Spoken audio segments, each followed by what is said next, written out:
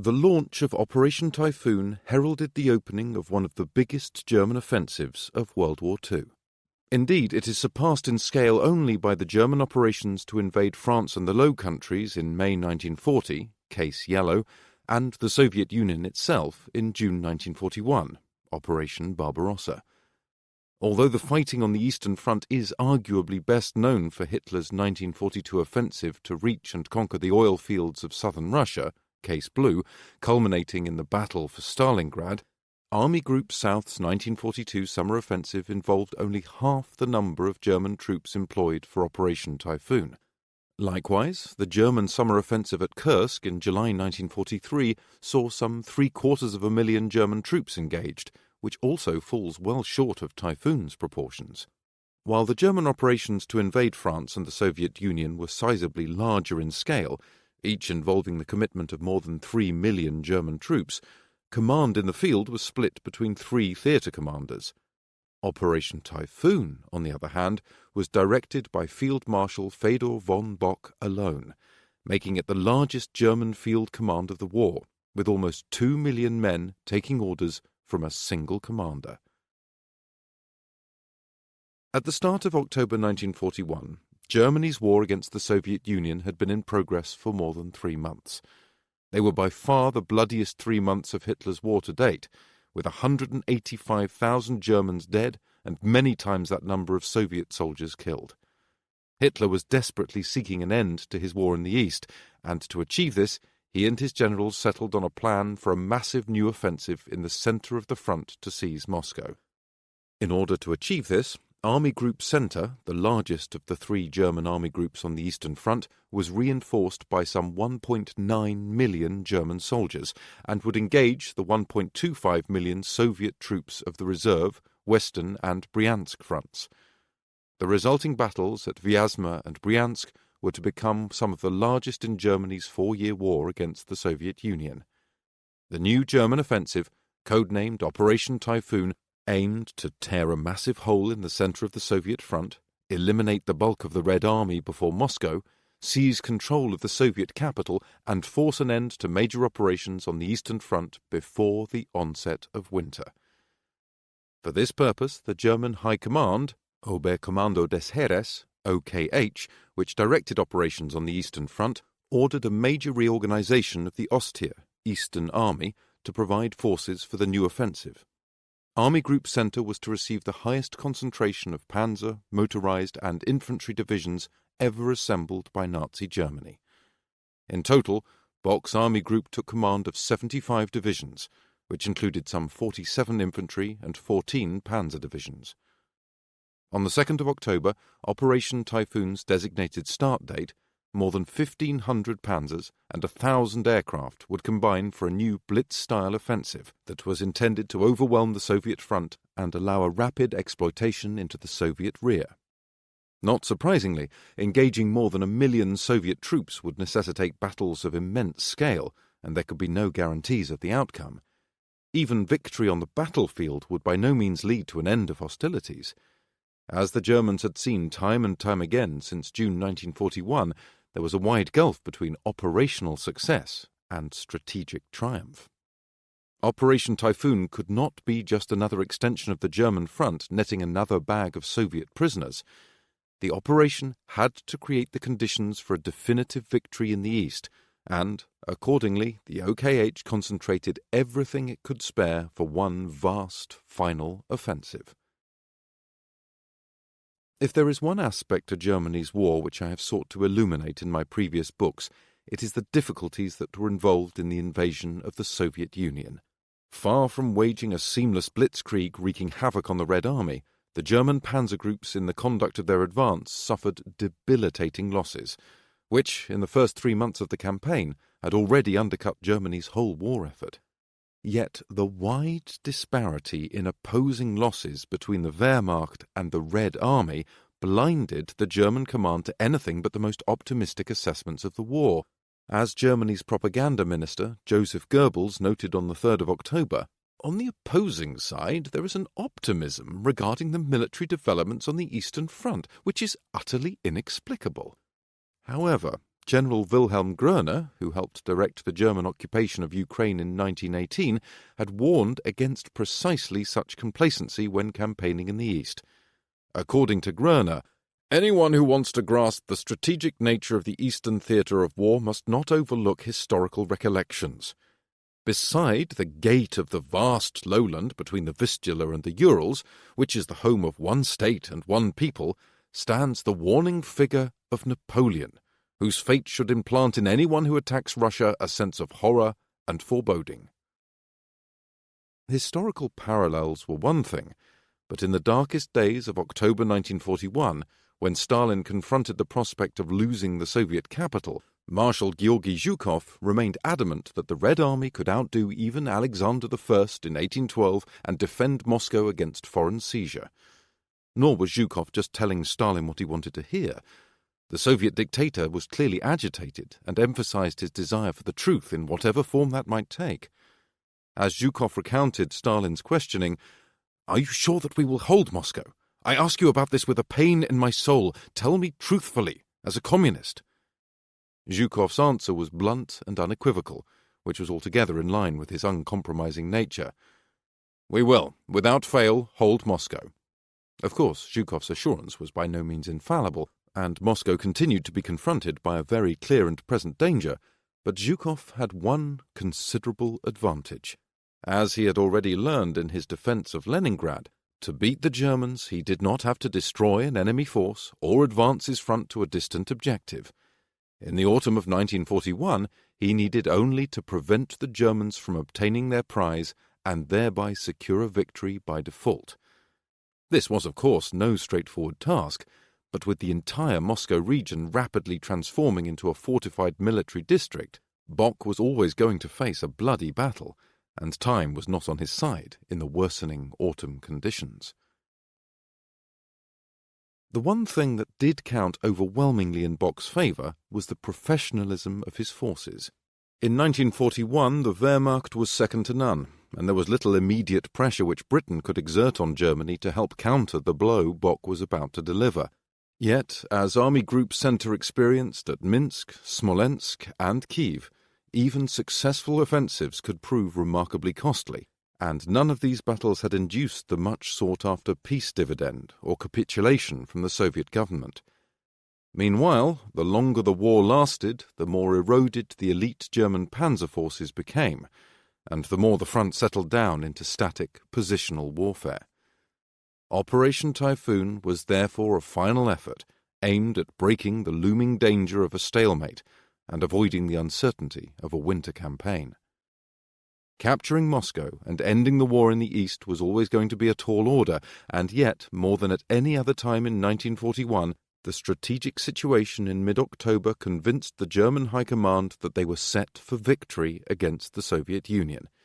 Even the Soviet government was planning for the loss of Moscow and nominated a new capital some 800 kilometers further east. Thus, for all the difficulties of the panzer groups, Hitler's new October offensive appeared to reinvigorate Germany's war in the East and, in the view of the German High Command, brought the Ostheer closer than ever to outright victory. There can be no question that Bock's reinforced army group constituted a potent force at the beginning of October, but, for all the power concentrated in the centre of the Eastern Front, Germany's Typhoon was on course to hit Russia's own weather storm, the so-called Rasputitsa. Throughout the summer, even periodic downpours had played havoc with German supply and transportation, forcing brief pauses in German operations. Now, however, the Germans were to encounter something entirely new. The strangling mud of the Rasputitsa not only confronted Bock's motorized columns with an unprecedented topographical challenge, but also denied his panzer forces their much-prized shock and rapid maneuver. Yet, while the seasonal difficulties in the autumn period are the best-known impediment to Bock's autumn offensive, they were by no means the only one. Indeed, German military files make it clear that the Rasputitsa accounts for only part of the difficulties Operation Typhoon would confront, and that alone it would most likely not have stopped the German offensive from maintaining its advance, albeit at a slower pace. The fact was that even after the initial battles at Vyazma and Bryansk, Army Group Center was still bitterly opposed by Soviet forces along the Mozhaisk line, around Kalinin, and on the approaches to Tula. The road to Moscow was never open, and the Red Army was never absent. Clearly, therefore, the Rasputitsa was not the only factor which stood in the way of the German High Command's plans in October 1941. For all that Bock was able to array against the Soviet capital, and for all the professionalism of his forces, on the opposing sides the Soviet met the Germans with fanatical levels of determination and their trademark resilience in the face of daunting odds. The few Western observers who experienced the war from within Moscow gained a sense of the totality with which the Soviet regime approached the battle. As the BBC correspondent Alexander Worth noted, "All the military talent, discovered and tested in the first battles of the war, and, in some cases, before that in the Far East, was assembled. All available reserves were thrown into battle, including some crack divisions from Central Asia and the Far East, a measure made possible by the non-aggression pact concluded with the Japanese in 1939. Whatever bad memories and reservations the generals may have had, Stalin had become the indispensable unifying factor in the patrie en danger atmosphere of October to November 1941. The American journalist Henry Cassidy also took account of the historic events underway and concluded that the battle for Moscow would be hard fought. Recalling his experiences in the Soviet capital during the heady days of October 1941, Cassidy wrote, "Every newspaper man who witnesses a momentous occasion of this kind tries to think of the one phrase which tells the full, thrilling story in a few words, the lead to the dispatch. While I was watching the Germans occupy Paris, I was tormented for days by such a search, even though I could send nothing. The best I could do was, 'Paris fell like a lady.' Now, the best I could find was, 'Moscow stood up and fought like a man.'" Whatever one may conclude about the Soviet Union's defeats in 1941, many at the time, including numerous German officers, commented on the remarkable ability of Stalin's state to take so many losses while at the same time growing the size of the Red Army. Indeed, in the 2-month period from early October to early December, the Soviet High Command transferred enough men to the central part of the front to staff no fewer than 99 new divisions. As Cassidy concluded, "The Soviet Union made its own miracles." Others were already taking their analysis of the emerging Soviet strength to its furthest logical conclusion and predicting not only a German defeat, but in the process a new Soviet empire covering Eastern Europe. A letter by Geoffrey M. Wilson, the third secretary of the British Embassy in Moscow from 1940 to 1942, written between the 30th of September and the 2nd of October 1941, set out his fears for the future with uncanny foresight. "There is an alliance of necessity, but it does not go much beyond that, if at all. One of my nightmares is that if the Russian armies are eventually successful, as I think they will end this war by marching to Berlin and occupying all points of Europe East. And then how are we going to get them out? What it all boils down to is the fact that the Russians are being led to believe that this is primarily their war, and that we are quite incidental in it. Up to a point, of course, they are right, in that their sacrifices are much heavier than ours have ever been. But the fact remains that unless there is a change, there is going to be a most unholy row between us when the thing is over, and the final atmosphere of suspicion and mistrust will be far worse at the end than it was 2 or 3 years ago." Clearly, the doomsday predictions of Moscow's impending fall and the end of the Soviet Union, which later also framed the events of the autumn for a generation of historians, were not shared by all the participants at the time. Indeed, the view expressed by the German command at the time suggested that Soviet strength was only an illusion. It was a paper tiger army that boasted a large number of formations with very little real value. This was the assurance offered by the Army Quartermaster General, Major General Eduard Wagner, in a letter he wrote on the 29th of September. "At the same time they count once again, or still, numerous Russian divisions, knowing full well that they can only be rubbish and yet again replenished formations, regiments with a machine gun and untrained replacements. No wonder that we and the troops are impatiently waiting for the moment when Army Group Center can go ahead, which means that everything is finished."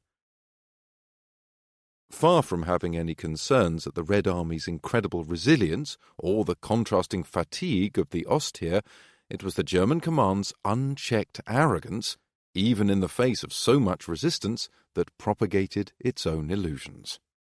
Lieutenant General Friedrich Paulus, the senior quartermaster 1 at the OKH, noted after the war that by the start of the autumn of 1941 it was commonly believed that the Soviet state had been weakened to a fatal degree. Not only this, Paulus concluded, it was felt, therefore, that it was still possible, with one more final effort, to achieve our 1941 objectives, albeit somewhat later than was originally envisaged. Such were the polarizing extremes of the Eastern Campaign in the autumn of 1941 that at the same time, in the same war, well-placed figures were drawing diametrically contrasting conclusions.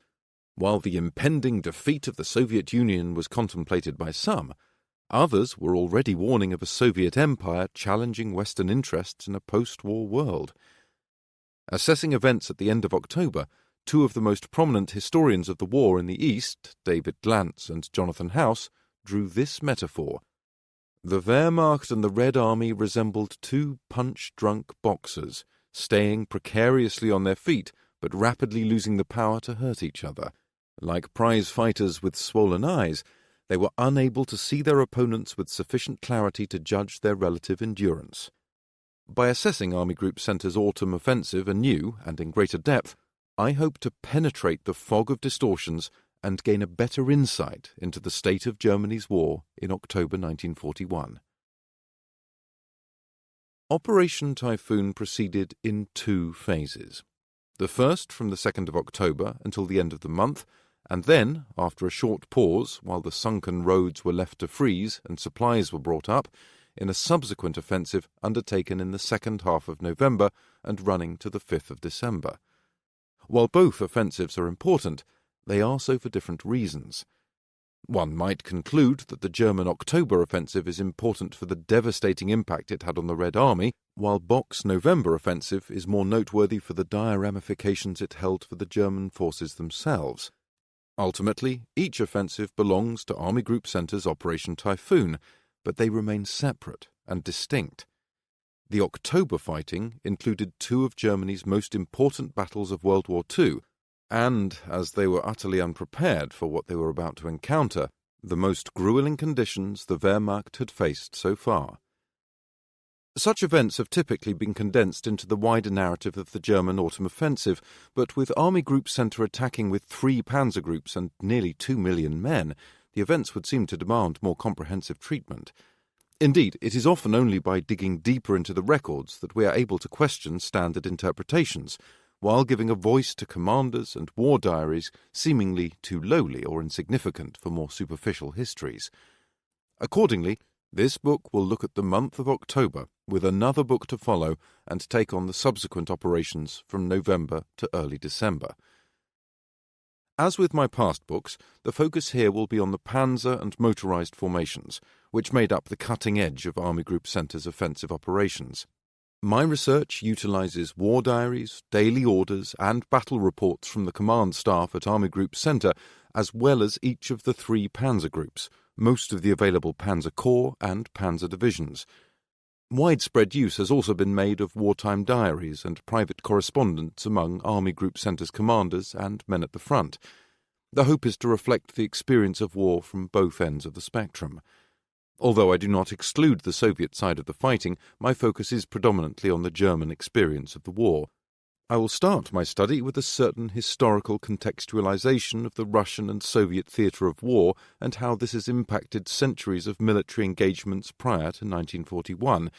The attempt is to direct greater attention to the environment in which Russian wars have been fought and consider how this later departed from or reinforced the operational problems of the more technically advanced Wehrmacht. While this study is preceded by 2 previous volumes, dealing with German operations through Belarus and central Russia and into Ukraine, no prior knowledge of those campaigns and battles is assumed for the current study. Bock's order of battle changed significantly for the autumn offensive with the addition of Colonel General Erich Höppner's Panzer Group 4, transferred from Army Group North, as well as Lieutenant General Werner Kempf's 48th Panzer Corps, transferred from Panzer Group I.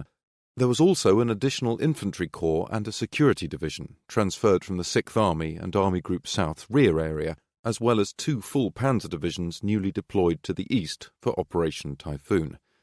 In total, Bock's strength rose by more than 600,000 men, which made his force nearly 50% stronger than on the 22nd of June 1941, the first day of the war. Bock now stood at the head of the largest military force Nazi Germany would ever assemble under one commander. His task, however, was equally demanding. As one of Bock's soldiers wrote shortly before the offensive began, Operation Typhoon would have to crack the nut, and observing the forces assembled around him, he concluded, "It will be some crack." 1. Contextualizing Barbarossa. Hunting the Bear. Campaigning in the Russian Theatre. While there are countless conceptual topics of relevance to our understanding of Germany's war in the East, Karl von Clausewitz's 1780 to 1831 interpretation of the country, or countryside, as a strategic factor in the conduct of war is probably the most efficient method of linking many related problems inherent to Hitler's Ostheer in 1941. The country is dealt with in On Wars, Book 1, On the Nature of War. Clausewitz writes, "The country, its physical features and population, is more than just the source of all armed forces proper. It is in itself an integral element among the factors at work in war, though only that part which is the actual theatre of operations or has a notable influence on it. It is possible, no doubt, to use all mobile fighting forces simultaneously, but with fortresses, rivers, mountains, inhabitants, and so forth, that cannot be done. Not, in short, with the country as a whole, unless it is so small that the opening action of the war completely engulfs it. In many cases, the proportion of the means of resistance that cannot immediately be brought to bear is much higher than might at first be thought. Even when great strength has been expended on the first decision and the balance has been upset, equilibrium can be restored." It is important to remember that any discussion of these problems cannot be rendered valid or invalid based simply on any particular historical example. After all, even if Clausewitz is correct, there may well be exceptions to the rule. In other words, simply applying Clausewitz to the German experiences in 1941 is not enough to show a pattern of experience which proves or disproves the problems of the Russian theatre. Thus, in order to gain a more dependable example, a measure of historical digression is required. In 1632, Patriarch Filaret, the de facto ruler of Muscovy, started what subsequently became known as the Smolensk War, 1632 to 1634, against the Polish-Lithuanian Commonwealth. Filaret amassed a large army, and in October drove it towards his objective at Smolensk. The resulting siege was long and ultimately unsuccessful, resulting in defeat for Muscovy and forcing the vanquished Russians to cede a number of towns, as well as pay a substantial war indemnity. In the early 17th century, the new Romanov dynasty, which would eventually take Russia to great power status, was still in its infant years. The Smolensk War was its first large-scale attempt at warfare against a foreign power, but it floundered because Muscovy could neither deliver a rapid knockout blow nor sustain a longer campaign against the mobilized forces of King Władysław IV's kingdom. According to William C. Fuller, Jr., Muscovy's failure was not, however, due to the usual explanation of its backwardness and lack of modern means. On the contrary, Muscovy's military command, technology, tactics, and operations were all on a par with their Polish-Lithuanian opponents. Instead, Fuller highlights what he calls endurance factors as the real cause of Muscovy's defeat. This pertains to matters of logistics and transport, finance, training, and reinforcement. The East European theatre simply demanded much more from an army in the field. The increased distances meant longer campaigns, adding to monetary costs and placing extraordinary demands on the ability to sustain an army in the field. A lack of supplies in turn affected the health of the men and horses, making constant reinforcements necessary. In the 17th century, the vast spaces of the East had a much lower population density, all but preventing the West European practice of armies living off the land. Moreover, Muscovy's lands were not very fertile, so yields remained low. Transportation on the basic road system was largely limited to the warmer months, rendering a major military expedition in October inexpedient, especially with the addition of heavy siege guns. While Patriarch Philaret had built up a large war chest for the campaign, the absence of a standing army meant taking thousands of men out of Muscovy's economy, converting them from financial assets to financial liabilities. Muscovy's treasury therefore had to absorb massive increases in cost with less revenue. Furthermore, the costs of the army began long before the war even started, because the recruits had to be gathered and trained months in advance. The reinforcement of the army was another major problem, because Philaret attempted to achieve victory by an all-out effort at the beginning of the war to seize Smolensk. There was no thought given to a longer campaign and therefore no further recruitment drives, no withheld cadres for future formations, and no stocks of arms to equip additional soldiers. Thus, when Władysław's superior forces finally arrived at Smolensk, Muscovy's army was very much on its own. The Smolensk War was not to be the only Muscovite war in the 17th century that highlighted these problems of endurance, but at least they resulted in a slowly evolving realization that imported Western methods of warfare, while still largely valid and useful, required significant adaptation in the East. A more pragmatic approach to Russia's strategic military problems was undertaken by Tsar Peter I, 1672 to 1725. His victory in the Great Northern War, 1700 to 1721, assured Russia a place among the large powers of Europe, but the war was very long and included Russian defeats as well as periods of great crisis. When King Charles XII of Sweden launched his invasion of Russia from Poland in 1708, Peter quickly recognized that his forces were unequal to a direct encounter with the better trained and more numerous Swedish army. Here, for the first time, Peter understood that Russia's long roads and desolate landscape not only acted to restrain the outward projection of Moscow's power, but also served in the same manner as a defensive agent. Peter therefore advocated retreat combined with a scorched earth policy, so that in Peter's words the Swedish will not find a thing anywhere. Charles reasoned that he could gain plentiful supplies by diverting his army into Ukraine for the winter, before continuing his campaign in 1709. Yet the Swedish army shed men at an alarming rate, as fever, dysentery, cold, and hunger depleted the ranks. Charles's army did, however, survive the winter, but it was now greatly outnumbered by the Russians, and subsequently defeated at the Battle of Poltava in June 1709. Observing Charles's disastrous campaign, Peter had a first-hand lesson in the dangers of large-scale operations far from one's own sources of supply and replenishment. This, however, did not make solutions to such issues any easier to come by, and in Peter's new war with the Ottoman Empire, 1710 to 1711, the same hubris that had doomed Charles XII ensnared Peter. Leading an army of just 40,000 men all the way to the distant Principality of Moldavia, Peter engaged 130,000 Turks in the Prut River campaign. Man for man, Peter's army was much better, but vastly outnumbered and soon cut off from Russia. Just as Charles had been outnumbered and cut off from Sweden, Peter was forced to accept the Sultan's humiliating terms. It was the same lesson from the other end of the spectrum, which at least brought into sharp contrast the problems created by the vast and inhospitable Eastern theatre. During the remainder of the 18th century, the Russians made remarkable strides towards adapting successful warfare to the barren lands of the East. Power projection was built on an extensive network of roads leading to well-stocked and fortified towns, which helped facilitate the steady extension of Russian military assets in all directions from Moscow. If the Russian Empire was attacked, these strong points could be defended, forcing time-delaying sieges or leaving Russian strongholds in an invader's rear.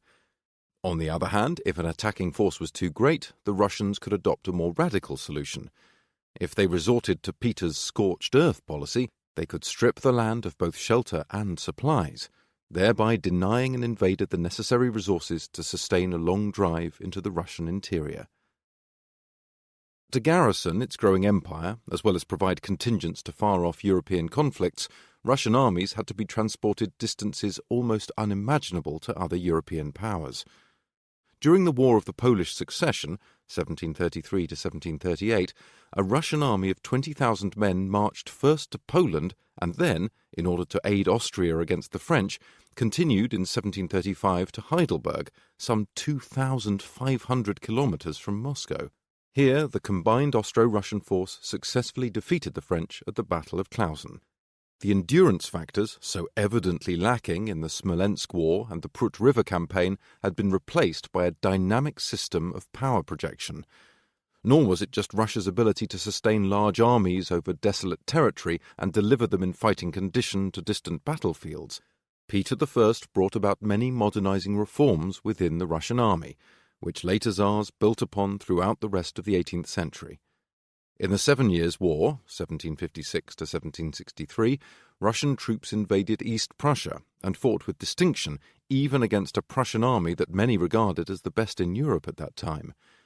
They fought the Prussian King Frederick II to a bloody standstill at the Battle of Zorndorf, 1758, and later dealt him one of the greatest defeats of his career, together with a smaller Austrian army at the Battle of Königsdorf, 1759.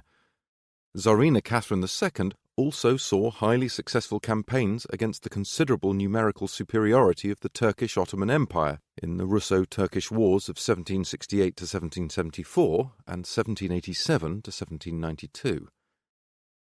While Russian military power was in the ascendancy for much of the 18th century, the French Revolutionary and Napoleonic Wars clearly established France as the greatest military power in Europe by the early 19th century.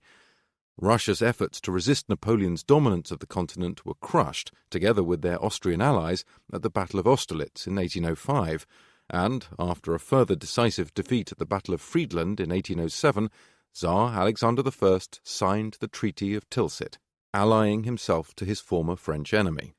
By 1812, the alliance had soured, and Napoleon opted to invade Russia, believing he could quickly defeat the Russian army and then dictate to Alexander new and even more favourable terms.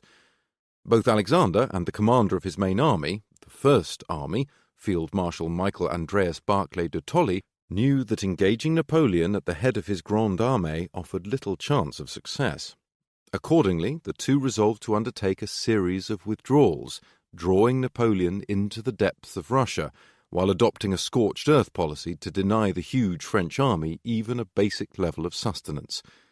This is not to suggest that the Russian strategy at the start of the 1812 campaign was always unified, because Alexander I initially failed to appoint a single commander-in-chief governing his three armies.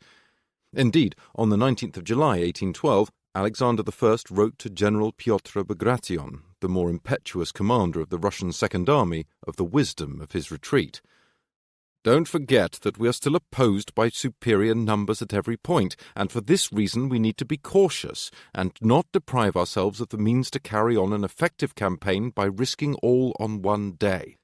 Our entire goal must be directed towards gaining time and drawing out the war as long as possible. Only by this means can we have the chance of defeating so strong an enemy who has mobilized the military resources of all Europe." Nevertheless, Alexander recognized that withdrawal was no replacement for an eventual encounter with Napoleon, and Russian strategy in the summer of 1812 was much complicated by discussions of where and when to engage the French.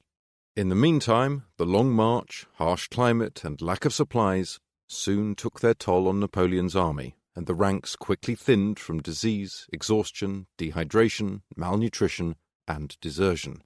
Likewise, the lack of fodder and water, combined with the high temperatures and the constant advance, devastated the vital horse population.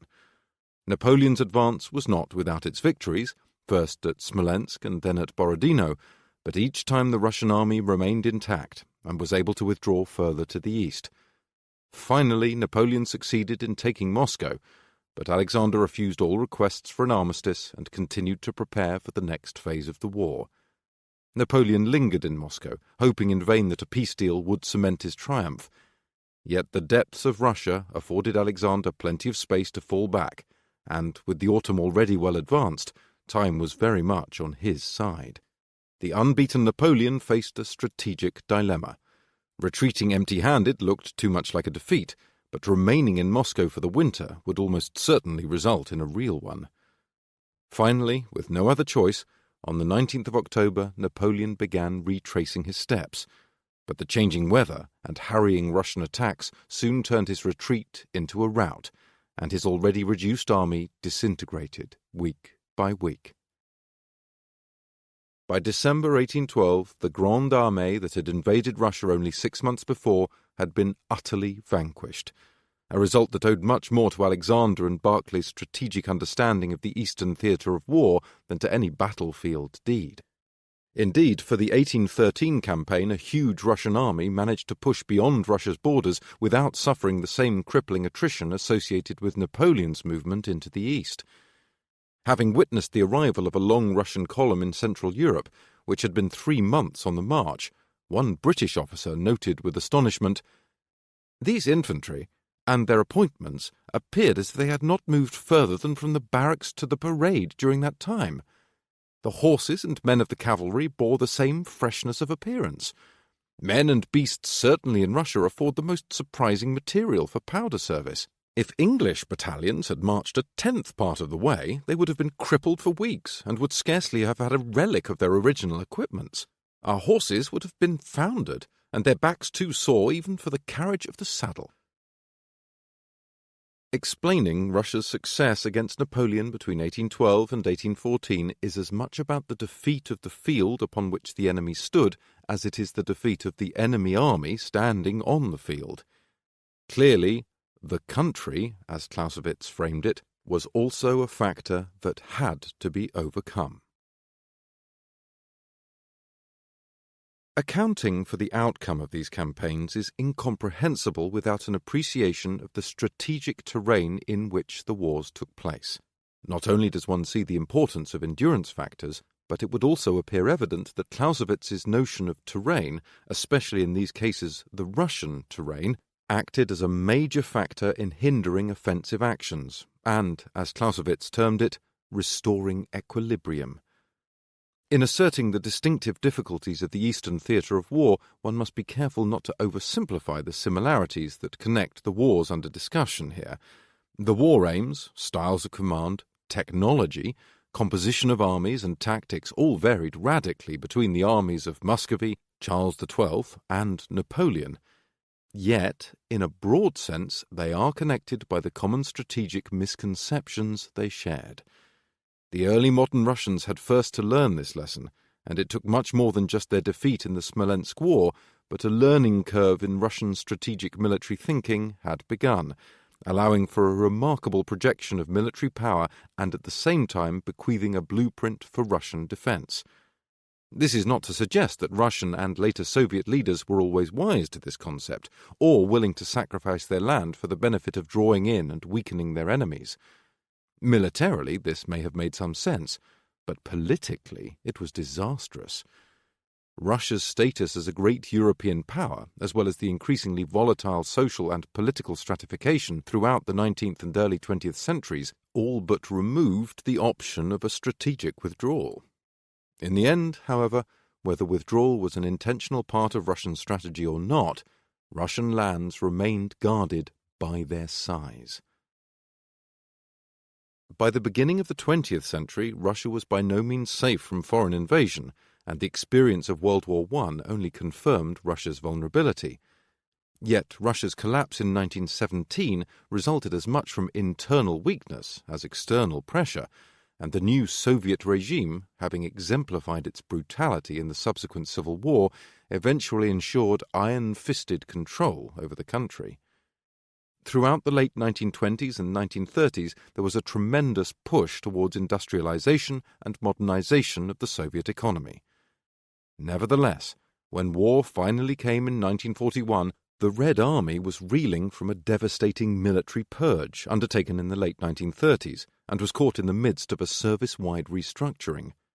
Compounding the problems, the Soviet command attempted to implement its pre-war offensive plan aimed at driving the war into German-occupied Poland. This not only failed, but also helped facilitate the encirclement of the Soviet Western Front on the main axis of the German advance.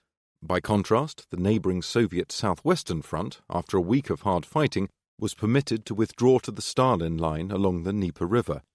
Here it managed to maintain effective resistance until September, when it was not permitted a further withdrawal and was subsequently destroyed in the Battle of Kyiv. By this point, the German armies had pushed deep into the Soviet heartland, occupying a line extending south from Leningrad, east of Smolensk, and through central Ukraine to the Perekop Isthmus at the gateway to Crimea. Achieving this line had taken more than 3 months of heavy fighting, and, although the Germans had maintained the initiative throughout and won many large-scale battles, they had lost in the single most important respect. Neither the Wehrmacht nor the German economy could cope to sustain a long, high-intensity war across more than 2,500 kilometers of front. Operation Barbarossa had aimed for nothing less than the complete destruction of Soviet resistance in a short and decisive summer blitzkrieg. There was no thought given to a winter campaign and no contingency plan for Barbarossa's failure. For all its substantial problems, by the end of September, the Soviet Union still remained an unbroken, active front against the Germans, and was 3 months into its total war mobilization. Operation Barbarossa may have been remarkably successful if one is interested only in battlefield statistics, but it was a strategic failure with disastrous implications for Nazi Germany's war effort. In order to understand the seriousness of the German position by October 1941, a simple comparison of the opposing forces is not enough. Armies do not exist in a vacuum, and the outcome of the war, contrary to German expectations, depended far more on geostrategic and macroeconomic factors than any individual battle or offensive. The depth of resources, scale of mobilization, and size of the front rendered the Soviet Union far from collapse in October 1941. Only a long series of sustained, resource-intensive offensives, separated by temporary halts to rebuild armies and bring up supplies, could lead to outright victory on the Eastern Front. This was true not only of the Wehrmacht in 1941, but also of the Red Army throughout the last 2 years of the war. Indeed, once the Red Army was permanently on the offensive, and even with the mighty contribution of the Western Allies, there was still no knockout blow between the summer of 1943 and May 1945. Nazi Germany went down fighting to the bitter end, and there is no reason to believe that the Soviet response to the loss of Moscow, even if that had been a realizable goal, would have been any different.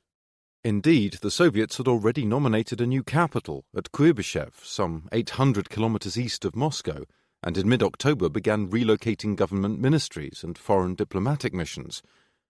Moscow was not the key to Germany's final victory in the East. It was only the end goal of another offensive, which, like Operation Barbarossa's objectives, proved overly ambitious.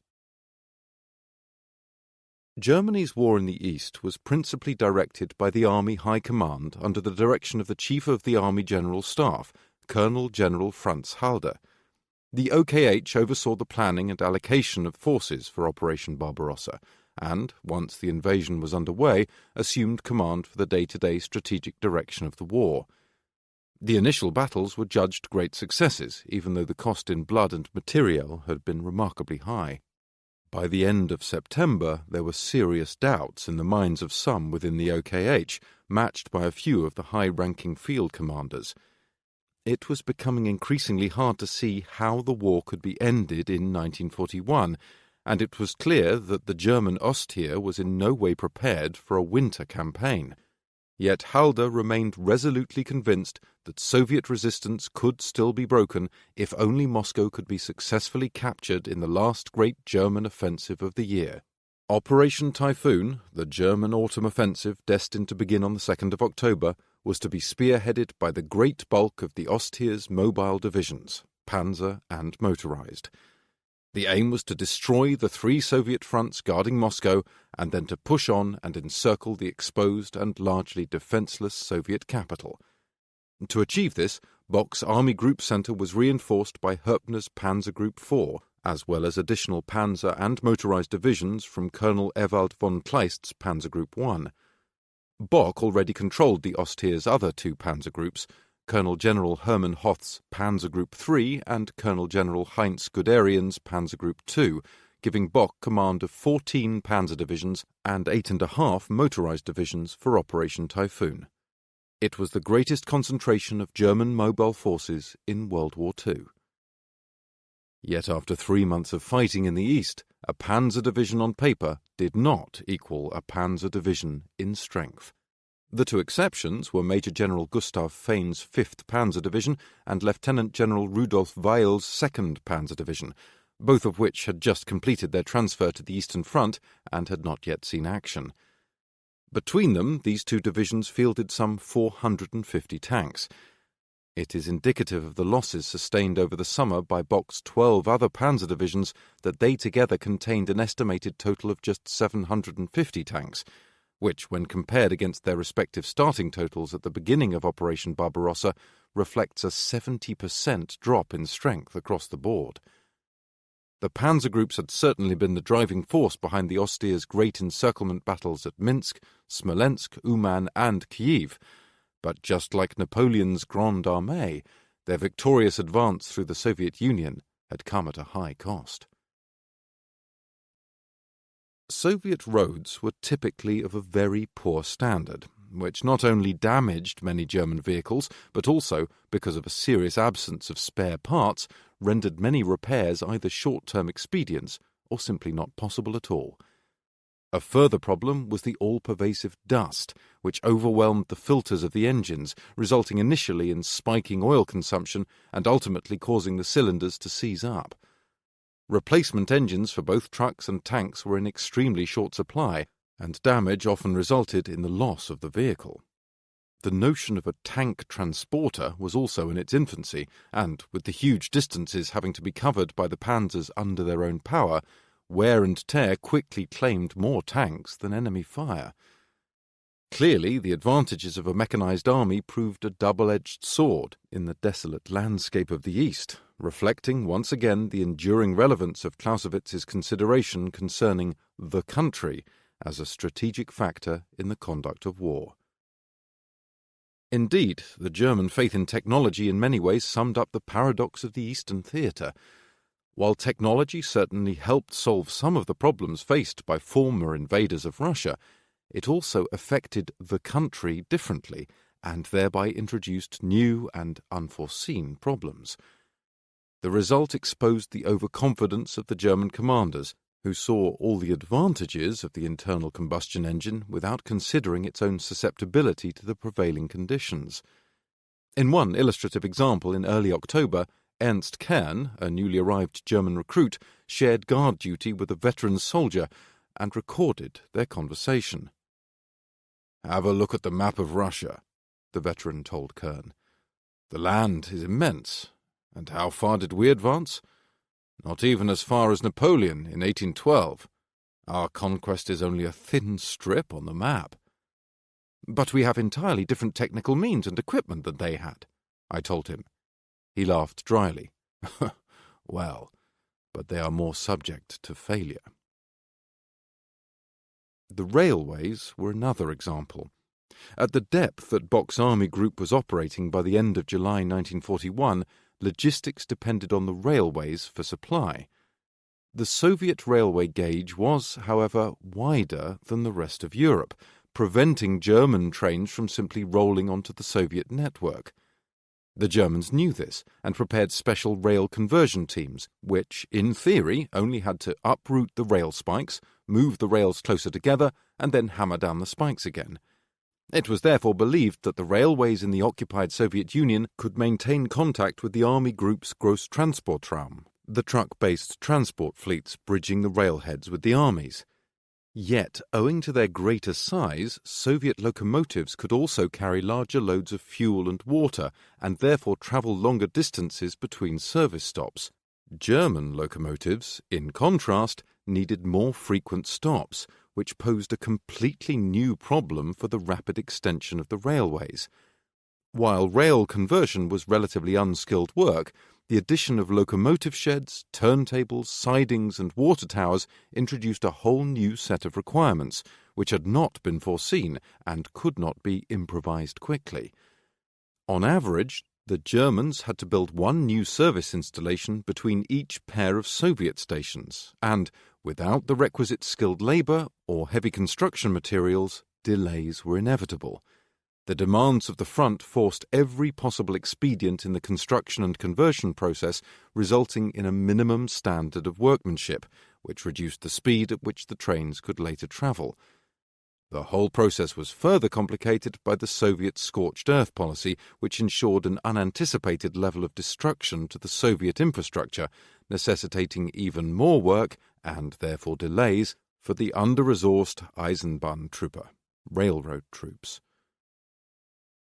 At the front, Bock's Army Group Centre contained almost 2 million men, whose basic requirements could only barely be covered by the flow of supplies reaching the front. As a result, there had been extremely limited stockpiling for Operation Typhoon, and German reports already before the start of the operation made clear that supporting an advance beyond the anticipated encirclement battles would not be possible. Reaching Moscow was therefore being ruled out from a logistical point of view right at the beginning. Not only were the trucks and tanks impeded by the country into which they advanced, but they were also restrained by the lack of fuel and ammunition. The railroads, whose job it was to supply such essentials, were themselves impeded by the vast distances and the conditions they encountered on the ground. The railways could not advance far enough, fast enough to support the demands of the campaign. Yet from Hitler at the OKW, Oberkommando der Wehrmacht, High Command of the Armed Forces, to Halder at the OKH, and Bock at Army Group Centre, there was no loss of enthusiasm for Operation Typhoon. The army may have been suffering from the same endurance factors that had plagued previous invaders, but to the Nazi mind the power of individual will amounted to a determination to overcome all obstacles and opposing forces. Failure to do so was a reflection on the individual, not the circumstances. The requisite will to carry out an order or achieve an objective was therefore accorded decisive importance. Logistics had been a major problem for the Ostseer throughout the summer campaign, but the fact that the most immediate objectives were able to be met allowed the German High Command to overlook the gravity of the problem. By ordering another large-scale offensive to the east, they merely delayed the worst of the logistical crisis, and that was all before the weather affected movement so adversely. The autumn rains did not create the supply crisis behind the Eastern Front. They only intensified a preordained problem, which the German command had failed to foresee. Logistics and mobility were not the only concerns for the Ostseer in October 1941. Endurance factors also included access to reinforcement. Clearly, Bock's panzer divisions had lost a great deal of their firepower over the preceding 3 months, and the addition of 2 full-strength panzer divisions was hardly sufficient to make good losses and drive forward on a front some 760 kilometres in length. Throughout the summer, Hitler had repeatedly forbidden the reinforcement of the panzer divisions from stocks of newly produced tanks. He argued that these were to be held back for future campaigns, extending, according to Hitler, over thousands of kilometres. Yet the greatly diminished offensive strength of Bock's panzer arm necessitated some kind of boost, and on the 15th of September Hitler authorized the release of 60 Czech-designed 38Ts, 150 Mark IIIs and 96 Mark IVs. This amounted to barely 300 tanks from a new production total of some 815 units, all models turned out in the 3-month period from June to August. Thus, while 300 replacement tanks were certainly beneficial, this was still a distinct half-measure and could only result in an average of just 25 new tanks for each of Bock's panzer divisions. Even more striking was the crippling lack of motorization. The Ostseer invaded the Soviet Union with some 600,000 motor vehicles, concentrated heavily within the 4 panzer groups. Although an exact figure for overall losses by late September is not available, Panzer Group II reported a loss of 30 to 40% of its wheeled transport by the 20th of September. If that figure may be extrapolated to the whole of the Ostseer, then anywhere between 180,000 and 240,000 vehicles had been written off during the summer campaign, and a sizable number of those remaining might be considered functional but in a highly provisional state of repair. To view this level of attrition in perspective, at the same time that Hitler was releasing tanks for Operation Typhoon, he also authorized a consignment of replacement trucks numbering 3,500 vehicles. The disparity in the figures reflects the yawning discrepancy between the Ostier's rate of loss and access to resupply. Nor was this simply attributable to Hitler's fanciful notion of withholding supply for future campaigns. The fact remains that German industrial capacity, as well as access to raw materials, was in no way equal to the staggering losses of the Eastern Front, not to mention the additional losses from North Africa. Across the board, from the highly technical panzer groups and air fleets to the more rudimentary infantry divisions, there was an appreciable and rapid demodernization of the army taking place, which new supplies could ameliorate, but never rectify. While the vehicles driving Germany's Eastern Blitzkrieg proved so susceptible to the prevailing conditions, the Luftwaffe introduced a new concept to warfare in Russia, one that had never been attempted before. Planes, seemingly, had the advantage of easily traversing the wide open spaces of the East, providing vital close-arm support at the front and bombing the Soviet rear. Yet the Luftwaffe was already stretched by the war against the British, which demanded planes for North Africa, the Mediterranean, occupied France, and home defence. In the early days of Operation Barbarossa, the Luftwaffe proved devastating to the Soviet Air Force, while also harrying the Red Army in the border battles. By July, however, it was becoming increasingly difficult to support operations from airfields outside the Soviet Union, and the relocation of airfields to the east forced the Luftwaffe to operate from much more primitive and often battle-damaged bases. There was also a heavy price exacted by the unceasing combat operations. By the 12th of July, a total of 550 German planes had been destroyed, with another 336 damaged, representing about 40% of all the combat-ready aircraft available on the 22nd of June. The rate of attrition was cumulative and resulted both from aerial battles against a resurgent Soviet Air Force and from an inability to cope with the servicing and repair of aircraft. On the 21st of August, Field Marshal Erhard Milch, the Inspector General of the Luftwaffe, conducted a tour of airfields in the east and noted that they were littered with scores, sometimes hundreds, of damaged aircraft. The importance of military losses is, however, highly relative. For a wartime economy, endowed with investment capital, production capacity, a labour surplus, and access to raw materials, losses carry much less weight. In 1941, Nazi Germany had none of these. Indeed, Germany's imperilled economic footing was one of the central reasons behind Hitler's invasion of the Soviet Union. The failure of Operation Barbarossa did not just deny Hitler his much-vaunted Lebensraum, living space, and its much-anticipated economic boon for Germany, it also placed a colossal new strain on an already overburdened system. Not only was Germany now committed to massive new armament expenditure and production, but these would have to be met with less domestic labour. Moreover, the pre-Barbarossa German economy had benefited from Soviet deliveries of grain, oil, and precious metals, effectively circumventing Britain's blockade of the continent. Now Germany was encircled by enemies, cut off from foreign markets, and still a long way from conquering Soviet oil fields or transforming a devastated Ukraine into a European breadbasket. This is not to suggest Germany's economic potential was at an end. Indeed, recent work by Adam Tooze shows there was a greater degree of rationalization and efficiency in economic management than was previously thought, but it is wrong to assume that Albert Speer's policies as armaments minister produced an economic miracle. Whatever Speer managed to achieve from 1942 onwards, with slave labor and the ruthless extortion of resources from occupied Europe, he still never came close to matching the tremendous and ever-increasing figures for military production within the Allied powers. Indeed, Hitler had been so convinced of a German victory in the east that priority in armaments production had been shifted away from the army to the navy and air force. Accordingly, between July and December 1941, production of weapons for the army fell by 29%.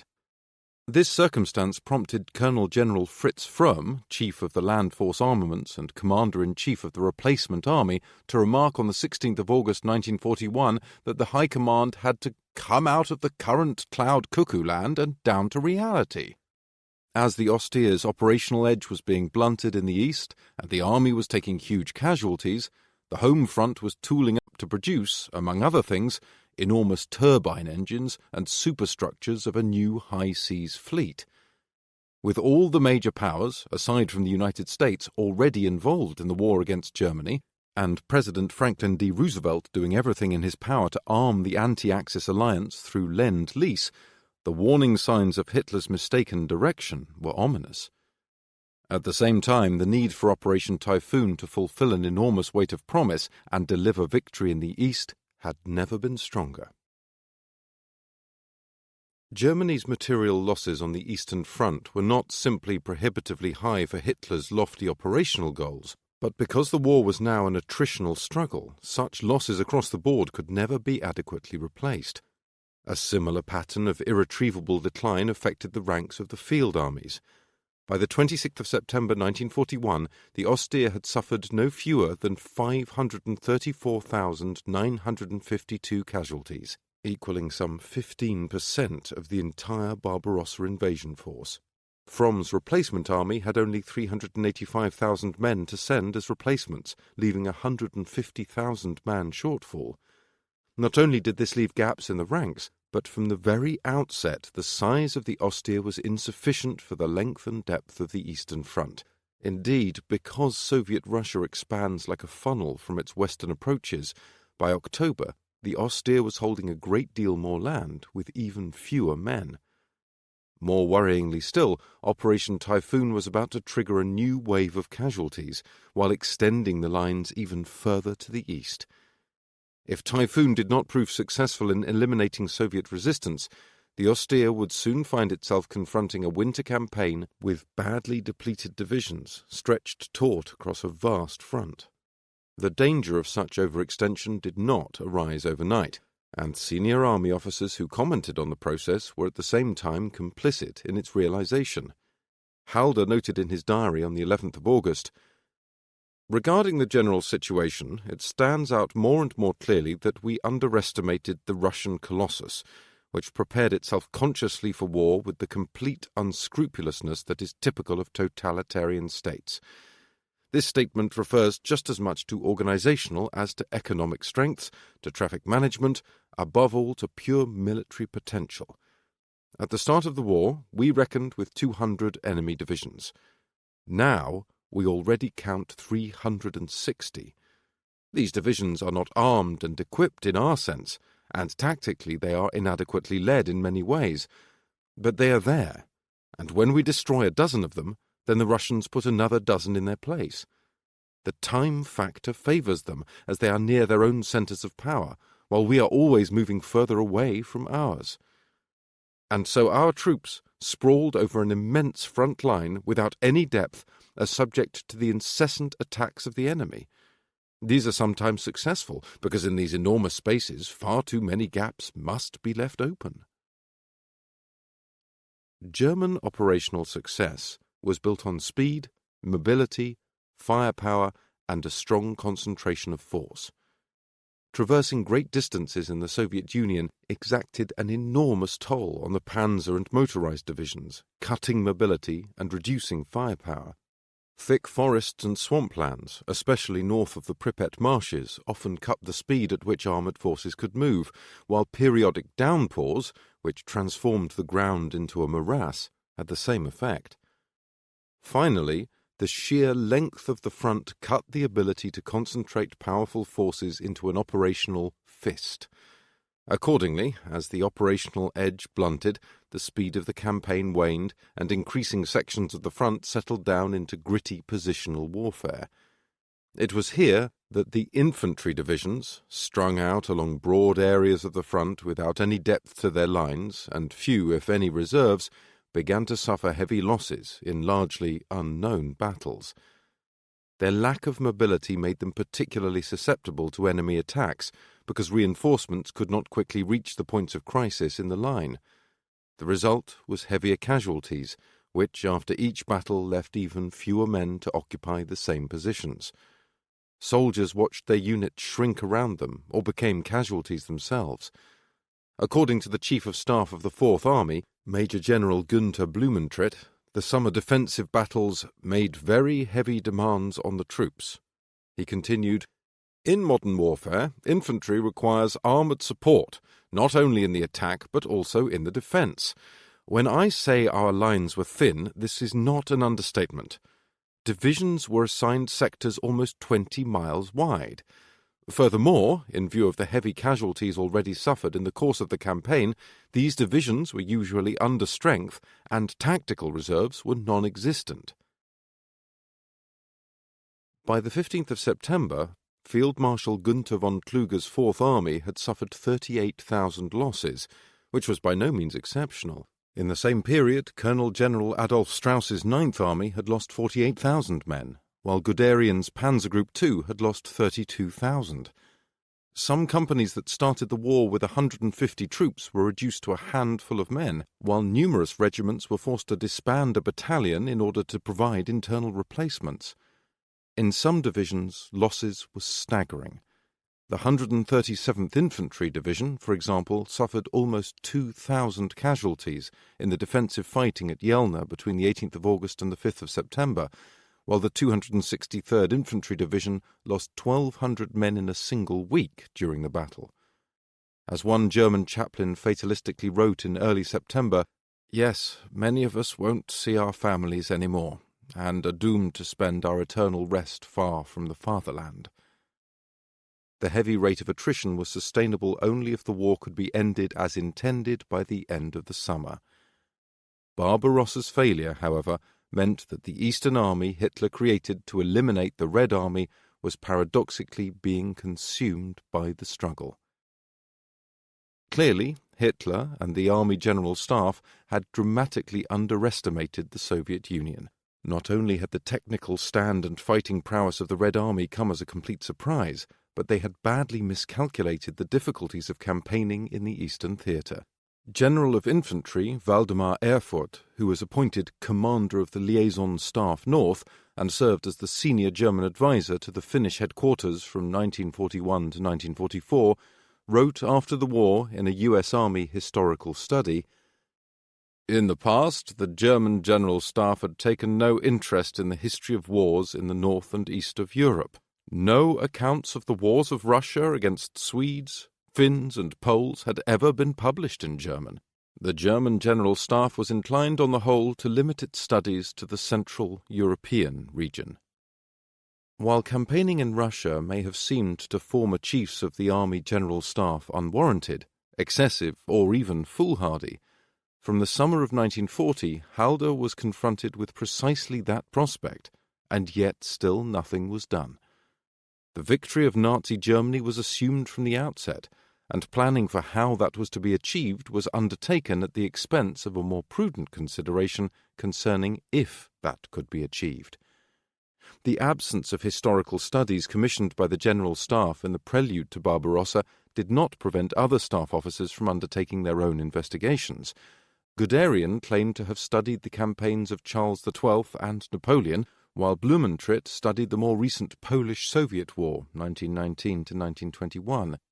Among the most popular accounts to be studied in the prelude to Barbarossa was the memoir of General Armand de Caulaincourt, one of Napoleon's closest advisers during his Russian campaign. As Blumentritt wrote, "All books and maps concerning Russia soon disappeared from the bookshops. I remembered that Kluge's desk at his Warsaw headquarters was usually laden with such publications. In particular, Napoleon's 1812 campaign was the subject of much study. Kluge read General de Caulaincourt's account of that campaign with the greatest attention. It revealed the difficulties of fighting, and even living, in Russia." The difficulties of fighting and living in the East should have been the priority for the General Staff, but although Caulaincourt's book seems to have been widely read, little was actually learned. While not without the familiar problems of a memoir, Caulaincourt's account nevertheless makes clear that the crisis within the Grande Armée began on the road to Moscow and not just in the well-known retreat. Furthermore, Caulaincourt's account states that many of France's difficulties were rooted in what Clausewitz was at the same time learning to identify as problems of the country. After only 4 to 5 weeks of the campaign, Caulaincourt noted, "We were in the heart of inhabited Russia, and yet, if I may be permitted the comparison, we were like a vessel without a compass in the midst of a vast ocean, knowing nothing of what was happening around us. Part of the cavalry was already worn out, the artillery and infantry were exhausted, the roads were covered with stragglers who destroyed and wasted everything. A very large number of horses had died. The rapidity of the forced marches, the shortages of harness and spare parts, the dearth of provisions, the want of care, all had helped to kill the horses. This campaign at express speed from the Niemen River to Vilna and from Vilna to Vitebsk had, without any real result, already cost the army 2 lost battles and deprived it of absolutely essential provisions and supplies. Our wagons and all our transport, built for metalled roads and to accomplish ordinary distances, were in no way suitable for the roads of the country we had to traverse. The first sand we came across overwhelmed the horses. There you have the secret and cause of our earlier disasters and of our final reverse." At the OKH, Halder was planning a modern blitzkrieg and saw little value in the musings of a defeated general from a war that had taken place 129 years before. Yet the Ostier would soon be tied to many of the same roads, while the Wehrmacht's infantry divisions, which made up the great bulk of the invasion force, would likewise be entirely dependent on the horse and cart for their supplies, munitions, and heavy weapons. Not all, however, were so ignorant of the dangers.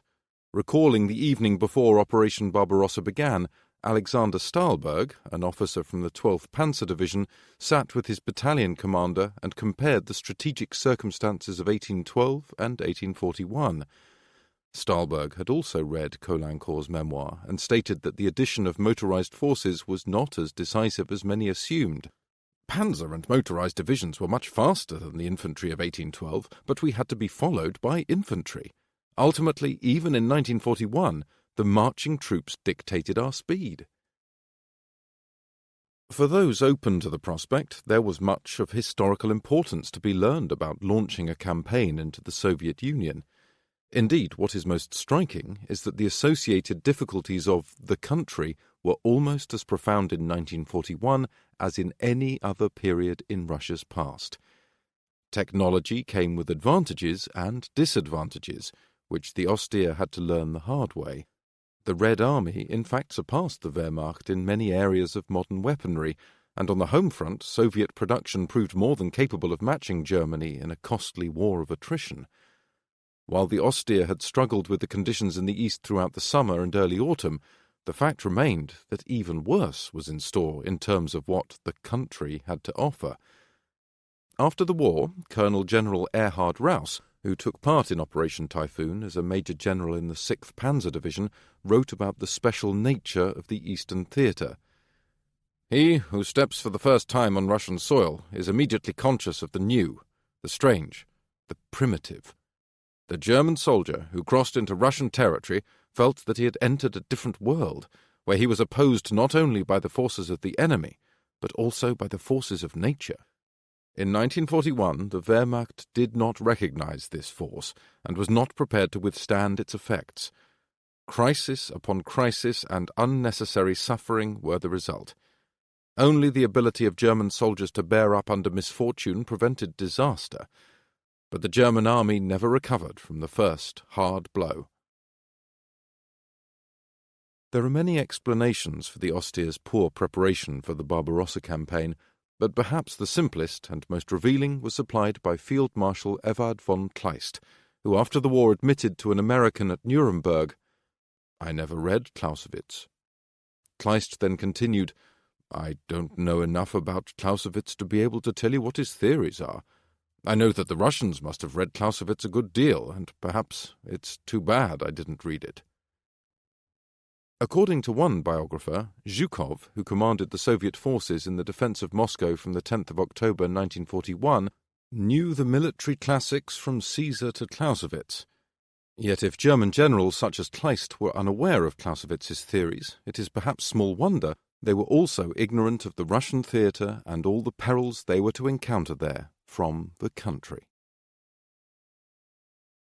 Evoking Barbarossa, 12th century myth and 20th century reality.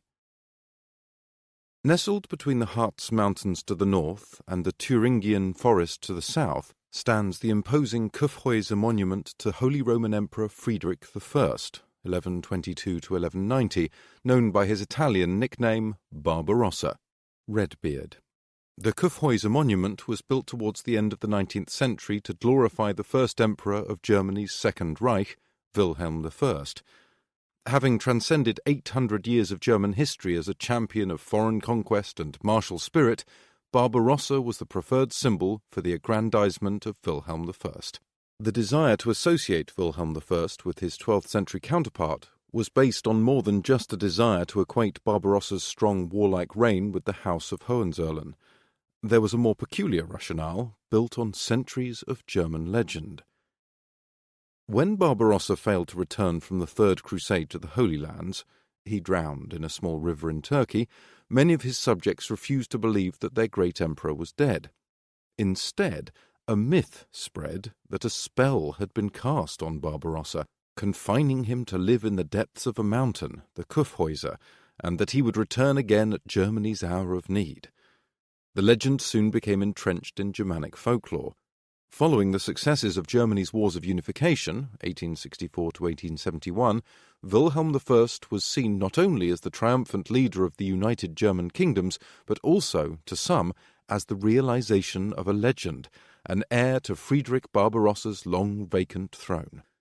The 81-metre-high Kyffhäuser monument was built at great cost to propagate this link, and remains the third largest monument in Germany today. It depicts Barbarossa awakening on his throne while an 11-metre-high equestrian statue of Wilhelm I towers above him. The meaning was unmistakable. The legend's prophecy had been fulfilled. Wilhelm I, who died in 1888, did not live to see the Kyffhäuser monument, and only 22 years after its completion, Germany's Second Reich was dissolved with defeat in World War I and the abolition of the Hohenzollern dynasty. The false marriage of legend and destiny was exposed, and the great stone blocks atop the Kyffhäuser now tell a story of misplaced faith in historical appropriation and megalomaniac excess. Even so, Wilhelm I was not the last German leader to evoke parallels with Barbarossa and seek to equate his own deeds with those of Germany's legendary saviour. In December 1940, with Germany already at war with a host of allied nations led by Great Britain, Adolf Hitler committed himself to his own self-professed crusade in the East, which he codenamed Operation Barbarossa. Even more than Wilhelm I's Second Reich, Hitler's Third Reich was a heavily militarized society which extolled the virtues of the fighting man and exploited past glories for popular consumption. Now, in the largest military campaign the Third Reich would ever undertake, and indeed what remains today the largest military operation in history, Hitler evoked Barbarossa's name to crush his ideological rival in the East.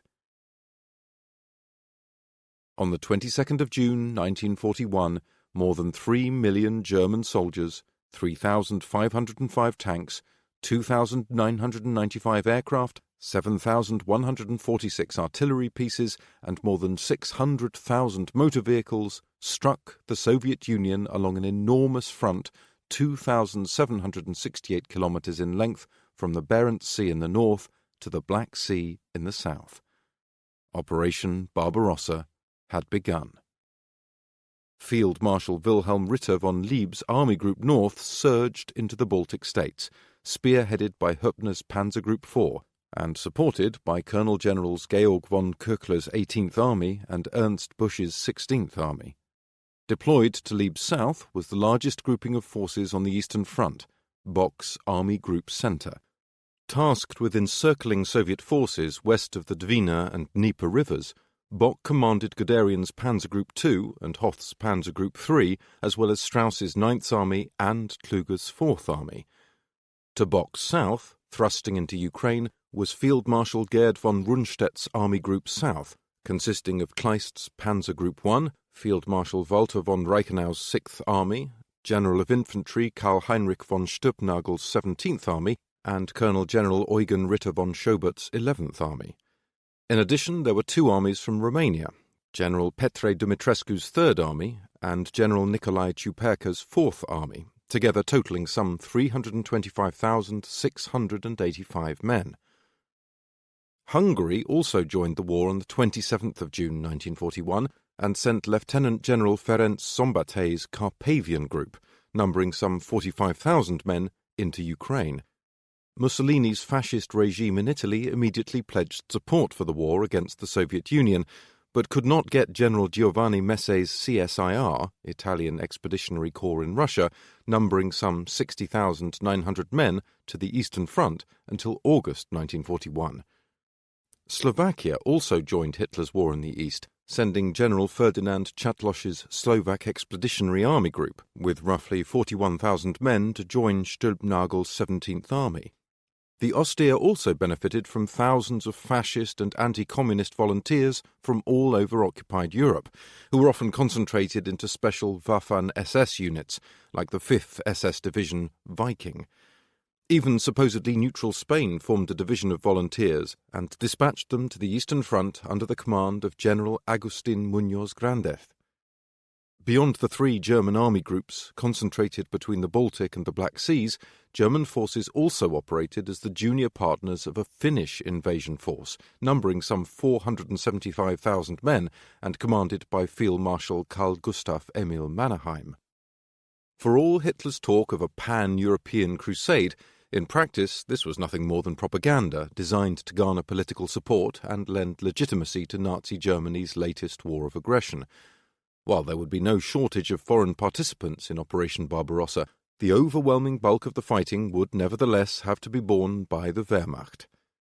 German plans were predicated on the success of their mobile divisions concentrated into the 4 panzer groups, the 2 strongest of which were allocated to Bock's Army Group Center.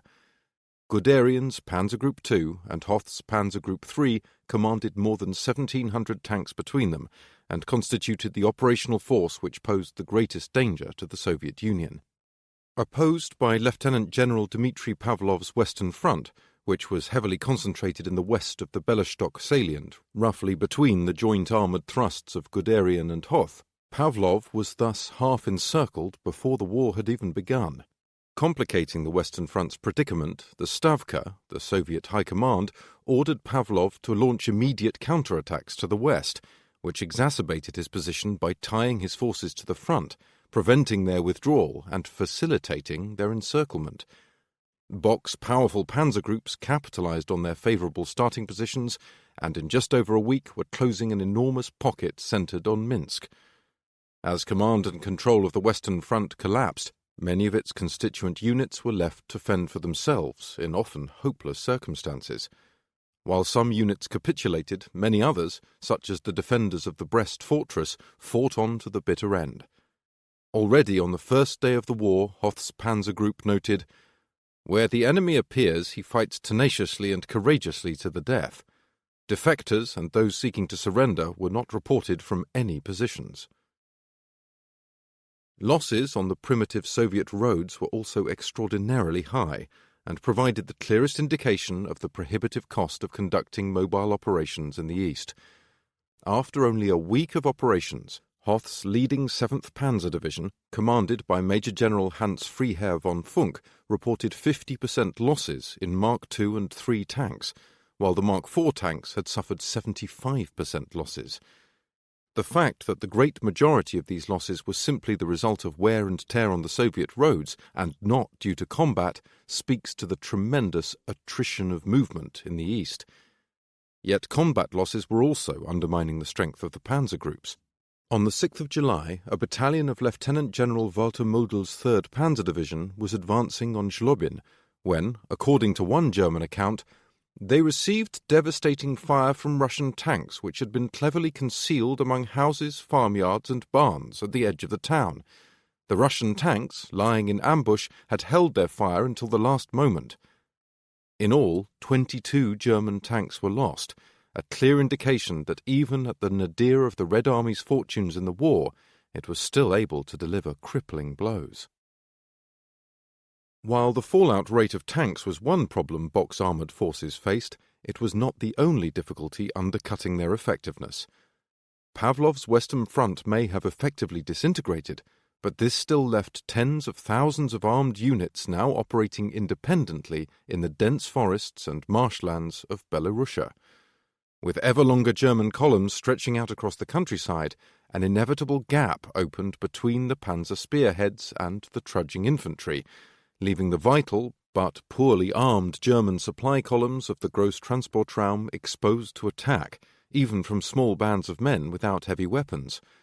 As a former officer in the 3rd Panzer Division recalled, "During the first 2 days of combat, unarmoured troops and rear echelons suffered considerable losses inflicted by hostile enemy troops cut off from their main bodies.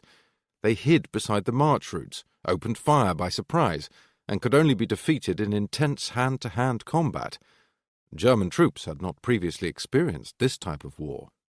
Likewise, General of Infantry Gotthard Heinrizi, who commanded the 43rd Army Corps, wrote on only the 2nd day of the war, "All over the large forests, in countless homesteads, sit lost soldiers who often shoot at us from behind."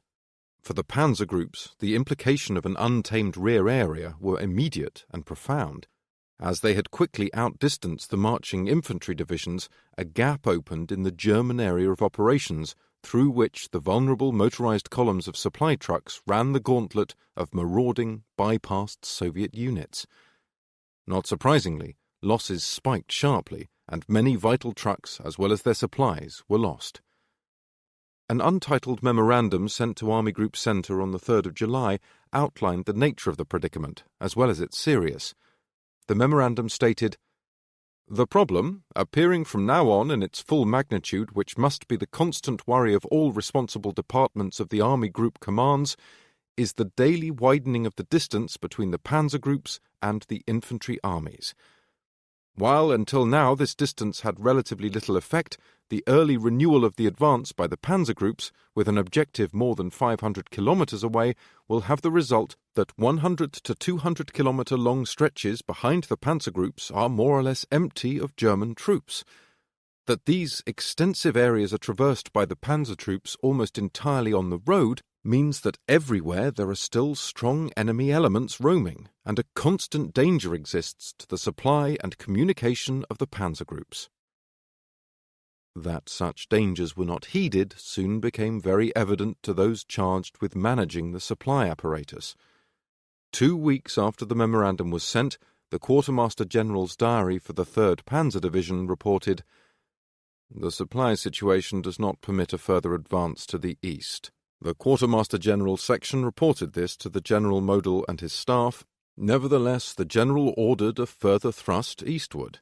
The supply route of the division is extremely bad and insecure. Enemy elements in the forests on both sides of the highway. While losses in the vital supply columns soared from bad roads and partisan attacks, as of the middle of July, the forward combat units of the 2 panzer groups were thrust into an even more serious crisis.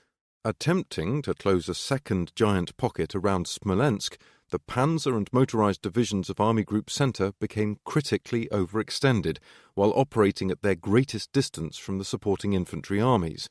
With long southern and northern flanks tying down 2 of Bock's 5 panzer corps, the remaining panzer corps were charged with encircling 3 Soviet armies around Smolensk, as well as repelling a new wave of Soviet armies attacking from the east. Due to a lack of munitions and manpower, casualties were very high, while at the same time the encirclement was unable to be closed until more infantry support arrived towards the end of the month. In the meantime, the vital panzer and motorized divisions bore the brunt of the fighting without the ability to concentrate their strength into operational fists, which had proved so successful in the past. The fighting in late July and August was much more static and attritional in nature, providing a far more even playing field for the less manoeuvrable and often poorly trained rifle divisions of the Red Army. As Heid Ruhl, who served in the elite 2nd SS Division Das Reich, recalled, "The gunners, working like fury, finally beat off the first Russian tank attacks, but these were then renewed in greater strength, and then our motorcycle battalion came under heavy pressure. We were smothered in a drum fire such as we had never before experienced. Because of the severe losses which it had sustained, the motorcycle battalion had to be taken out of the line and was replaced by an East Prussian engineer battalion. We were not the only ones on the road. Motorcycles loaded with wounded and other comrades, either alone or in groups, were making their way out of the burning village, all of them completely exhausted, dusty and sweaty. The Russian advance had rolled over our thin infantry defensive lines, and a lot of our lads did not get out." Nor was this just a local phenomenon. There were crisis points up and down the line, and Bock possessed no substantive reserves to aid beleaguered units.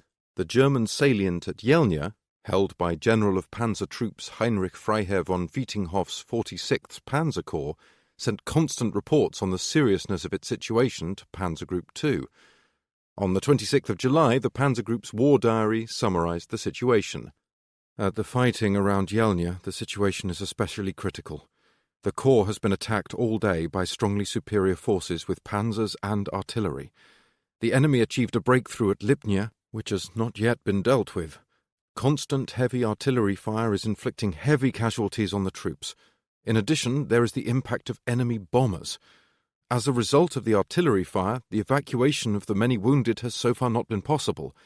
The Corps has absolutely no reserves available. Artillery munitions have been so depleted that no shells remain for bombarding the enemy artillery. For the last few days, the Panzer Brigade of the 10th Panzer Division has been immobilized because oil and fuel supplies are lacking. The Corps can perhaps manage to hold on to its position, but only at the price of severe bloodletting." At the OKH and OKW there was consternation. Not only had the advance ground to a halt along the main strategic axis of advance, but now there was also bitter disagreement about how the campaign should be continued. Hitler had already lost faith in the OKH's direction of the war and refused their insistence for a renewed drive on Moscow. Instead, Hitler prioritized offensives to clear the long and exposed flanks of Bock's army group, a move which was also calculated to assist the slower forward movement of the neighboring northern and southern army groups. With the elimination of the Soviet pocket at Smolensk, German propaganda trumpeted the capture of more than 300,000 Soviet POWs, but the inability to close the ring effectively meant that, at a minimum, tens of thousands of Soviet troops escaped capture. More importantly, while the Battle of Smolensk, along with the earlier battle at Minsk, netted well over 500,000 POWs, such losses must be seen in the context of the Red Army's size and access to reserves. On the eve of the German invasion, the Red Army possessed a mobilization base of some 14 million men. By the end of June, more than 5 million reservists had been called up, with further mobilizations following in succession. The Soviet cadre system allowed for an unheard-of rate of force generation, which completely outwitted German intelligence estimates and disguised the real strength of the Soviet state. In July 1941, no fewer than 13 new field armies appeared, and in August another 14 came into service. These new reserve armies were not as well equipped or as well trained as the professional armies they replaced, but, as the German mobile forces weakened, more and more of the front settled down to positional warfare, allowing the new armies time to improve both. Thus, without attempting to trivialize the scale of the Western Front's military disasters at Minsk and Smolensk, the fact remains that the Soviet Union's force generation scheme was able to replace its losses and even dramatically expand the size of the Red Army. On the 22nd of June 1941, the Red Army numbered 5,373,000 men. By the 31st of August, in spite of its losses, it had grown to 6,889,000. and by the 31st of December 1941, the army had reached an estimated 8 million men. While the Red Army was growing in size, the Ostheer was shrinking. Although there was access to reinforcements from the German replacement army, these reserves were very limited and their transportation to the front could not keep pace with the rate of loss. By the start of August, Army Group Centre had lost some 74,500 men, but had received only 23,000 replacements. With 85% of German men aged between 20 and 30 already in the Wehrmacht by the summer of 1941, and those remaining outside either ineligible for health reasons or judged too important to the war economy, the reserve manpower pool was indeed small. The commander of the German replacement army, Colonel General Fritz Fromm, outlined the limitations to Halder in a discussion on the 20th of May 1941. After deducting a share of men to act as a reserve for the Luftwaffe, 90,000 men, Fromm determined that the Ostheer would have access to 385,000 replacements. With surprising candour, Halder noted that 275,000 casualties were expected in the initial border battles, with a further 200,000 expected in September. Thus, by Halder's own figures, the replacement army would not suffice for the demands of the campaign through to the end of September, and nothing at all would remain if the war dragged on longer. In the event, by the end of September, the Ostheer had lost even more than Halder estimated. Between the 22nd of June and the 30th of September, some 551,039 men were recorded as casualties, a figure far exceeding the replacement army's capacity, plunging the Ostheer into a rapid and irreversible decline. With the Red Army growing in size and the Ostheer decreasing, the significance of the Battle of Smolensk for the Ostheer was less in the number of captured Soviet POWs than the extent to which the battle contributed, or failed to contribute, to the crucial objective of ending Soviet resistance. Indeed, notwithstanding the losses to the Red Army, the striking power of Hoth and Guderian's panzer groups was being decisively compromised in the summer of 1941. Indeed, despite attempting to rest and refit the panzer divisions throughout the first 3 weeks of August, Army Group Centre's war diary concluded on the 22nd of August, "The armoured units are so battle-weary and worn out that there can be no question of a mass operative mission until they have been completely replenished and repaired." Nevertheless, Bock was soon ordered back into action. His forces were split between an offensive in the north towards Velikie Luki and a major operation in the south to drive into the exposed rear of the Soviet southwestern front. Rundstedt, Bock's counterpart in the south, privately feared the extent to which operations were now expanding, as well as the time it would take to finish the campaign. In a letter to his wife on the 12th of August, Rundstedt wrote, "How much longer? I have no great hope that it will be soon. The distances in Russia devour us." The operations on Bock's flanks were conducted on a shoestring of logistics, while German progress was at least as much a commentary on Soviet weakness and inept strategic direction as German strength. Indeed, by the 11th of September, only 34% of Army Group Centre's starting total of tanks were still deemed combat-ready. By the end of September, the Battle of Kyiv in the south was, on the one hand, a major operational triumph, claiming the unprecedented figure of 665,000 Soviet POWs. On the other hand, however, the victory in Ukraine had not sufficed for final victory over the Soviet Union, and Army Group Centre was still opposed by a multitude of Soviet armies. With the summer now gone, and the autumn Rasputitsa shortly to begin, the new German offensive to seize Moscow, Operation Typhoon, was always going to be a difficult undertaking. Yet, unlike Operation Barbarossa, Operation Typhoon was to proceed with much less motorization. Although no exact figure exists, many tens of thousands of German vehicles had been lost during Operation Barbarossa, while the operational panzer strength had shrunk dramatically.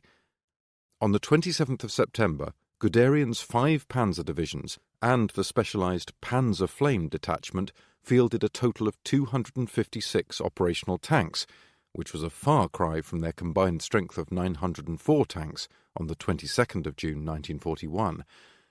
At the same time, estimates suggest Hoth's Panzer Group 3 was down to some 280 tanks from a starting total of 707, while Hoepner's Panzer Group 4 numbered roughly 250 tanks from a starting total of 626. Even these remaining tanks were often in a highly provisional state of repair, as Halder noted after the war. When the Battle of Kiev ended, after ruthless demands on the already seriously worn motors, Hitler ordered the attack in the direction of Moscow, which first required that strong elements be pulled back out of Ukraine. Now it was too late. The motors were at the end of their strength.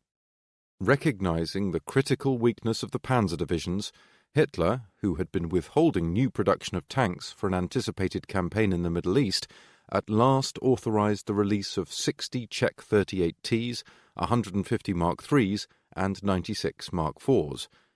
Nevertheless, this was further supplemented by the transfer of Germany's last two panzer divisions, the 2nd and the 5th, to Hoepner's Panzer Group 4. These divisions had spearheaded German operations in the Balkans during the invasions of Yugoslavia and Greece, April 1941, but owing to their worn-out condition at the conclusion of the campaign, could not partake in Operation Barbarossa. Between them, these two formations fielded some 450 tanks, raising Bock's total panzer reinforcements to 750 tanks. On the 22nd of June 1941, Bock's 8 panzer divisions together totalled 1,530 tanks, which was just below the total strength of his 14 panzer divisions on the 2nd of October. Thus Bock's panzer forces were only slightly stronger, in spite of the addition of Hoepner's panzer group and 4 extra panzer divisions. Yet these additions are not where most of Bock's increased strength came from. Half of Bock's entire panzer forces on the 2nd of October came from the allocation of new production and the deployment of the 2nd and 5th Panzer Divisions to the Eastern Front. Accordingly, after almost 3.5 months of fighting on the Eastern Front, and before the allocation of new tanks, 12 of Bock's 14 Panzer Divisions contributed only half the tanks to Operation Typhoon. Indeed, a significant percentage of these remaining tanks had moderate to serious mechanical problems, rendering them only provisionally operational. If one were to compare the numerical strengths of Bock's 12 veteran panzer divisions on the 22nd of June and the 2nd of October, one would record a 70% drop in strength from 2,476 to 750 tanks. Colonel Walter Charles de Beaulieu, the Chief of Staff of Panzer Group 4, noted at the end of September, what one referred to as a division was actually only half of a division. Clearly, Bock's strength in real terms was considerably lower than the total number of divisions might suggest. Thus, while on paper the expansion of Army Group Centre's forces from the 22nd of June to the 2nd of October appears impressive based on the number of tanks, in truth, there were serious qualifications. Overall, Bock's panzer divisions expanded from 8 to 14, while the number of his infantry divisions grew from 31 to 47.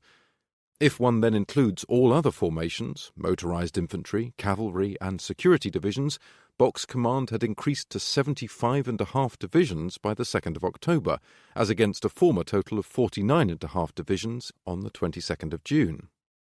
By this accounting, Army Group Centre was half again as strong as it had been 14 weeks before, and numerically had risen from a starting total of 1,308,730 men to 1,929,406 men for Operation Typhoon. Yet, paralleling Army Group Centre's growth in numbers was a corresponding growth in Bock's operational area. The total frontage of Army Group Centre on the 22nd of June was 500 kilometres, but this had expanded to 760 kilometres by the 2nd of October. Hence, the one-half increase in Bock's Army Group was equalled by an equivalent increase in frontage, effectively eliminating the aim of achieving a greater concentration. Meanwhile, other components of Bock's command were also, like the tanks, actually in decline. Field Marshal Albrecht Kesselring, the commander of Air Fleet II, started the war with 1,235 aircraft, all models, but by the 2nd of October listed just 1,006, all models. Furthermore, The loss of trucks, so vital to the supply of the army group, had proved so profound that the massing of 1,500 tanks, 1,000 planes, and nearly 2 million men could in no way be supplied by the army group's logistical apparatus, especially for an advance hundreds of kilometres in depth along a front 760 kilometres wide. Of course, any estimation of Bock's strength is also relative to Soviet opposition. As early as July, the Soviets began to prepare for a German attack on the approaches to Moscow by erecting an echeloned system of field fortifications. Colonel General I.S. Konev's Western Front, Marshal S.M. Budyonny's Reserve Front, and Lieutenant General A.I. Yeryomenko's Bryansk Front manned the outer defensive line, which ran along the Desna and Sudost rivers to the west of Vyazma. Further east, there were two belts of defence separated from each other by 35 to 45 kilometres, which together were known as the Rzhev-Vyazma defensive line.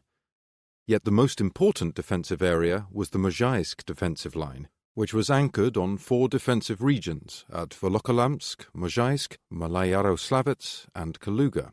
Altogether, the Western, Reserve, and Bryansk fronts commanded 11 armies in their first strategic echelon, and 4 armies in their second. This amounted to some 1,250,000 men, 7,600 guns, 990 tanks, and 667 aircraft. While Bock's force represented about 60% of the entire Ostheer, the combined forces of Konev, Budyonny, and Yeryomenko accounted for only 40% of the Soviet forces between the Baltic and the Black Sea. In spite of being outnumbered and outgunned on the Moscow axis across the full breadth of the Eastern Front, the Red Army actually had more tanks than the Ostheer, 2,715, more guns, 20,580, and, in spite of its previous losses, roughly the same number of men, 3.2 million. In contrast to Nazi propaganda at the time, Bock's offensive was not encountering the last remnants of the Red Army, but rather a very sizable force that in many respects was better equipped to deal with Operation Typhoon than it had been Operation Barbarossa. On the 24th of September, a major conference was hosted by Bock at Army Group Centre to finalise plans for the long-awaited renewal of the offensive towards Moscow. In attendance were the heads of the OKH, Halder and the Commander-in-Chief of the Army, Field Marshal Walter von Brauchitsch, the commanders of Bock's 3 armies, Strauss, Kluge, and Colonel General Maximilian Freiherr von Weichs, as well as the 3 Panzer Group commanders, Hoth, Herpner, and Guderian. The assembled commanders were informed of their duties according to the OKH's plan, which had been formulated over the course of the past month. In the north, Strauss's 9th Army, together with Hoth's Panzer Group 3, were to attack from the area near Dukovshchina and form the northern arm of their first major encirclement, closing at Vyazma. While Hoth's panzers would provide the striking power, Strauss's infantry would have to cover the northern wing of the whole offensive, as it had proved impossible to get Lieb's army group to extend itself any further to the east. Kluge's 4th Army and Herpner's Panzer Group 4 were to attack on both sides of the Roslavl-Moscow highway in the centre of Bock's front, and head for Vyazma to close the pocket from the south. Weichs's 2nd Army and Guderian's Panzer Group 2 were attacking further south to break through the Soviet positions on the Desna River and cooperate in an advance to the northeast with an encirclement centred on Bryansk. Reichenau's 6th Army, attached to Army Group South, would have to press forward in the direction of Oboyan to cover as much of Bock's southern flank as possible. At the conclusion of the conference, it was decided that the new offensive should begin on the 2nd of October. Hoth had argued for the 3rd of October, but was overruled. Guderian, on the other hand, requested and received permission for his panzer group to begin 2 days earlier on the 30th of September. Guderian claimed his request was motivated by 2 factors. Firstly, he cited the absence of good roads in the area in which he was going to be operating, and therefore the desire to make full use of the short period remaining before the autumn Rasputitsa. The second reason he gave was his expectation of additional air support prior to the opening of the rest of Army Group Centre's offensive. These factors were not, however, what convinced Bock to authorize Guderian's early start. He was concerned that Guderian was operating so far to the south that his offensive could not have any influence on the main attack for the first 4 or 5 days. In spite of the mounting difficulties posed by the Eastern Campaign, the German command was by and large convinced that the war against the Soviet Union could in fact be ended with one more major offensive. Successes in the north and south, sealing off Leningrad and capturing Kyiv, had reinvigorated enthusiasm and raised expectations that the Soviet state was approaching collapse.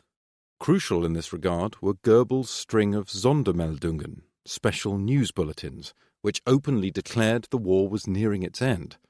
Of course, the men at the front were sometimes in a better position to determine for themselves the validity of such claims, and while some expressed enthusiasm, there was also a lot of scepticism.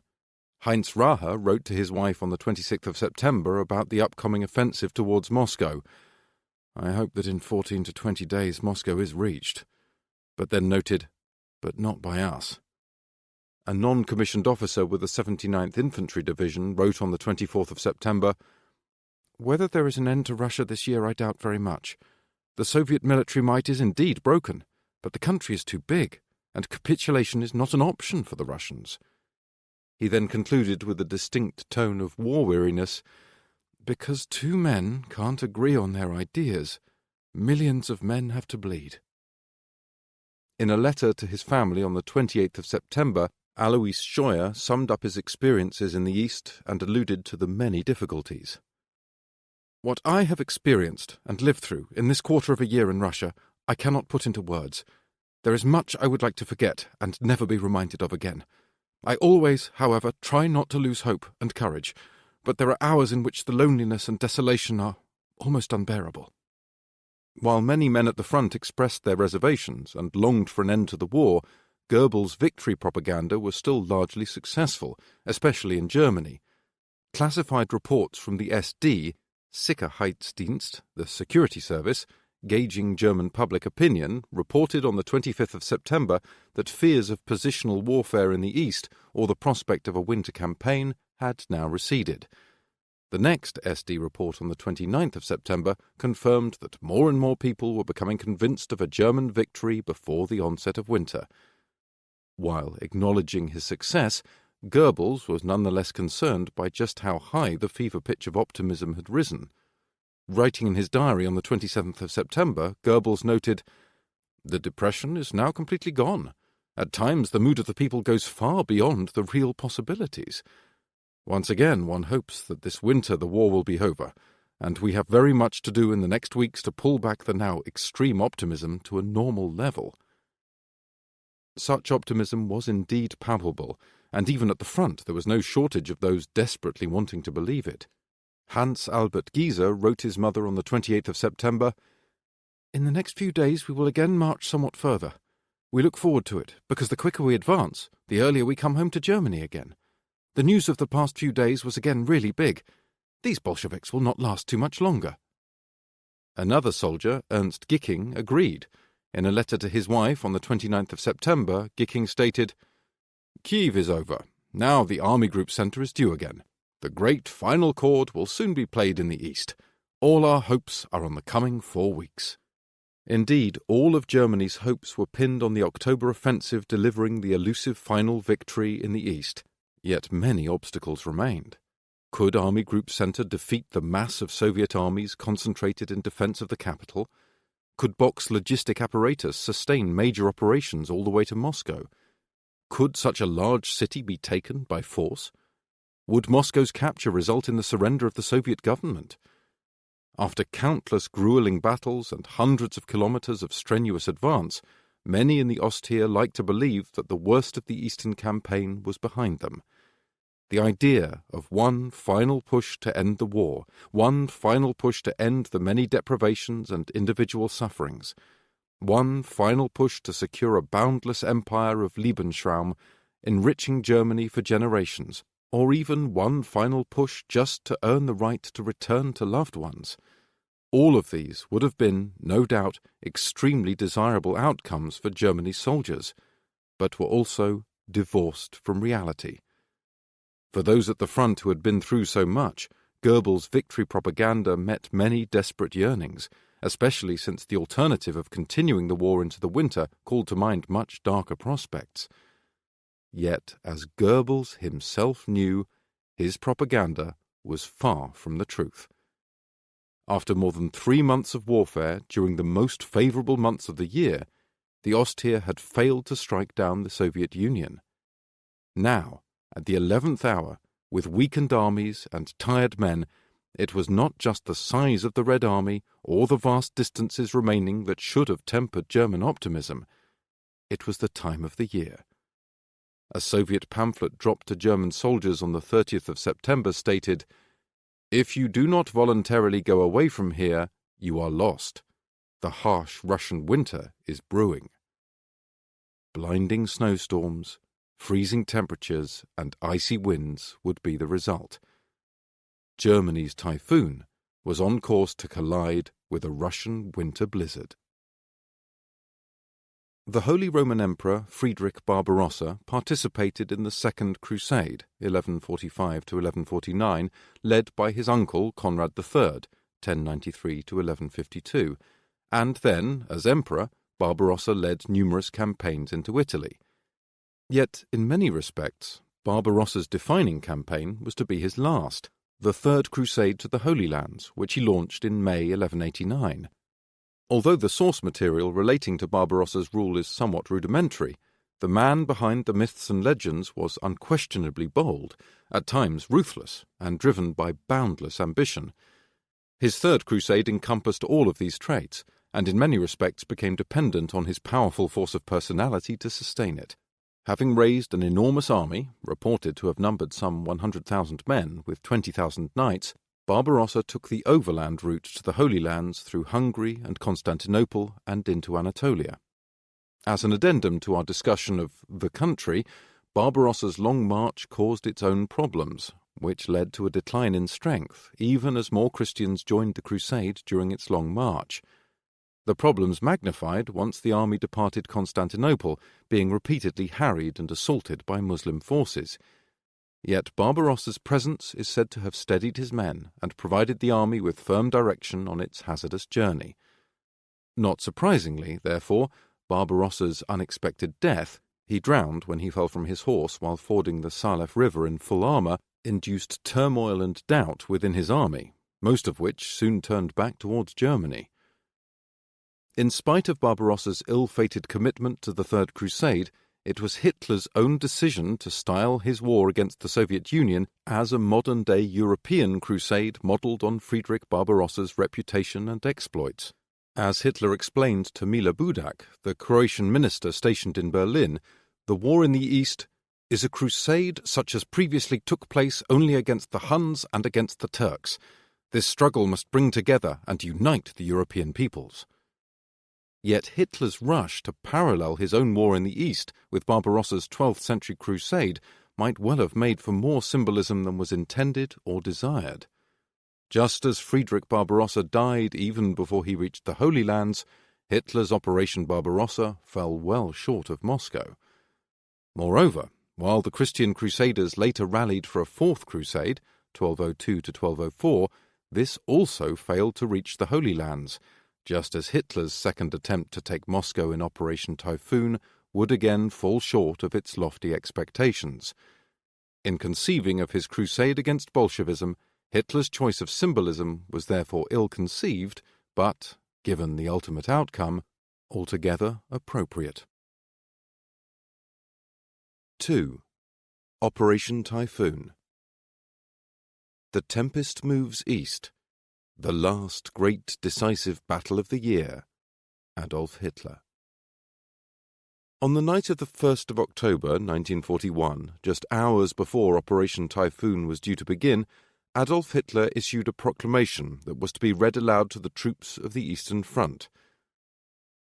Soldiers, when I called on you to ward off the danger threatening our homeland on the 22nd of June, you faced the greatest military power of all time. In barely 3 months, thanks to your bravery, my comrades, it has been possible to destroy one tank brigade after another belonging to this opponent, to eliminate countless divisions, to take uncounted prisoners, to occupy endless space. You have taken over 2,400,000 prisoners. You have destroyed or captured 17,500 tanks and over 21,000 guns. You have downed or destroyed on the ground 14,200 planes. The world has never seen anything like this." While Hitler was at pains to point out the unprecedented nature of the Ostheer's success, his comments also hinted at Operation Barbarossa's failure to end Soviet resistance. This time, he now confidently promised, everything would proceed according to plan in order to deal the Soviet Union the long-awaited deadly blow. With such characteristic bravado, Hitler then declared, "Today the last great decisive battle of this year begins." Yet not everyone was convinced. Wolf Dozer, a soldier in the 58th Infantry Division, wrote in his diary, "The Führer has told us that the decisive battle in the east is beginning, a battle that will finish off the Russians. But how and where he did not say. I do not believe that the Soviet Union will capitulate." Others were more outspoken. "The last great decisive battle of the year, my God! And what is the decisive result supposed to be? Moscow? Kharkov? The Volga?" While throughout Germany morale had been boosted by the recent wave of Sondermeldungen, for those German soldiers in the forward trenches of Bock's army group, the same men who had resisted fierce Soviet attacks for the past 2 months, there were far fewer illusions about the difficulties of ending the war in the East. The new drive on Moscow presented daunting challenges. In the immediate prelude to Operation Typhoon, Heinrich Harper recorded the activity observed on the Soviet side of the line. East of the Mesa, the Russians prepared a strong system of trenches, bunkers, tank traps, and barbed wire entanglements. They laid minefields, reinforced their frontline troops, brought up supplies, and gathered their strength to stand against us once more. We had to sit helplessly and listen to stories brought back by our patrols of the rapidly developing Russian defensive system, and to read reports from our Luftwaffe spotter aircraft which saw the movement toward the front of fresh troops, guns, and supply trains. Summing up the early October period, another German soldier declared, "The real hardships are about to start. The experience so far was only a prelude." At 5:30 on the morning of the 2nd of October, Bock's offensive opened with a massed artillery bombardment followed by air and ground assaults. Heinz Otto Fausten, serving in the 1st Panzer Division, wrote of a massive barrage of preparatory fire, before continuing, "At around noon we crossed flattened enemy positions, our river of troops and vehicles flooding eastwards." The infantryman Helmut Pabst wrote home in a letter, 0600, "I jump on top of a dugout. There are the tanks, giants rolling slowly towards the enemy, and the planes, one squadron after the other, unloading their bombs across the way. Army Group Center has launched its attack." The war diary of Colonel Georg von Bismarck's 20th Panzer Division labelled the 2nd of October a historic day. Panzer Group II, however, had been in action since the 30th of September, and by the evening of the 2nd of October, Guderian had the impression that his forces had achieved a full breakthrough. In less than 3 days, his subordinate 47th Panzer Corps recorded capturing 3,800 POWs, destroying or capturing 17 panzers, 42 guns, 77 trucks, and 300 horses. To the north, Herpner's Panzer Group 4 advanced up to 15 kilometers into Soviet positions on the first day, and while the enemy it encountered was reported to be surprised, they nevertheless resisted bitterly. Hoth's Panzer Group 3 drove 20 kilometers into the Soviet lines on the first day and found enemy resistance to be less than expected. The rapid advance was also attributed to the good weather, which, according to the Panzer Group 3's war diary, benefited all movement on the bad roads and tracks. At points where the roads did become problematic, the dry conditions allowed for simple off-road detours, avoiding serious delays. The weather report for central Russia on the 2nd of October was clear and sunny, providing a reminder of the opening conditions of Operation Barbarossa 103 days earlier. The 5th Panzer Division's war diary labelled it simply offensive weather. At Army Group Center, Bock was elated. That night he wrote in his diary, "The Army Group went to the attack according to plan. We advanced so easily everywhere that doubts arose as to whether the enemy had not in fact decamped. Yet intelligence gathered from captured Soviet officers soon confirmed that no order for withdrawal had been issued, and that the defending armies had been ordered to hold their positions at all costs. German radio intelligence further confirmed the Red Army's dogged determination to resist and not surrender ground. Soviet intercepts read, "Reinforcements not possible. The crossings are to be held. The commander is dead. I have taken over command. I cannot hold any longer, destroying the radio." As Helmut Pabst observed, the German superiority at Panzer Group III's point of main concentration was overwhelming. "Tanks roll by, close to the gun position. 100 have gone by already, and they're still coming on. It looks like chaos, but it works to the minute, like clockwork. Today they want to break into the Dnieper line. Tomorrow it will be Moscow. Armoured scout cars are now joining the columns." After almost 4 hours watching the main grouping of Hoth's panzer group pass by, Pabst concluded, "By now I think we've seen the last come by. It's getting quieter. Any war film would pale by comparison. That was really some show," the boys are saying. While Typhoon's opening success seemed complete, there were still some bitterly contested positions costing many German lives. Lieutenant General Heinrich Meyer-Burdorff's 131st Infantry Division suffered very heavy losses on the 2nd of October trying to clear Soviet positions opposing its front. The Panzer divisions also encountered difficulties with the familiar problem of inadequate bridges and, more ominously for the first day of an offensive, fuel shortages. Even before the offensive had begun, fuel reserves were recognized to be worryingly small, and plans were made to bring up more fuel with transport aircraft and towed gliders. Yet there could be no question that Army Group Centre was making significant gains across a wide section of the Eastern Front, and that was the message Bock relayed to Colonel Rudolf Schmundt, the Führer's chief military adjutant at the Wolf's Lair, Wolfschanze, Hitler's secluded East Prussian headquarters. The news confirmed for Hitler that the war was in fact nearing its end, and he was in a celebratory mood. On the 3rd of October, at the annual opening of the War Winter Relief Organization, Kriegswinterhilfswerk, in Berlin, Hitler delivered his first national address since the opening of the war in the East. It was an auspicious occasion, allowing Hitler to recast the war in the East from a failed blitzkrieg to a seamless military operation on the verge of outright victory. Hitler stated, "On the morning of June the 22nd, this greatest struggle in the history of the world began. Since then, 3.5 months have passed. Today, I can state everything has gone according to plan." Yet even Hitler could not hope to pass over the scale and cost of the fighting in the East, and he admitted that Germany had been caught unawares. "However, something did deceive us," he told the German people. "We had no idea how gigantic the preparations of this opponent against Germany and Europe had been." It was a surprisingly frank admission, probably inspired by his confidence in the defeat of the Soviet Union, which he now promised in the most direct terms. "I say this here today, because I may say today that this opponent has already broken down and will never rise again." Not only was Hitler forecasting the end to the war in the East, but he also admitted he had switched industry away from army production. "Today it is only a question of transport. Today we have taken care in advance so that, in the midst of this war of material, I can order further production in many spheres to cease, because I know there is no opponent whom we would not be able to defeat with the existing amounts of ammunition."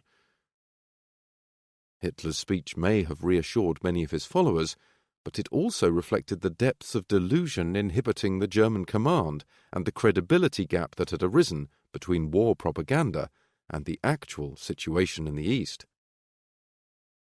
Nevertheless, in the short term, soldiers such as Wilhelm Prüller rejoiced at Hitler's address.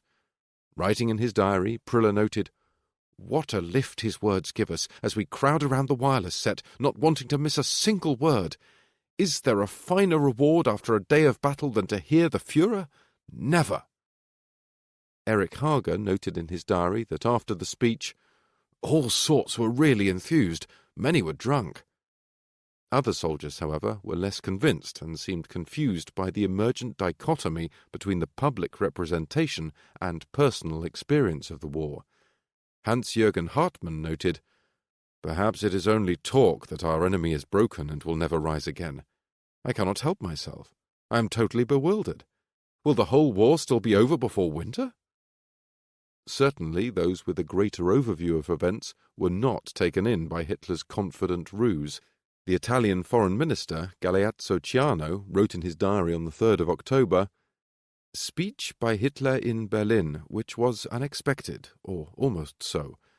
First impressions are that he has tried to explain to the German people his reasons for the attack on Russia, and to justify his delay in ending the war, about which he made very definite commitments. There is no doubt that he has lost some of his vigor. As for us, we are given no particular attention.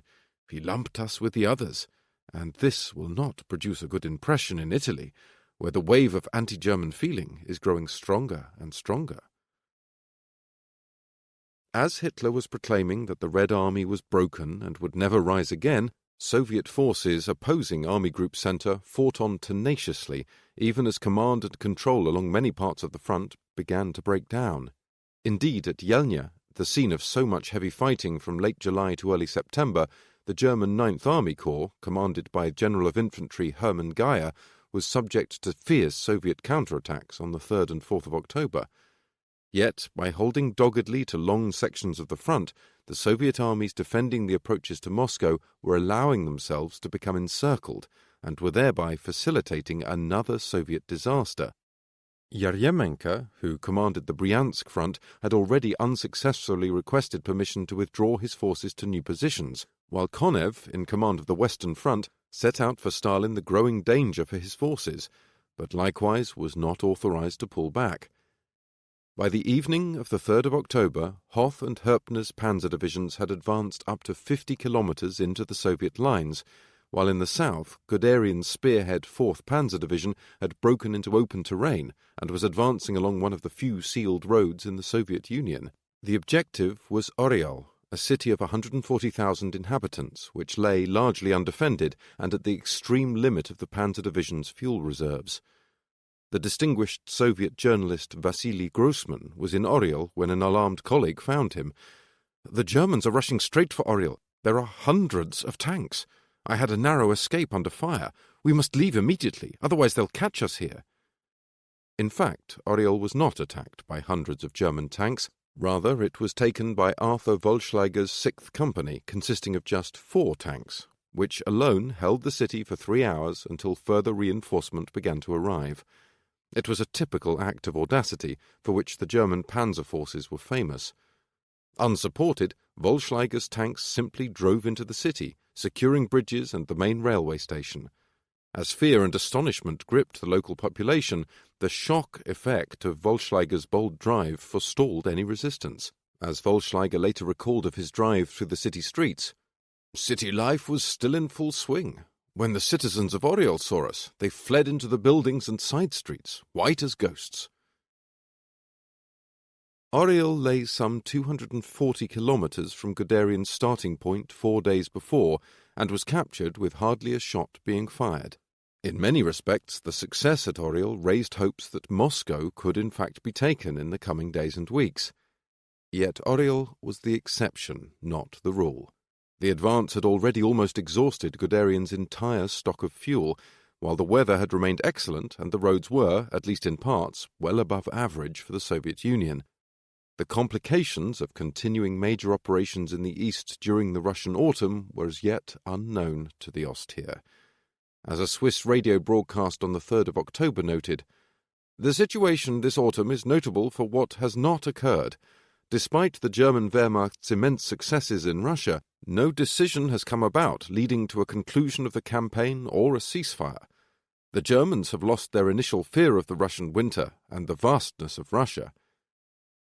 As a case in point, Wagner, the Army Quartermaster General who was in charge of the Ostheer's deeply troubled logistical apparatus, wrote in a letter on the same day, the 3rd of October, "I think that a great success, that is to say the decisive one, will be achieved in 4 weeks."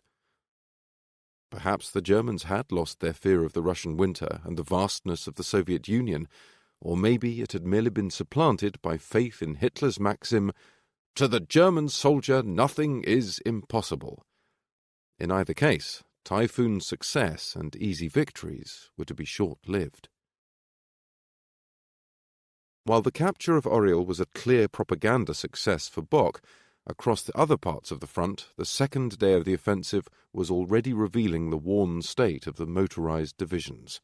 After questions were raised about the sluggish mobility of Major General Walter Kruger's 1st Panzer Division, Hoth explained that it had been deployed directly off the march from Leningrad without time to rest or refit.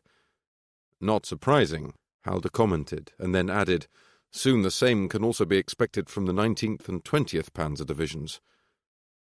Another problem for the German advance was the danger caused by Soviet aerial attacks, which revealed not only the increasing potency of the resurgent Soviet Air Force, but the frequent inability of the Luftwaffe to offer protection across wide sections of the front. As Major General Willibald Freiherr von Langemann-Ehlenkamp's 4th Panzer Division thrust towards Oriel, his division was repeatedly attacked. According to the divisional war diary for the 3rd of October, the aerial attacks of the Russians are getting stronger. The attacks continue almost without pause, mostly 1 to 2 bombers with fighter cover, and are to be found along the whole route of the advance to Dmitrovsk. At the other end of Bock's front, Hoth's Panzer Group 3 was complaining of the same problem, and cited one example from Lieutenant General Walter Fischer von Weickerstall's subordinated 35th Infantry Division, which in one attack suffered 15 dead and 40 wounded. Describing another attack, Albert Neuhaus wrote home to his wife on the 3rd of October, "Then suddenly 2 Russian bombers came over the road and started firing at us with their guns from 500 meters away. That happened so quickly that the usual search for cover was out of the question. Left and right, things shot into the ground." While the Soviet Air Force was causing problems, the aircraft of Kesselring's Air Fleet II, covering Army Group Center, were by no means dormant. Prior to the opening of Operation Typhoon, Kesselring had been reinforced by aircraft from Colonel General Alexander Löhr's Air Fleet 4, assigned to Army Group South.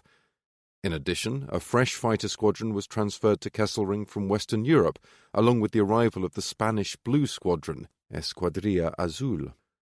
A further 2 bomber squadrons were transferred to Kesselring from the newly formed Croatian Air Force Legion, Hrvatska Zrakoplovna Legia. Kesselring's Air Fleet II was split into 2 corps, General of Aviation Bruno Lützer's 2nd Air Corps and Colonel General Wolfram von Richthofen's 8th Air Corps. Lützer was assigned to support Guderian's Panzer Group, as well as rendering some support to operations on Herpner's right flank. Richthofen then took on the task of providing air cover for the panzer groups of Hoth and Herpner.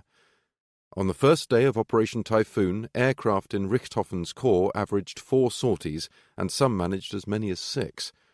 On the second day, the 3rd of October, a total of 984 sorties were flown throughout Kesselring's air fleet, accounting for the destruction of some 679 enemy vehicles.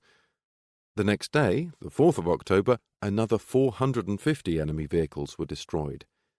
Yet the good flying conditions benefited both sides, and the spearheads of German panzer groups were prime targets for the Soviet Air Force. As Guderian noted on the 5th of October, "On this day I gained a vivid impression of the liveliness of the Russian Air Force. Immediately after I had landed on Sevtsk airfield, where 20 German fighters had also just come in, the Russians bombed it. This was followed by an air attack on the Corps headquarters, which sent the glass in the windows flying about our ears. I drove at once along the road of advance of 3rd Panzer Division. Here, too, we were subjected to a series of bombing attacks by small groups from 3 to 6 Russian bombers." Attempts to ward off the Soviet attacks often led to fiercely contested dogfights, which claimed the lives of many pilots on both sides. While the Luftwaffe had started the war with a considerable qualitative advantage in training and experience, the many weeks of relentless operations had allowed surviving Soviet pilots to gain valuable experience, while every German loss reduced their net superiority. Indeed, Soviet pilots were proving capable of taking on Germany's best. On the 3rd of October, Heinrich Hoffmann, Germany's 4th highest-ranked fighter ace with 63 victories, was shot down south of Yelnya. The third-ranked ace, Hermann Friedrich Joppien, had already been killed in August, and the second-ranked, Heinz Baer, was recovering in hospital from wounds sustained in a crash landing. Werner Mölders, with 101 official victories, was the top of the table, but for propaganda reasons resulting from his success and high public profile, he was withdrawn from operational flying. While the air battle over the Eastern Front raged, the panzer groups were rapidly enveloping major elements of three Soviet fronts in two giant pockets. In the south, Guderian's 24th Panzer Corps, under General of Panzer Troops Leo Freiherr Gehr von Schweppenberg, thrust to the northeast to seize Oriel, but Panzer Group II also consisted of two other panzer corps. On Guderian's southern flank, Kempf's 48th Panzer Corps was charged with maintaining contact to Army Group South, as well as pushing east to cover Schweppenberg's extended right flank. On Guderian's left, General of Panzer Troops Joachim Lemelson's 47th Panzer Corps was ordered to drive due north to seize Bryansk, where it was hoped a large pocket could then be formed together with Weich's Second Army. Yet, while Lemelson's lead panzer division, the 17th, was making good ground, Weich's infantry was stalled, and the southern pocket would consequently take longer to form. To the north of Weich's Second Army was Kluge's Fourth Army, together with Hoepner's Panzer Group IV. Hoepner's panzer group was numerically the strongest on the Eastern Front, and simply smashed through the depleted ranks of the hapless Soviet 43rd Army. His panzer divisions then turned northwest to outflank two more Soviet armies, 20th and 24th, while heading for the rendezvous with Hoth's Panzer Group at Vyazma.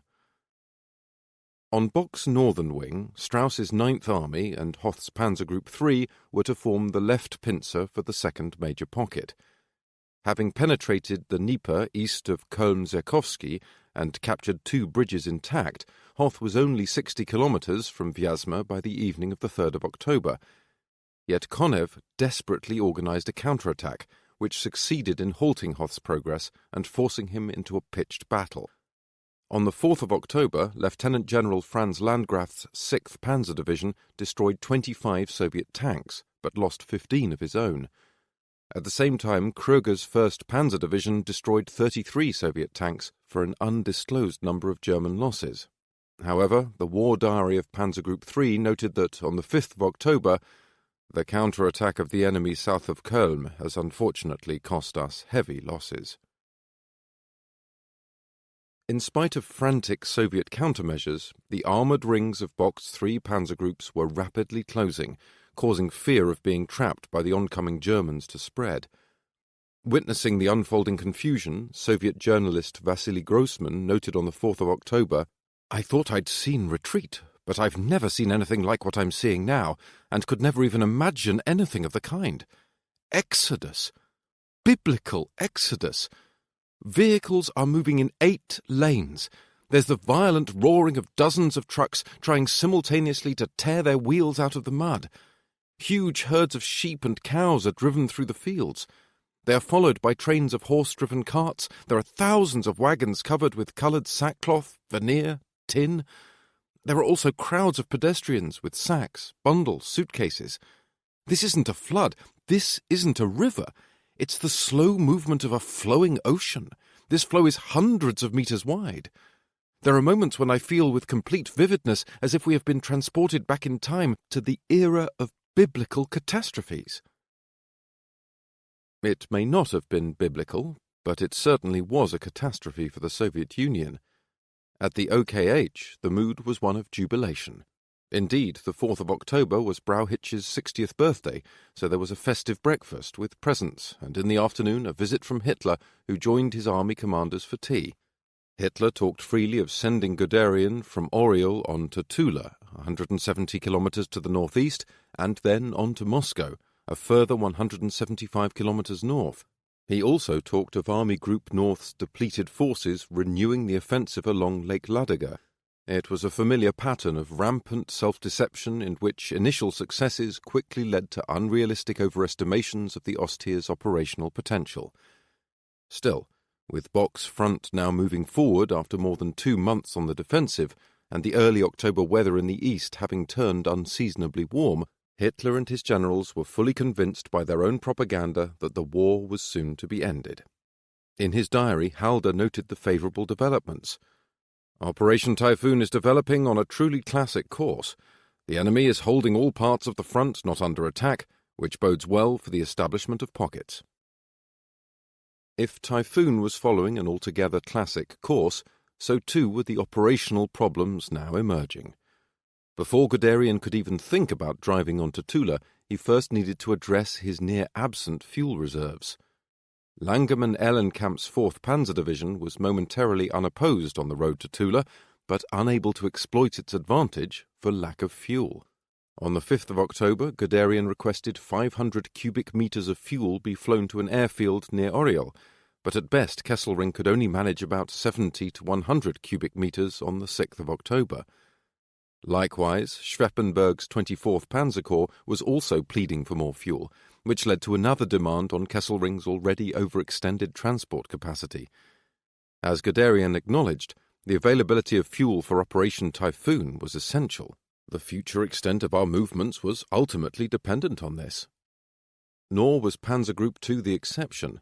Herpner's advance on Vyazma was already causing problems for Vietinghoff's 46th Panzer Corps, because fuel shortages combined with bad roads were slowing all movement.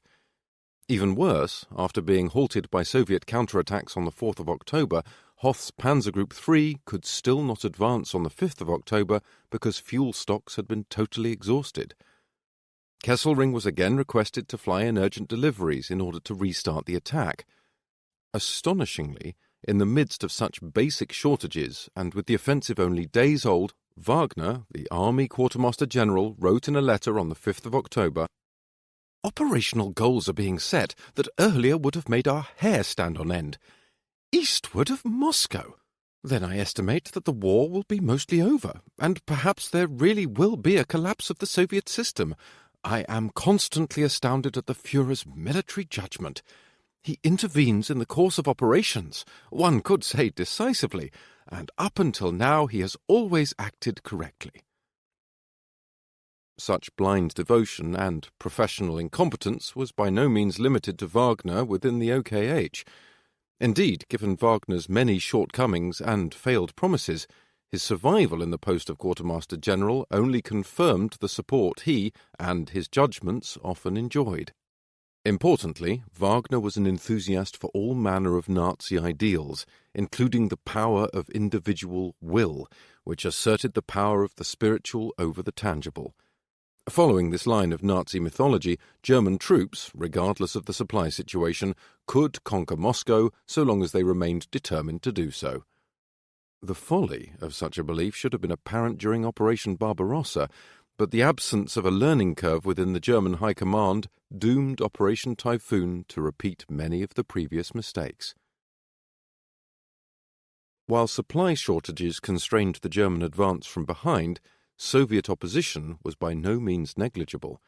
Indeed, at points the Germans were even forced to retreat with heavy losses. On the 6th of October, Hans Roth noted in his diary, "Since tonight we have encountered the famous Moscow Proletarian Guard, and Asians, lots of Asians, who, as demonstrated by the attack, fight with utmost determination and devilish cunning. We unfortunately suffer losses, among whom are two of our best lieutenants, Forrester and Curl. A little later those dogs attack again. We have to evacuate the position and retreat towards the hills in the northeast, all the while fighting. Only by giving it our all are we able to keep the fanatical, howling horde at bay.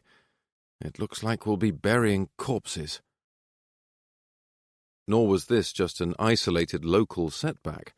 When Langemann-Ehrenkamp's 4th Panzer Division attempted to advance 50 kilometers northeast of Oriel to Mtsensk on the 6th of October, it was dealt a crippling blow by an expertly managed Soviet counterstroke. In his memoir, Guderian referred to the division's grievous casualties, but attempted to suggest that this was the first occasion on which the vast superiority of the Russian T-34 to our tanks became plainly apparent.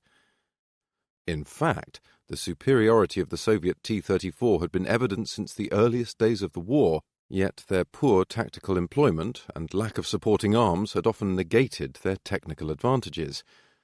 Now, young Soviet commanders were learning that headlong attacks into prepared German positions were rarely successful, and, as the war diary of the 4th Panzer Division noted, "The Russian was very skilled in directing his tanks, pulling back often, only to appear again in a flanking attack. In the course of the afternoon, his heavy models inflicted heavy losses."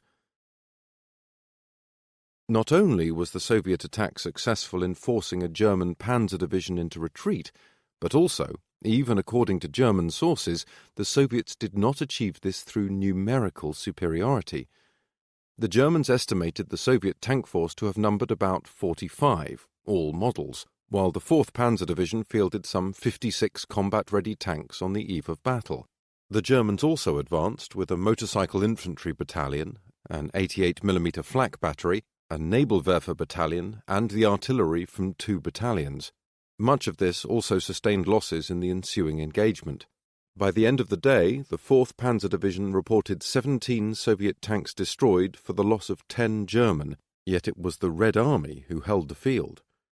On the following day, the 7th of October, Langermann-Ehrenkamp renewed the attack, only to be beaten back again with heavy personnel and material losses. By the 9th of October, the 4th Panzer Division had just 30 operational tanks, and no ground had been gained.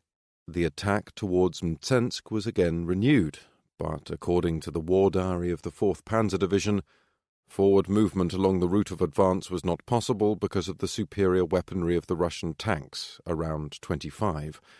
No Russian tanks hit. Unfortunately, again, some personnel and material losses. 4 panzers destroyed, a few damaged, 1 88mm anti-aircraft gun, 1 100mm cannon, 1 armoured half-truck, 1 artillery observer destroyed. Clearly, some units of the Red Army had learned to fight and even outmatch the Wehrmacht. Moreover, these successes were achieved before the winter had taken hold, which many German veterans would later blame for all their setbacks in Operation Typhoon. As Guderian himself acknowledged after witnessing part of the battle, they were learning. While Soviet units were progressively adapting to German tactics, the need for a learning curve at the front was by no means limited to the Red Army.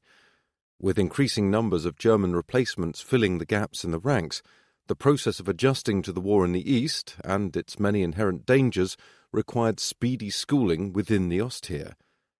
One post-war study of small unit actions on the Eastern Front concluded that several months of acclimatization were often necessary before units could adapt and stem the high tide of casualties.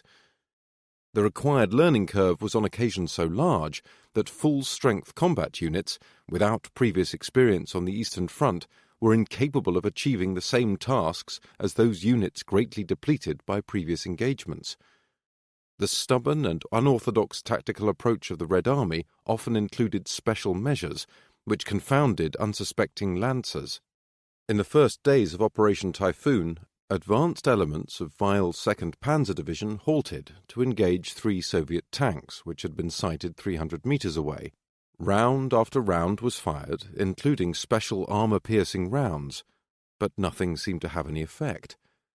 Only after an infantry officer worked his way round behind them was it learned that the whole advance had been halted by pock-marked and collapsing wooden tank decoys. In another instance, on the 5th of October, Major General Walter Nering's 18th Panzer Division encountered what it referred to as mine dogs. These were dogs fitted with explosive devices that were triggered by a spring-loaded wooden lever that stood up from the dog's back. The dogs were trained to find food under armoured vehicles, and when they crawled under a tank, the lever was compressed, leading to detonation. Another desperate Soviet tactic was to feign death to allow unsuspecting German soldiers to pass by and then assail them from behind. As Erich Kern wrote, "Suddenly I froze. A dead Russian had moved. In a flash, the dead man straightened up to throw the grenade ready in his hand. But our pistols were quicker." Even more inventive was the vast system of Soviet traps discovered in heavily defended positions. In one, the ground vegetation was covered by a fine webbing of wire, which was connected to a generator hidden in a bunker. When activated, the net of wire charged with a deadly current. As one of the soldiers who discovered it noted, "It was so well camouflaged that we recognized it unfortunately much too late, only after the continued accumulation of losses." In other instances, the Soviets employed primitive tripwires, which, when triggered, hit the victim with poisoned steel spikes. Alternatively, packs of cigarettes or watches were booby-trapped with explosives and left in plain view. There was also an automatic flamethrower that was activated by the victim stepping on a pressure panel. Other tripwires sent mines jumping 3 to 4 meters into the air before exploding, and then there were the so-called devil's ditches. These were intended to be used as cover by an attacking force before exploding, sometimes for hundreds of meters, via underground detonation channels. Not surprisingly, the Red Army's methods forced even hardened veterans to dread their new enemy. When Major General Fehn, commanding the recently arrived 5th Panzer Division, told his corps commander about the nightly attacks on his command post, Vietinghoff was unmoved and simply informed his subordinate, "Such surprises belong to everyday experience in Russia." Caging the Bear. Box encirclements at Vyazma and Bryansk. While the 3 Soviet fronts opposing Bok desperately attempted to hold the line in increasingly untenable circumstances, the Stavka initially refused any withdrawals. Yet, at 11 a.m. on the 5th of October, Colonel Spitov, the Moscow district fighter commander, passed on a pilot's report of an enemy column almost 20 kilometers long, moving unopposed towards Yukhnov, a town about 1/3 of the way from Typhoon's starting line to the Soviet capital, 190 kilometers from Moscow. Marshal Boris Shaposhnikov, the Red Army's chief of the General Staff, was informed of the report, but insisted there was no basis for disquiet, and a second reconnaissance plane was dispatched to confirm, or rather disprove, the sighting. When the second pilot made the same report, a third pilot was sent. Only when he too confirmed the presence of German troops did Shaposhnikov recognize the danger and inform Stalin. There could be no denying the seriousness of the development. Major German formations were now operating behind the Soviet line, and, what is more, there was nothing between these forces and Moscow. Stalin telephoned the Moscow district staff and told them to mobilize everything they had to hold the Germans for 5 to 7 days until reserves could be brought up. The new Soviet line was to be established on the so-called Mozhaisk defensive line, about 110 kilometers west of Moscow, and anchored on 4 defensive regions at Volokholamsk, Mozhaisk, Maloyaroslavets, and Kaluga. Stalin also belatedly authorized Konev's Western Front to conduct a withdrawal, while similar orders were also dispatched to Budyonny's Reserve Front and Yeryomenko's Bryansk Front. However, as with other Soviet catastrophes, it was too little, too late. Soviet command and control was already seriously compromised, while the German panzer groups were well on their way to closing 2 enormous pockets. On the same day, the 5th of October, Stalin telephoned Marshal Georgy Zhukov, the commander of the Leningrad Front, and ordered him to relinquish his command and come to Moscow. At this point, an intriguing episode took place. According to Zhukov's account, when he arrived at Stalin's apartment on the 7th of October, he found the Soviet dictator in a private discussion with L.P. Beria, the chief of the NKVD, Narodny Commissariat Vnutrennych Dел, People's Commissariat for Internal Affairs. Zhukov announced himself, but there was no reaction. His account then continues, "Ignoring me, or perhaps unaware of my arrival, he, Stalin, was telling Beria to use his agencies to sound out the possibilities for making a separate peace with Germany, given the critical situation. When Stalin at last reacted to Zhukov's presence, he spoke only of the troubling new developments at the front. Later, the Soviet Union flatly denied ever having approached Nazi Germany with the intention of cutting a deal, but the idea was not without precedent. In 1918, Lenin negotiated the Treaty of Brest-Litovsk with Germany, trading 1.4 million square kilometers of land, including the Baltic states and parts of Belarusia and Ukraine, for a peace accord ensuring Russia's exit from World War I. Was Stalin now attempting a similar deal? Evidence suggests there was an attempt made to contact the Germans through Ivan Stamanov, the Bulgarian ambassador in Moscow.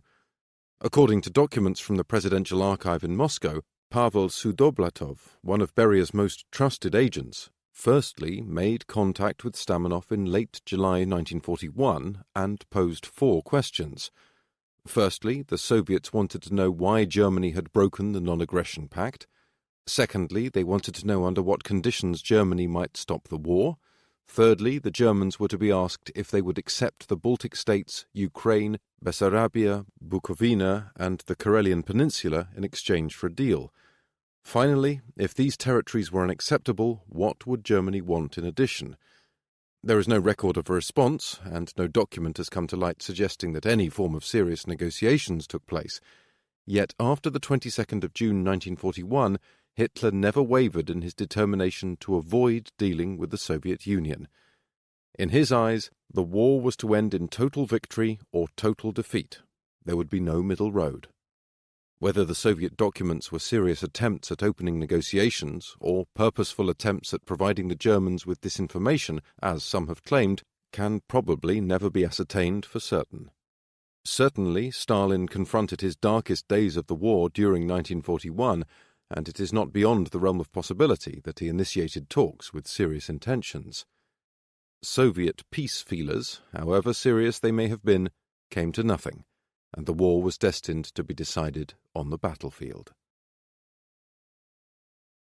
In early October, the battlefields west of Moscow looked none too encouraging for the Red Army. When Zhukov entered Stalin's apartment on the 7th of October, he was shown a map that reflected the extent of the disaster near Vyazma. As Stalin told Zhukov, "Just like Pavlov at the beginning of the war, Konev has opened up the front to the enemy here." In fact, Stalin wanted to put Konev on trial just as he had Pavlov, but Zhukov interceded and changed the dictator's mind. Zhukov was then given the hazardous task of touring the front headquarters, establishing what needed to be done and reporting back to Stalin. Zhukov's tour confirmed the Stavka's worst fears. It was clear that the great bulk of the Western and Reserve fronts were caught in an enormous pocket centered on Vyazma, and that the road to Moscow was completely open. Zhukov recommended to Stalin that everything possible be rushed to the Mozhaisk defensive line to defend the capital. With almost no regular army units available to man the new defensive positions, officer cadets, destroyer battalions, people's militia, Opolchense, NKVD and police units were hastily dispatched from Moscow. Meanwhile, 6 rifle divisions, 6 tank brigades, and 10 artillery and machine gun regiments were hurriedly dispatched from the Stavka Reserve, with more soon to follow. At the same time, Stalin began to draw on his Far Eastern military district, some 58 divisions strong, which had, until then, been largely left intact as a countermeasure and deterrent to Japanese invasion. In part as a result of the intelligence confirming Japan's peaceful intentions towards the Soviet Union, provided by Richard Sorge, the Soviet spy in Japan, Stalin decided to redirect substantial numbers of troops to the threatened Moscow region. In the course of October, 10 Soviet divisions would be transferred to the west, with more to follow. On the 10th of October, the remnants of the reserve front were also absorbed into the Western Front, and Zhukov replaced Konev as the new commanding officer. The situation remained grim, but if there was any man in the Red Army who possessed the skill, determination, and ruthlessness to defend it, it was Zhukov. On the same day that the Soviet command shuddered under the discovery of a German column heading towards Yukhnov, the 5th of October, the same route of advance was causing nothing but frustration for the German command. As Bock noted in his diary, "Things are a mess on the big Roslavel-Moscow highway. 4 to 5 columns side by side, with unauthorized Luftwaffe elements wedged in between them, clog the road on which the entire supply effort, including deliveries of fuel for the tanks, depends." By the same token, as the Soviet command trembled at the speed with which the German panzer divisions were enveloping their armies, Bock was lamenting their delay in closing the pockets. Hoth's panzer group was stalled near Kolm, while Bock noted Fane's 5th Panzer Division, from Herpner's panzer group, was having difficulties advancing. As Bock concluded, "My main worry, getting the armoured spearheads together at Vyazma, remains great." While Bock fretted over what he had not yet been able to achieve, the fact remained that, even without having closed the pockets, Army Group Centre had accomplished a remarkable amount in the first 4 days of the offensive. By the 6th of October, Bock's army group had taken 78,744 Soviet POWs and captured or destroyed 272 tanks, 541 guns, 181 anti-tank guns, 75 anti-aircraft guns, and 10 planes. Yet even in the midst of their unfolding success, the German command was always prone to embittered infighting, and on the 6th of October, a simmering dispute between Bock and Strauss, the commander of the Ninth Army, erupted into what Bock called a bitter fight. As Bock saw it, the infantry did not need to attack everywhere along the encirclement front. Rather, they only needed to maintain an effective perimeter while the panzer groups enveloped the Soviet positions. Thus, Bock had been critical of Strauss's attempt to order individual divisions to undertake unnecessary attacks in defensive sectors. For his part, Strauss resented the interference from above as well as the removal of his only reserve, the motorized Lehr Brigade 900. However, Bock countered that he needed to push all motorized forces up to Kolm to ensure Hoth's continued movement. Things came to a head on the 6th of October when Bock ordered Lieutenant General Joachim Witthöft's 86th Infantry Division to follow up in the wake of Hoth's panzers to ensure more strength on the eastern perimeter of the pocket. Strauss resisted and then claimed that the move was impossible because of the state of the roads and the supply situation leading to Kolm. Their discussion became acrimonious, and afterwards Bock resolved to send Strauss a long telegram informing him of his rationale and orders. Dear Strauss, I regret that developments during the past 10 days have led to a misunderstanding between us. You are aware that from the very first order that I issued for this attack, I have stressed orally and in writing the necessity for the infantry to follow closely the armour and support it with the greatest energy. This holds true in the case of the Vyazma encirclement. I am not unaware of the extremely difficult conditions regarding supply, transportation, and communications behind your front. I do not agree, however, with your analysis that it is impossible to move your infantry. I remind you that, despite adverse terrain conditions, the infantry in the other armies continue to move forward. It is imperative that we prevent the enemy from breaking out of the Vyazma pocket and reforming his defences to the east and northeast. There is sound basis for my previous instructions to you. During the battles at Minsk and at Smolensk, I urged repeatedly that the armour be allowed freedom of movement as soon as possible to prevent the enemy from regrouping his defences. This, of necessity, placed a heavy burden on the infantry, but in this campaign it affords the only chance of defeating an enemy who has traditionally used his vast, primitive terrain to his own advantage. This must not happen again. I must enforce my will, even at the risk of endangering the friendly relations that have heretofore existed between us. On the following day, the 7th of October, Hoth spoke with Bock and disputed Strauss's view on the impossibility of advancing infantry through to Kolm. Then there came evidence that Strauss was ignoring Bock's order to send infantry after Hoth's panzer group. That evening, when Bock called Strauss and accused him of insubordination, a lively argument developed. But by this point, Bock had had enough. For his iron-like resolve and at times fiery exhortations, Bock had earlier in his career been dubbed the Holy Fire of Kustrin. Perhaps not surprisingly, after Bock had reached the end of his tether and taken his subordinate to task, Strauss fell firmly into line. While there was open conflict with Strauss at Ninth Army, Bock also had a difference of opinion with Weichs at Second Army, who felt that the more southerly pocket centered on Bryansk was being closed too soon, and that a deeper bite into the Soviet front should be attempted. Here, Bock was much more sympathetic. In the planning stages for Operation Typhoon, Bock had himself fought a protracted, if unsuccessful, battle with the OKH for a larger encirclement, but now Bock was adamant. Unfortunately, they, Second Army, will have to satisfy themselves with the small pocket south of Bryansk. Nor was Weichs the only one of Bock's commanders having to accept a smaller than desired pocket. On the 29th of September, Hübner had unsuccessfully argued with Bock over the depth of the northern pocket, and, while the commander of Panzer Group 4 was forced to follow orders, he remained convinced that an opportunity had been missed. In a letter home on the 6th of October, Hübner complained, "Things have not been done as I have suggested, otherwise even more Soviet POWs would have been seized.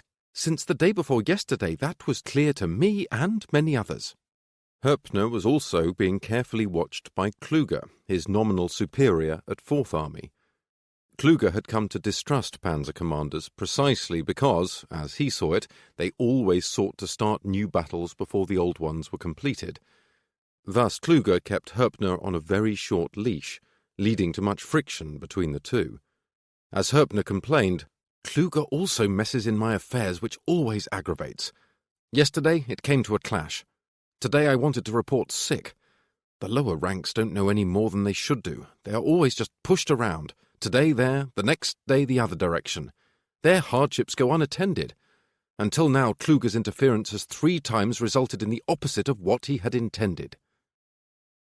Hoth also found Strauss a restrictive army commander, but he proved himself more adept at compromising where necessary and convincing his commander when he deemed it essential.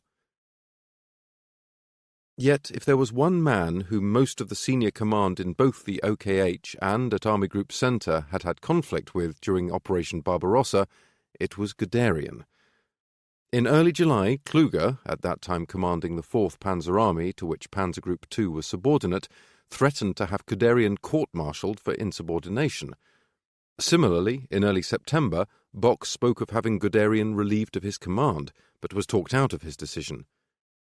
Guderian was as impetuous as he was obstinate, and showed himself utterly self-centred whenever a conflict arose between his own intentions and the wider needs of the army group. It is not surprising, therefore, that while Hoth and Hübner's panzer groups were still subordinate to the 9th and 4th armies respectively, Guderian had proven himself an impossible subordinate and forced himself free, often by outright insubordination, of what he determined to be the constrictive ideas of infantry generals. Panzer Group 2, therefore, operated on the Eastern Front as an independent entity, subordinate directly to Bock at Army Group Centre. However, thanks to Goebbels' propaganda, Guderian was also the single most celebrated panzer commander in the East and a clear favourite of Hitler. In recognition of Guderian's status as an autonomous commander, on the 6th of October, Panzer Group 2 was renamed the 2nd Panzer Army. The same distinction was accorded to Kleist's Panzer Group 1, which was now to be known as the 1st Panzer Army. Yet Guderian was just as belligerent as ever, and, when Bock inquired about handing General of Artillery Rudolf Kempfer's 35th Army Corps over to 2nd Army, and General of Infantry Alfred Weiger's 34th Army Corps over to 6th Army, Guderian strongly resisted any weakening of his Panzer Army. As his commanding officer, Bock had learned to give Guderian a wide berth on matters of secondary importance, and the matter was resolved to Guderian's satisfaction. While opinions differed and tensions arose within Army Group Centre, one must also acknowledge the enormous pressure Bock and his commanders were under. The end of the Eastern Campaign had been all but promised by Hitler, and even if that lofty goal was not to be realised, Army Group Centre would, at the very least, have to seize Moscow before the winter. Thus, the impending Soviet calamity on the approaches to Moscow was clearly only the beginning of what Bock and his commanders would be expected to achieve in the coming days and weeks. Progress was being made, but the margin for error was sometimes smaller than it appeared. Lieutenant General Hans-Jürgen von Armin's 17th Panzer Division was the spearhead of Lemelson's 47th Panzer Corps as it battled its way towards Bryansk. Yet by the 5th of October, the division had only 30 serviceable panzers left available, and, with long flanks requiring some armoured support, only 7 tanks were on hand to continue the drive to Bryansk. In spite of such weakness, the ad hoc Soviet formations thrown together from whatever rear area personnel could be found were pushed aside by the oncoming Germans. At the headquarters of Yeryomenko's Bryansk front, located near Bryansk, there was consternation. Vasily Grossman, who had fled Oriol for Bryansk, was told by the staff commissar to leave the city at 4 o'clock in the morning on the 6th of October. He didn't bother to give us any explanation, but it wasn't necessary anyway. It was all clear, particularly after we looked at the map. Our headquarters was caught in a sack. We were in a race. Either we had to get out of the sack first, or the Germans would tie it up while we were still inside. Yeryomenko himself narrowly escaped capture by remaining at his command post until German tanks were just 200 metres away. That same day, the 6th of October, Arnim's 17th Panzer Division succeeded in taking Bryansk, as well as its bridges across the Desna River. The southern pocket was not as yet sealed, in part because the Germans had far fewer troops in the south than in the north, but with Weiss's Second Army advancing, and Nering's 18th Panzer Division arching around Bryansk, the pocket was loosely in place by the 8th of October. Yet as Max Kunert, a soldier in Guderian's 2nd Panzer Army, observed, even these successful operations came at a cost. The Russians put up a good fight for Bryansk, and our casualties continued to mount. There were nearly 5 days of tense fighting before the ring around the town was closed completely. I felt sorry for the Russians, even when our own soldiers who had been killed were littering the advance route. If the plight of Soviet POWs could elicit the sympathies of a German soldier, it bears remembering that around Bryansk 3 entire Soviet armies, 3rd, 13th, and 50th, had now been cut off. To the north, Hoth's Panzer Group 3 was at last free of Soviet counterattacks and resupplied with enough fuel for Major General Hans Freiherr von Funk's 7th Panzer Division, followed by Lieutenant General Franz Landgraf's 6th Panzer Division, to sweep southeast all the way to Vyazma. As one soldier from Funk's division later noted, "We were calling the shots once again in the advance. It made a tremendous impression on us. Wherever the enemy had convinced himself he had erected an invisible barrier to hold us up, we drove over it, hardly noticing. We penetrated kilometre after kilometre further eastward, and soon we were well in the rear of the enemy." Hoth had cut the best hope of escape for the host of Soviet armies now trapped to the west of Vyazma. Moreover, just as Arnim's tanks were entering Bryansk on the 6th of October, so too were Funk's panzers appearing in the streets of Vyazma. Major General K.K. Rokossovsky, who was to prove one of the Soviet Union's most outstanding generals, was in the city at the time. Suddenly the mayor rushed down into the crypt of the Vyazma Cathedral, where Rokossovsky was in talks with city officials. "German tanks are in the city," the mayor announced. "Who reported that?" Rokossovsky asked skeptically. "I saw that myself from the belfry." When Rokossovsky went to look for himself, he witnessed German tanks machine-gunning fleeing cars. Indeed, Rokossovsky's own hasty exit included a narrow escape down a side street to avoid an oncoming German tank. At Army Group Centre, Bock rejoiced at the news from Vyazma and noted in his diary, "I used this happy result to urge Panzer Group 4 to reach its own objective."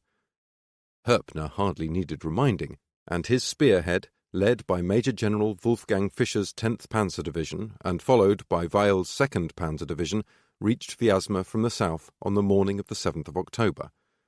The northern encirclement was closed, yet, as at Bryansk, the operation to encircle the Soviet front was by no means without cost. Captain Hans von Luck, who served as part of the 7th Panzer Division's command staff, noted after the war, "On either side of the Moscow Trail, tank units formed up for the attack on Vyazma. Against bitter resistance, the town was enveloped to the north and south, and on its eastern fringe this pocket too was closed. Losses on both sides were heavy." The price may have been high, but trapped inside the Vyazma pocket were the Soviet 16th, 19th, 20th, and 24th Armies, as well as part of the 32nd Army. In total, the twin battles of Bryansk and Vyazma, which the Germans called the Doppelschlacht, double battle, trapped 8 Soviet armies in part or in whole. Altogether this equalled some 64 rifle divisions, 11 tank brigades, and 50 artillery regiments. It was without question one of the Wehrmacht's most decisive achievements of World War II.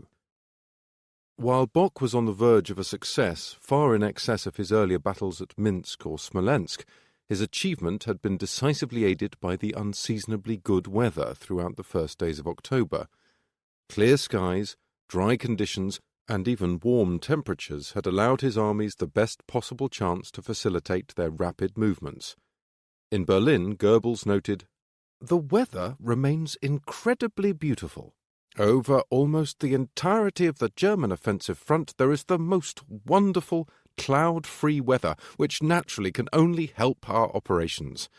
Maybe the god of weather, who in the past months has so often not favoured us, has seen the light, and now in these deciding final days and weeks, maybe does in fact stand on our side."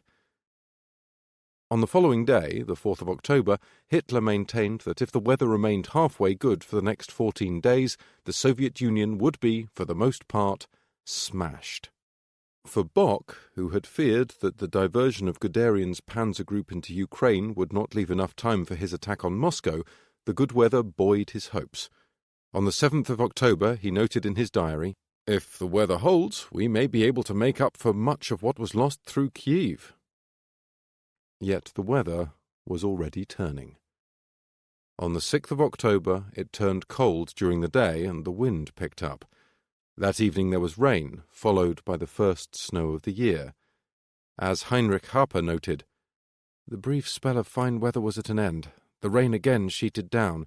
The temperature dropped. The rain gave way to hail, then snow. Then it rained again." By the morning of the 7th of October, the rain had stopped, but the weather remained cold, and the roads, already churned up by the volume of heavy vehicles, had transformed into the deep, clinging mud that had so often hindered the panzer groups. As Guderian noted after the first night of snow and rain, "Our vehicles could only advance at snail's pace, and with great wear to the engines." For the men of Army Group Centre, the change in weather was an unnerving indication of the hardships to come. Wilhelm Prüller, who served in the 25th Motorized Infantry Division, noted in his diary, "At night it gets really cold now, and we all think it can't go on much longer. In this morass we shall soon be unable to move at all. Our baggage train couldn't even make the grade today. What will it be like in the rainy period?" Indeed, the psychological burden of darkening skies and biting cold, mixed with the ever-present exhaustion from months of constant marching and fighting, struck a blow to the morale of many German soldiers. Max Kunert, who served in the 1st Cavalry Division, recalled the sense of despair that the abrupt change in conditions brought. "Suddenly our task in Russia seemed insurmountable. Our supplies got stuck, and so did our heavy artillery, even with their heavy horses. Tanks churned their way laboriously through the mud, which affected their maneuverability, and used more of their precious fuel than intended. The whole of Russia, so it seemed to us, was one great basin of sticky mud, and we were in the middle of it." Likewise, Harper noted, "Every man's thoughts turned in the same direction as he watched the flakes drop on the slushy roads. The first manifestations of winter. How cold and how long would the winter be? We watched it uneasily." Before too long, even Bock was becoming nervous at what the Russian weather held in store for his army group. As Bock observed in his diary, "The change in the weather, with its periods of snow, frost, and rain, is wearing on the troops and is affecting morale. The question, what will become of us in the winter, is on everyone's mind." If the change in weather had an adverse effect on German morale and operations, it was, for those reasons, good news for the Soviets. With the roads to Moscow effectively open, almost no credible defences to speak of, and 3 German panzer groups between 200 and 350 kilometres from the capital, the beginning of the Rasputitsa was a welcome occurrence. Fleeing the Bryansk pocket on the night of the 6th to 7th of October, as the rain started, Vasily Grossman jotted in his notebook, "There's rain, snow, hailstones, a liquid, bottomless swamp, black pastry mixed by thousands and thousands of boots, wheels, caterpillars. And everyone is happy once again. The Germans must get stuck in our hellish autumn." Far from curtailing their operations in light of the changing seasonal conditions, German operations at Vyazma and Bryansk only bolstered their appetite for more victories. There was no talk of overextending the supply system or dispersing Army Group Centre's strength. After all, according to Hitler, the Soviet Union was on its knees and the fatal blow now had to be delivered. On the 6th of October, Brauchitsch met with Hitler to present the OKH's latest directives for Bock's army group. Hitler was satisfied, and the next day the Commander-in-Chief of the army flew to Bock's headquarters to discuss the next phase of the offensive. On Bock's northern wing, Hoth's Panzer Group III would be charged with making a long advance to the northeast and seizing first Trzew and then Kalinin, today Tver. As Bock recorded Brauchitsch's explanation, the move was intended to bring about the collapse of the enemy front facing my left wing and the right wing of Army Group North. Thus, Army Group Centre was now looking to roll up the right flank of the Soviet northwestern front, and that was to be achieved by a single panzer group after an advance over 200 kilometres to reach Kalinin. Indeed, it was just as far from Vyazma to Kalinin as it was from Vyazma to Moscow, yet those two objectives were 160 kilometres apart, meaning Hoth could render little immediate aid, if required, to the drive on Moscow. Bock was also sceptical of striking towards Kalinin, but succumbed to the prevailing conviction that the Red Army was nearing its end. As he wrote in his diary on the 7th of October, "I am not in total agreement with the drive to the north by Panzer Group III. Perhaps it will be spared me, for the heavy blow inflicted today may result in the enemy, contrary to previous Russian practice, yielding opposite my front as well. Some signs point to that." While Hoth was being directed north, Hoepner's Panzer Group IV was to immediately initiate the drive to Moscow, with any forces that could be spared from the Vyazma encirclement front. This solution did not impress Hoepner, who was impatient to advance and unwilling to leave many of his best units engaged in a protracted struggle against the encircled Soviet armies. Yet Kluge, who had unsuccessfully tried to impose his will on Guderian at the Battle of Minsk and Smolensk, would brook no discussion and kept the bulk of Hoepner's panzer group firmly fixed on the Vyazma encirclement. Certainly Guderian had made it very clear that the elimination of pockets was the task of the infantry, not motorized divisions, and only one of the 2nd Panzer Army's 3 corps, Lemelson's 47th Panzer Corps, was committed to the Bryansk pocket. Schweppenberg's 24th Panzer Corps was given the task of pushing on to Tula and then Moscow, while Kempf's 48th Panzer Corps was directed to seize Kursk, a city of some 120,000 people, before making the long 300-kilometre journey north to reinforce Schweppenberg's forces at Tula. Overall, Army Group Centre's new objectives, particularly those on the flanks at Kalinin and Kursk, reflected the hubris of the German command. Any reservations, to the extent that these even existed, could not hope to compete with the tide of optimism surrounding the collapse of the whole Soviet front. Yet there were plenty of reasons for doubt. One soldier's diary for the 7th of October reflected the stark contradiction between the expectant hopes for an end to the war and the reality of conditions, if there was none. "We've not much petrol, and none will come for quite a while, because our tankers are standing way back, and it'll take them a long time to get through all the mud. Tomorrow we're to storm the town of Dmitriev, 5 kilometres in front of us. Everyone is saying that this is to be our last job. It would be the best thing, too, for all the companies are thoroughly beaten up, and many of the vehicles are already knocked out. If it really does go on, though, it would be better to create a battalion out of the regiment. Then it could be properly equipped with men and machines, and would be ready for battle." As the German command and much of the Ostier looked forward to their keenly anticipated victory, one wonders how many recalled their earlier study of Caulaincourt's 1812 campaign and the ruin that accompanied Napoleon's hubris. As Empress Elizabeth wrote to her mother in the darkest days of 1812, "The further Napoleon advances, the less he should believe that any peace is possible. That is the unanimous view of the Emperor and all classes of the population. Each step he advances in this immense Russia brings him closer to the abyss. Let us see how he copes with the winter." 3. Vyazma and Bryansk. Seeing which way the wind blows. Typhoon's zenith. While Bock had had his differences of opinion with his army commanders, at Army Group South, Stubnagel, the commander of the 17th Army, was relieved of his command on the 5th of October after a clash with Rundstedt that drew in the OKH. Officially, Stubnagel departed because of sickness, but as Halder noted, this sickness is as a result of the pressure exerted on him because of his timid leadership.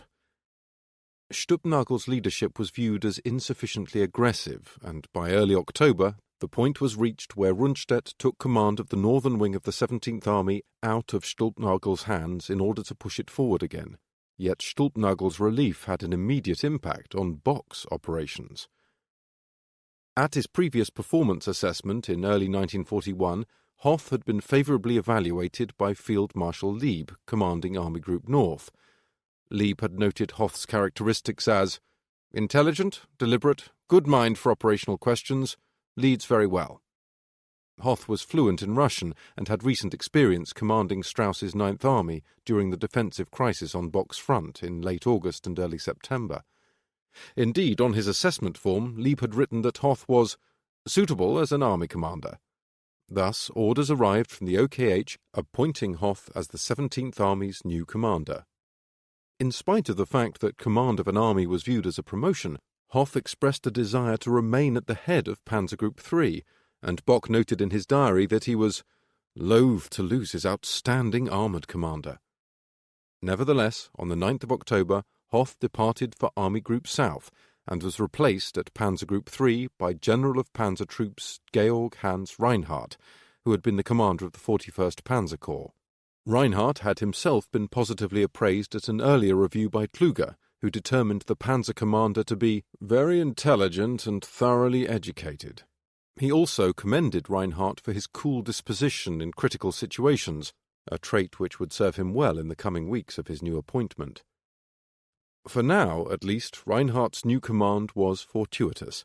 Not only was the panzer group blocking the northeastern escape routes of the Vyazma pocket, which promised a substantial role in the impending victory, but also, unlike at the Battle of Smolensk, there was no pressure being exerted from the east by reserve Soviet formations. On the 7th of October, Army Group Centre noted that no Soviet formations could be observed en route to Bock's eastern front. In fact, according to Luftwaffe intelligence reports, the opposite was true. On the 6th of October, the day before the ring was closed at Vyazma, pilots reported, "From Vyazma towards the east, the enemy was pouring out of the pincer offensive in considerable numbers."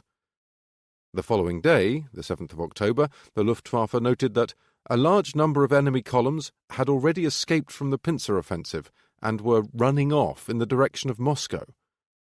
With the enemy on the run and no identifiable reserves available, there was great confidence that Moscow's fall was inevitable. Even Heinrizi, the 43rd Army Corps commander, whose letters and diary entries over the previous months of Operation Barbarossa had sounded a far more demurring tone to the many triumphal declarations of impending victory, now faltered. Writing to his family on the 8th of October, Heinrizi predicted that Moscow, and in the south, the Don Basin industrial area, would soon be in German hands before the end of the month. Yet, even amidst the sweeping predictions of conquest, Heinrizi retained a grounded approach to the ramifications. "It will not be easy for the Russians to replace these losses," Heinrizi remarked before continuing, "Nevertheless, it is not to be assumed that the struggle with him is over. Every prisoner until now has said, and even if we are thrown back to the Urals, there will not be peace between you and us. The Bolshevist cannot make peace with the National Socialist, and understanding between the two is impossible. We have indeed been hit hard, but we are not beaten. We trust in the size of our country, in the enormous manpower reserves, and in the help of England and America." More immediately, Heinrizi faced the prospect of determined Soviet breakout attempts from the Bryansk pocket, which he correctly predicted would be pursued with the courage of the desperate. Indeed, it was on the 8th of October that Halder first noted the pressure on Guderian's right flank, forming the encirclement ring, was becoming uncomfortable. That evening, Kempfer's 35th Army Corps signalled increased enemy pressure north of Sizemka and west of Sevek. The real problem for Guderian's commanders was that their lines contained gaps, which either allowed bands of Soviet soldiers to slip through or required stretching their forces to such a degree that Soviet breakout attempts might overrun their lines. There was also much confusion on both sides, with local commanders seldom knowing exactly where the bulk of enemy troops were positioned. Encounter engagements were common, and, irrespective of the strategic situation, Soviet forces could indeed win localized battles. On the 9th of October, Erich Hager wrote in his diary that his unit had stumbled on the aftermath of a recent battle in which a German tank and a whole convoy of vehicles had been shot to pieces. The same day, the 9th of October, the pressure on Guderian's encirclement front increased enormously, leading to numerous crises in the German line and at least one major Soviet breakthrough. The cost of the Soviet formations was often, however, appallingly high. The main flashpoint was at Sizemka, where a gap existed between Lieutenant General Justin von Obernitz's 293rd Infantry Division and Major General Max Fremerey's 29th Motorized Infantry Division. Obernitz was heavily attacked on his exposed right wing and pushed back first through the town of Sizemka and then further through Shilinka. Guderian desperately sought to plug the gap. He had directed Major General Heinrich Klössner's 25th Motorized Infantry Division to fill the void, which says something about the size of the gap, but Klössner's division would only arrive later in the day, and so a nearby regiment from Lieutenant General Friedrich Wilhelm von Lörper's 10th Motorized Infantry Division was dispatched to do what it could. That Guderian was sufficiently worried is illustrated by the fact that he countermanded the orders of the entire 48th Panzer Corps, ordered by the OKH towards Kursk, and instructed Kempf, the commanding officer, to head with all available forces to nearby Sevek. When at last Klössner's division arrived to plug the gap, Guderian noted, "A violent battle raged," but concluded only a small number of Russians succeeded in breaking free. This conclusion, however, was disputed by Yeryomenko. According to the commander of the Bryansk front, who took issue with the account presented in Guderian's memoir, the large number of German forces sent to the area around Sizemka indicates just how large the breach in the German line was. Yeryomenko then continued. He admitted that the troops of the 13th Army and Army headquarters succeeded in crashing the line he had put up along the Seredina-Buna-Sevek road. He claims, however, that only small groups managed to get out of the pocket. This is untrue. It was large units and whole divisions that escaped the Nazi ring.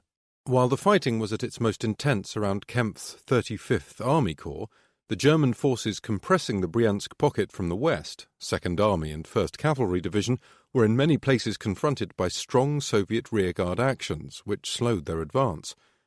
Only in the north of the pocket did Arnim's 17th Panzer Division and Nering's 18th Panzer Division encounter weak Soviet resistance. As Bock noted on the 8th of October, progress is slow at the Bryansk pocket. Indeed, Bock was deliberately excluding the Bryansk pocket from official army news bulletins because it was far less secure than the larger and more tightly encircled pocket at Vyazma. As a result, when on the 9th of October the OKH released details of a second pocket at Bryansk, Bock feared that the Army Command was promising victory in a battle that had not yet been won. As Bock noted in his diary on the 9th of October, "To my regret, in the afternoon, a special bulletin was issued, which spoke of a second pocket at Bryansk. I called Halder and told him that I had deliberately never mentioned this pocket because its eastern front is more shaky and because Guderian's weak forces are incapable of preventing some of the Russians from breaking out there. Guderian is scraping everything together to prevent a large-scale escape." While Guderian and Weichs struggled to cope with the pocket at Bryansk, further north, at the Vyazma pocket, Strauss and Kluger enjoyed a weighty superiority. At the beginning, the total size of the Vyazma encirclement measured roughly 75 by 35 kilometers, which, given the number of Soviet armies trapped inside, provided a dense concentration of targets for the long-range artillery and Luftwaffe. The speed of the German encirclement, which was achieved only 5 days into Operation Typhoon, and the breakdown in Soviet forward communications probably meant that a sizable number of Soviet formations did not immediately know just how dire their predicament had become. In any case, there was no immediate attempt by the bulk of the trapped formations to escape eastwards. 24 hours after the closure of the ring, Panzer Group 3's war diary noted, "Until now, though, it is similar to the encirclements at Minsk and Smolensk, in which the expected enemy pressure against the encirclement front is absent. The Russian remains in the pocket until he is attacked and beaten by the advancing Western Front." Yet this was not the whole truth. On the 9th of October, intelligence gathered at Army Group Center indicated that Soviet forces inside the pocket were in fact concentrating for a major breakout attempt directed towards Herpner's Panzer Group in the southeast. On the same day, the 9th of October, the war diary of Fane's 5th Panzer Division noted, "Again and again the enemy attempts to detect thin sectors in the blocking front in order to break through here." While the Soviets probed to find weaknesses in Fane's front, the attacking infantry from Strauss and Kluge's armies had little trouble finding gaps and exploiting weaknesses in the Soviet line. At Army Group Center, Bock observed on the 9th of October, "The pocket at Vyazma is shrinking more and more, numbers of prisoners and captured materiel growing." Similarly, Halder wrote in his diary, "The encirclement battle at Vyazma continues in a downright classical manner." Yet the worst of the fighting was still to come, and, as word of the German envelopment spread rapidly throughout the pocket, desperation and even panic gripped the mass of encircled Soviet men. One of them was Viktor Strazdowski, who was a raw 18-year-old recruit just deployed to the front before the German offensive. He recalled that at that time the Red Army's equipment dated from World War I, and even then there were not enough rifles for every man. "We were face to face with the Germans," Strazdowski recalled, "and we had to use these primitive weapons in real combat. We didn't feel confident." Strazdowski then described the fear and sense of foreboding he and his comrades felt. "When I was sent to the place where the Germans broke our defense line, you can imagine how we felt. We felt we were doomed. There were 4 of us, with 2 rifles between us, and we didn't know in which direction we would run into the Germans. The woods around us were ablaze. On the one hand, we couldn't disobey our order, but on the other hand, we felt doomed." Even some of the most modern Soviet weaponry was proving almost useless once caught behind German lines. Major General Heinrich Recker's 161st Infantry Division encountered between 20 and 30 Soviet tanks which were attempting to fight but could no longer move for want of fuel. While the pocket at Vyazma was sealed tighter than any of Army Group Center's previous encirclements, it was immediately recognized that only the absolute minimum number of motorized and infantry divisions should be maintained in fixed positions. As Army Group Center's war diary made clear, "In the first instance, the immediate release of all available strength from the Vyazma battlefield, especially motorized units, will be initiated, as well as the tireless pursuit of the enemy who escaped from the encirclement to prevent, at all costs, the building of a new defensive front." Most importantly, Bock was concerned about General of Panzer Troops Adolf Kuntzen's 57th Panzer Corps, which Herpner had held in reserve, but since the 7th of October was committed towards Kaluga. Herpner was chafing at the bit to attack eastwards with more strength, but Kluge's priority was clearly the maintenance of an iron ring at Vyazma. Nor was it just Herpner who thought Kluge lackluster in his pursuit of new objectives in the east. On the 8th of October, Bock wrote in his diary, "As it is not completely clear whether Kluge has really recognized the need for 57th Panzer Corps to begin its drive to the east immediately, I called his Chief of Staff and repeated that it was vital that we reach the position at Maloyaroslavets and Mozhaisk before the enemy. Haste is urgently required." Bock also wanted reconnaissance forces sent as far ahead as Moscow and emphasized the need for strong infantry forces to follow Kutzen's Panzer Corps as soon as possible. Blumentritt, the Chief of Staff at Fourth Army, was in complete agreement with Bock, and privately shared reservations about Kluge's strategic priorities. As Blumentritt set out Fourth Army's orders, "The panzer groups were, so far as possible, to ignore the encirclement battle which would develop in their rear at Vyazma and were to push on with maximum strength and all speed for Moscow." While Kluge acknowledged the need to press on eastwards, there is no question that he also harbored the frustration of missed opportunities at Minsk and Smolensk, which he viewed as less than complete victories because overambitious panzer commanders, notably Guderian, had, against his orders, sought to resume the advance too soon. Accordingly, when Kluge later spoke with Bock's Chief of Staff at Army Group Center, Major General Hans von Greifenberg, he insisted that any removal of the 2nd, 5th or 11th Panzer Divisions from the Vyazma encirclement was not possible. Kluge also noticed that the recent rains had made movement far more difficult, suggesting that the panzer divisions would serve much more purpose in their current positions. In reply, Greifenberg insisted that the pocket be compressed into extinction as soon as possible, and on the 9th of October, Army Group Centre's War Diary noted, "All corps have the order. Forwards, forwards, forwards." While Bock pressed for the earliest possible release of Hoeppner's panzer forces from the encirclement front, Hitler was less concerned with the attack towards Moscow, which he considered to be a fait accompli, and more interested in getting Panzer Group 3 started on the long advance to the northeast to seize Rzhev and Kalinin. Accordingly, he dispatched orders to Army Group Centre on the 9th of October requiring Hoeppner's forces to extend themselves further north in order to provide for the early release of Reinhardt's panzer divisions. Bock was strongly against the idea, commenting that such a solution would take very much longer than relief by infantry, involve unnecessary lateral movements over frightful roads, and open one hole in order to plug another. Kluge was also reluctant, and insisted that any such movement would not be possible for 3 days owing to the terrible weather and the tremendous difficulties of fuel getting to the front. Indeed, Army Group Centre's fuel supplies, as well as the state of the Russian roads, would now hit German operations harder than at any other time in the campaign. One of Army Group Centre's central problems in sustaining Operation Typhoon was the inadequacy of stockpiled resources prior to the start of the campaign. The establishment of forward supply bases at Gomel, Roslavel, Smolensk and Vitebsk could feed operations only so long as stocks lasted, and fuel supplies were already running out in the first week of the offensive. Compounding the problem were the inadequacies of the railway system, the capacity of which was far too low for sustaining the number of armies that Bock now commanded.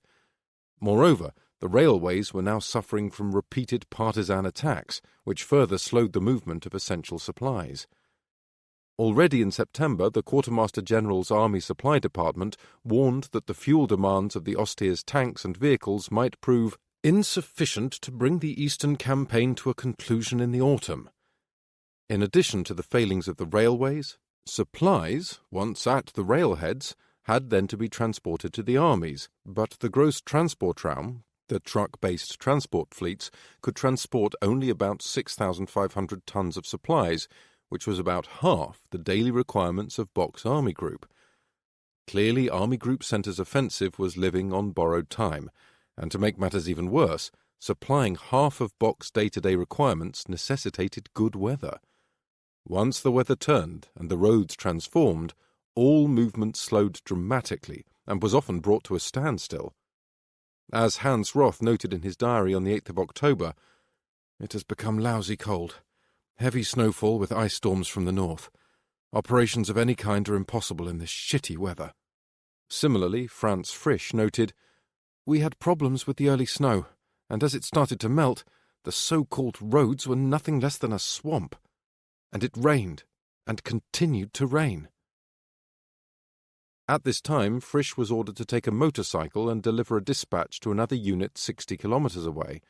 The mud proved so thick that the motorcycle could not be ridden, and he ended up pushing it nearly all the way through the mud, while the round trip lasted no less than a whole week. Erhard Raus, a major general in the 6th Panzer Division during Operation Typhoon, noted after the war, "Even during the first stages of the muddy season, cart and dirt roads became impassable, and major roads soon became mud-choked. Supply trucks broke through the travel-topped roads and churned up traffic lanes until even courier service had to be carried out with tracked vehicles." A report from Lemelson's 47th Panzer Corps on the 9th of October noted the difficulties of movement in the prevailing conditions, as well as the impact this was having on a rapid exploitation of the strategic situation. Movements are heavily delayed because of impassable roads. The column's speed at the moment is about 2 kilometers per hour. The same march tempo was also reported at the other end of Bock's front by Lieutenant General Friedrich Kirchner's 41st Panzer Corps. At Panzer Group 3, the War Diary noted with relief that the good weather had held long enough for the Vyazma encirclement to be completed, but with the arrival of orders for the offensive towards Kalinin, it was clear that the condition of the roads and absence of supplies constituted the greatest obstacle to Reinhardt's future success. As the war diary noted, logistically it will be a hand-to-mouth existence. It could be that on the way, the Panzer Group's supply breaks down. Not only were the conditions complicating movement, but the strains of the new offensive were having a predictably negative effect on the many worn-out vehicles of the Panzer Group. Indeed, by the 8th of October, the tonnage of supplies being moved had already dropped by 25% because of lost vehicles. At the same time, on the bad roads, where traction was poor, causing wheels to spin, the Panzer Group's supply vehicles typically consumed double their previous quota of fuel and oil. In some sectors, wheeled movement became impossible. As early as the 6th of October, in the area of Lieutenant General Helga Auleb's 6th Infantry Division, subordinate to the 41st Panzer Corps, only the infantry could move forward. Wheeled vehicles and horse-drawn carts were, for the most part, fixed where they stood. The 41st Panzer Corps' war diary then continued. Also, in the rest of the Corps area, the bad road conditions reduced the freedom of movement and freedom of action so much that their influence on engagements and supplies are profound. By the 8th of October, Panzer Group 3's war diary spoke of great stretches of mud, which damaged the hastily built corduroy roads made of logs strung together and led to long delays for all road-bound transport. While Reinhardt's Panzer Group faced a tall order in advancing all the way to Kalinin and then threatening the Soviet northwestern front, Herpner was being instructed to undertake the lion's share of the fighting on the eastern side of the Vyazma encirclement, advance an additional 200 kilometers through makeshift Soviet defenses, and then seize the Soviet capital. Yet even with the deterioration of the weather, Herpner was far from pessimistic. In a letter he wrote on the 7th of October, the Panzer commander contended that the clearing of the Vyazma pocket and the continued push towards Moscow can be undertaken at the same time. The surprised and weakened enemy must immediately be taken advantage of. Yet it was not just Kluger's insistence on Herpner's panzers remaining in place near Vyazma that prevented a more rapid thrust on Moscow. The roads were still open to tracked vehicles, but their support demanded the accompaniment of wheeled vehicles. In addition, Herpner's 4 panzer divisions near Vyazma were very short on fuel, and one, Major General Hans-Karl Freiherr von Isebeck's 11th Panzer Division, reported on the 7th of October having no fuel at all. What was available to Herpner was Kunzen's 57th Panzer Corps, which had been held in reserve, but was now advancing eastwards. Yet Kunzen's Panzer Corps consisted of just one panzer division, Bismarck's 20th Panzer Division, which was one of the weakest on the Eastern Front. Bismarck's division had been rested in the early days of Typhoon in order to try and raise its motorized strength after the heavy losses it had sustained during its redeployment south to join Panzer Group 4. Now it was advancing in terrible conditions, which by the 8th of October had already cost one regiment of motorized infantry 30% of its vehicles, and fuel stocks only sufficed for 50 to 80 kilometers. Bismarck's Panzer Regiment was also shrinking fast, especially given the absence of major combat. On the 9th of October, the 20th Panzer Division fielded 55 tanks, only 6 of which were Mark IVs, but 2 days later, the division reported that only 39 were still serviceable. Herpner may have commanded the most powerful panzer group on the Eastern Front, but by the second week of October, as the Russian Rasputitsa was taking hold, only a small fraction of his tanks were heading towards Moscow. To the south, Guderian's 2nd Panzer Army was faring no better in the sodden conditions. On the 8th of October, the war diary of the Panzer Army's Quartermaster General noted, "The condition of the supply roads makes orderly supply impossible. Individual vehicles can continue only with the help of tractors. As a result, munitions and fuel at 24th Panzer Corps are very critical." The 3rd Panzer Division's Quartermaster General noted that the situation was quite disastrous at Krupishino, where hundreds of vehicles were accumulating in an impassable morass that extended for around 30 kilometers. Fuel had to be flown directly to Oriel, but in the difficult conditions, Kesselring's Air Fleet 2, with 3 transport groups operating Ju-52 aircraft, were capable of moving only about 200 tons a day. Kempf's more southerly 48th Panzer Corps was also appealing for airlifts of fuel and especially oil, without which, the Corps' war diary warned, the danger exists that in a short time a large part of the Corps will not be operational. In fact, the terrible weather conditions were already having the same effect.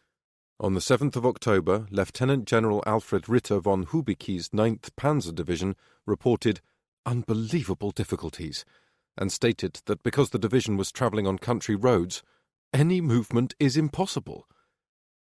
By the 10th of October, continued heavy snow and rainfall still rendered the roads completely impassable to wheeled vehicles, forcing Hubicki to form an advanced detachment consisting solely of tracked vehicles. Even Lemelson's 47th Panzer Corps, which was for the most part bound to more static positions on the Bryansk encirclement, was hindered in its operations by fuel shortages. While Bock's panzer groups struggled desperately against the autumn rains, trying to capitalize on their earlier successes, the lack of understanding of these difficulties at the top of the Nazi regime was underlined by an article published by Dr. Fritz Mesker in the Deutsche Allgemeine Zeitung on the 9th of October. Weather conditions have special influence on the conduct of a war employing motorized armies in the East. However, neither our panzer divisions nor our supply columns, and least of all our infantry, are so delicate that they would have to halt in advance because of rain.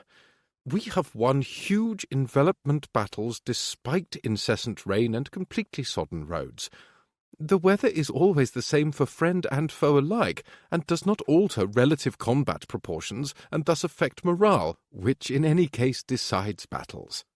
The morale of Bock's soldiers could hardly have been lifted by reading such absurdities, and, while some might have convinced themselves it was all intended to allay fears on the home front, the more perceptive could well begin to wonder what their leaders really understood about the situation at the front. Indeed, many soldiers claimed after the war to have held profound fears for what lay before them, with the spectre of 1812 looming large in the back of many minds. Franz Frisch recalled, "When the first snows fell in early October, I could only think of the fate of Napoleon." Likewise, Kurt Meissner noted, "The big drop in temperature affected men and vehicles. We had no warm clothing, and suffered accordingly. We began to think of Napoleon's Grande Armée and the previous century." Léon de Grelle described the harmful effects of the clinging mud before concluding, "We couldn't avoid thinking about the hundreds of thousands of men committed to the depths of Russia, who were going to try what Napoleon had not dared to try, to maintain themselves in spite of everything in the midst of the steppes, with the enemy in front of them, the desert to their backs, and the snow falling from the sky." Even Blumentritt, Kluge's chief of staff, looked on nervously as the difficulties mounted alongside the historical parallels. Writing of October 1941, Blumentritt noted after the war, "And now the ghosts of the Grand Army and the memory of Napoleon's fate began to haunt our dreams. Comparisons with 1812 multiplied."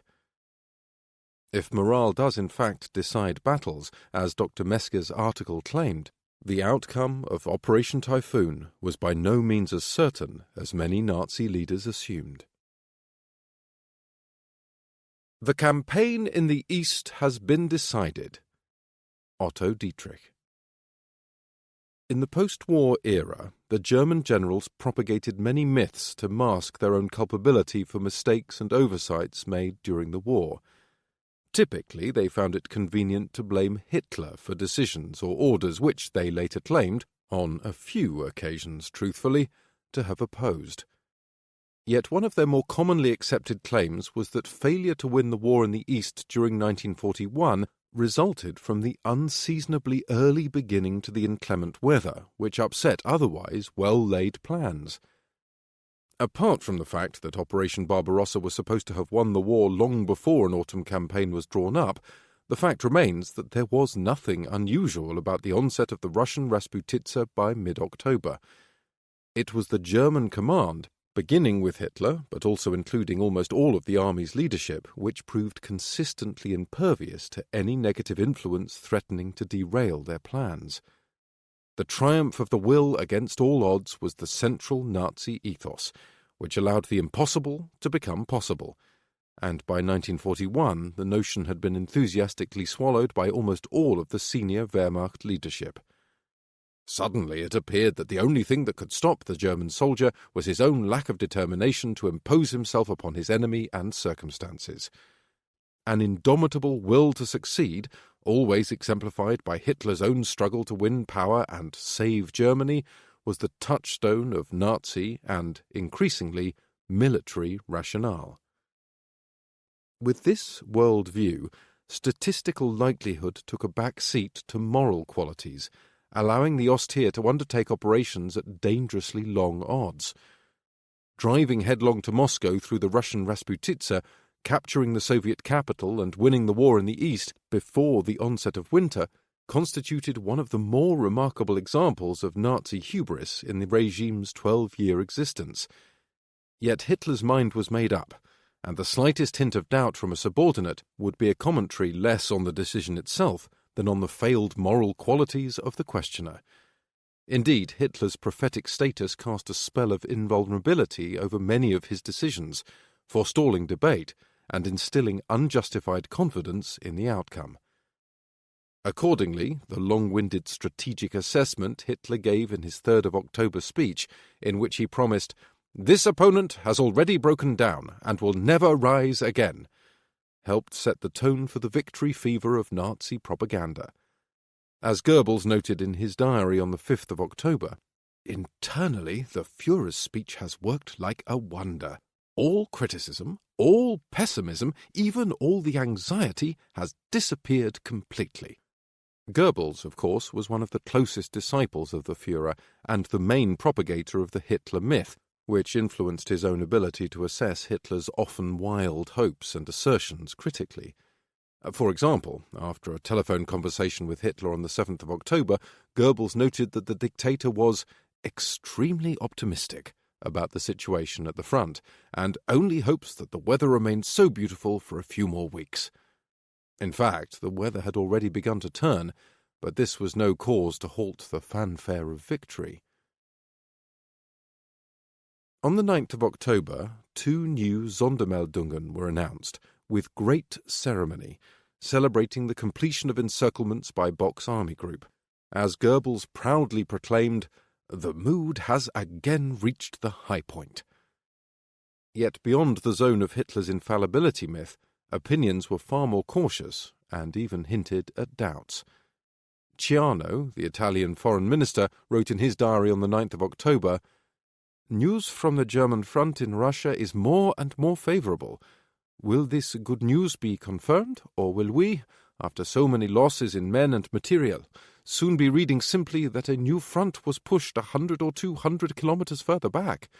This is what is really important for the course of the war." In Moscow, the Soviet Deputy Minister of Foreign Affairs, Solomon Lazovsky, reacted with a display of steadfast composure to the German claim that Moscow would soon fall. "If the Germans want to see a few 100,000 more of their people killed," he told a gathering of foreign journalists, "they'll succeed in that, if in nothing else." In Britain, the mood evinced confidence in the powers of resistance of their Soviet ally, emboldened by Churchill's steely praise of the Red Army. Goebbels decried the defiant tone of the British newspapers, claiming they were written as though they were the absolute lords of the situation. Privately, Churchill harboured grave fears for his Soviet ally in 1941, but he would later maintain that it was not particularly important where the Eastern Front lay, even if all the way to the Ural Mountains, so long as it continued to function as a front which continually devoured German strength. While the rest of Europe watched the events in the East, Goebbels's propaganda blitz, which had showcased a pageant of military successes since the middle of September, led many Germans to believe the end of the war in the East was almost at hand. On the 9th of October, the secret SD reports gauging German public opinion revelled. Much more widespread, therefore, is the notion that the last few victory proclamations are the beginning of a greater series of successes, which should bring the final decision in the East within reach. Understandably, the German people expected that before any final decision was reached, more Soviet armies along the Eastern Front would first have to collapse, and cities such as Leningrad and Moscow, which appeared stricken and scarcely defensible, would indeed have to fall. Only upon the achievement of this greater series of successes would the final decision be imminent. Yet the trumpets of Germany's victory fanfare were loudest at the Wolf's Lair, where the sense of jubilant anticipation was at its highest pitch, and Hitler was impatient to celebrate his success. Hitler's tight circle of military advisers fed his mania, with the head of the Wehrmacht's operations department, Colonel General Alfred Jodl, proclaiming the closure of the Vyazma encirclement on the 2nd of October as the most decisive day of the whole war in the East, and even comparing it with Königgrätz. The chief of the High Command of the Wehrmacht, Field Marshal Wilhelm Keitel, asserted that the weeks of tension between Hitler and the army leadership had now been considerably eased by Bock's crushing victory in early October. At the same time, Hitler's Luftwaffe adjutant, Nikolaus von Below, stated that in the second week of October it seemed clear to everyone that the way to the Russian capital was free. Accordingly, when the Reich's press chief, Dr. Otto Dietrich, who also held the rank of an SS Obergruppenführer, visited Hitler on the 9th of October, his own exaggerated view of the strategic situation was greatly influenced by the triumphal mood he encountered. After discussions with Hitler, Dietrich stated that the dictator was convinced the Soviet Union was stricken and would never rise again. Furthermore, Dietrich later claimed that Hitler dictated to me word for word the statement I was to give to the press in Berlin. Yet Dietrich's claim may be viewed with some circumspection.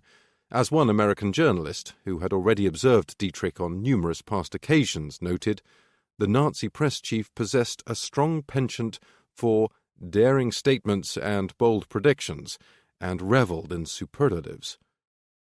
With Hitler's hubris soaring, and Dietrich keen to indulge the spotlight, the stage was set for an announcement which would strike the German people and the wider world with astonishment. On the 9th of October, Dietrich appeared grinning before the German and international press. Behind him were red velvet curtains, which were then opened to reveal a vast map of the Soviet Union. Dietrich then began to explain the strategic situation. The last remnants of the Soviet armies opposite Moscow were now caught in two steel rings that were being destroyed by the Wehrmacht.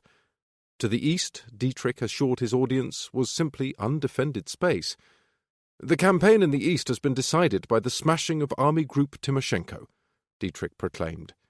Neutral journalists looked on, as those from Germany and the Axis nations cheered and raised their arms in the Nazi salute.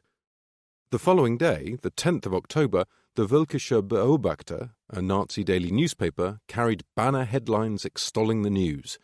The great hour has struck. Campaign in the East decided. The military end of the Bolsheviks.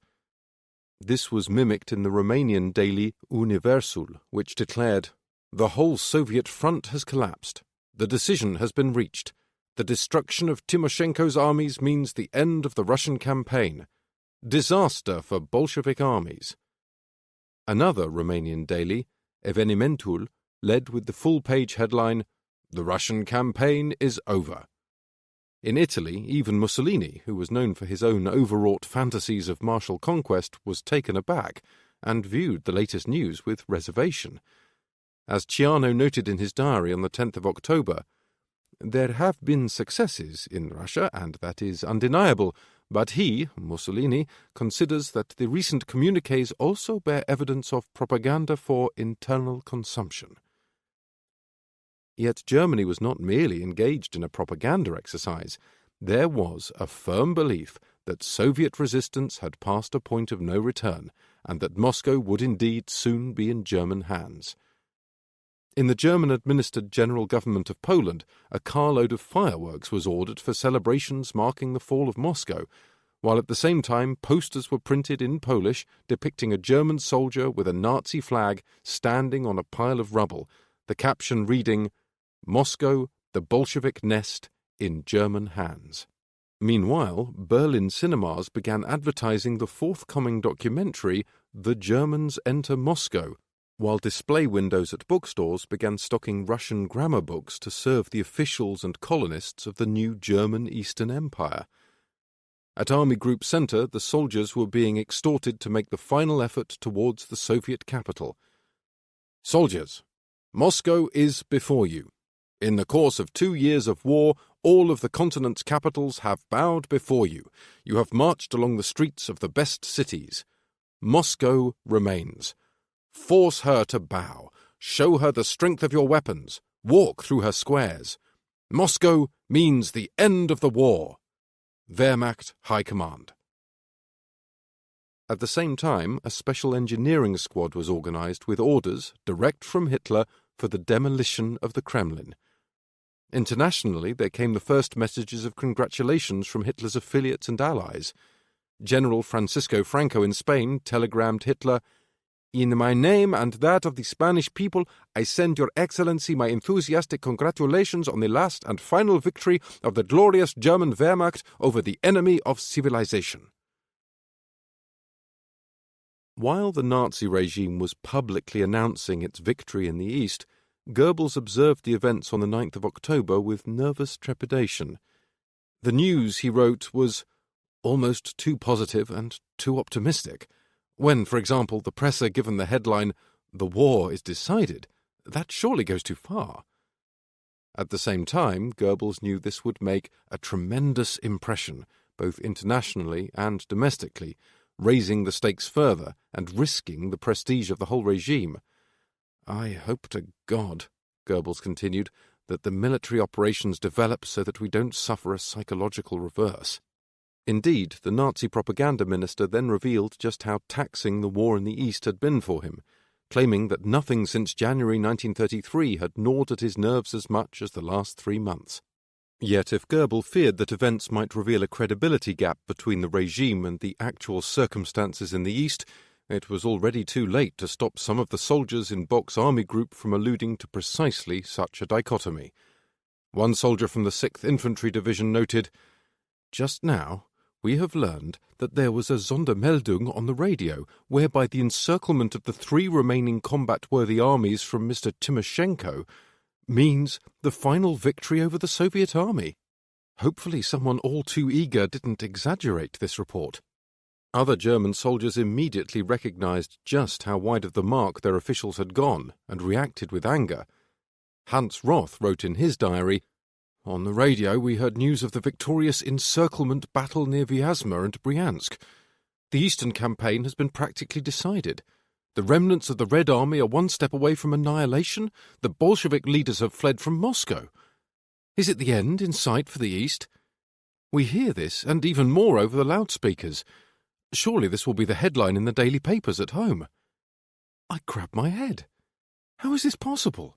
Has our leadership gone mad overnight? All of this is not true. It cannot be true. All of us here see too clearly what is going on. Do these gentlemen have blindfolds over their eyes?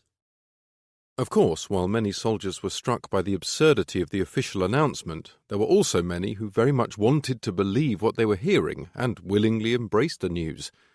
A soldier in Klössner's 25th Motorized Infantry Division rejoiced at the news, expressing only the concern that the weather remained dry enough for the final battles, and then, in 4 to 6 weeks, his division could be relieved of duty. By the 11th of October, Goebbels knew he had a serious problem. The mood has become almost illusionary. It is not possible for the people to make a distinction between a decision and an end to the war, and one only believes that the military operations in the East are, for the most part, concluded.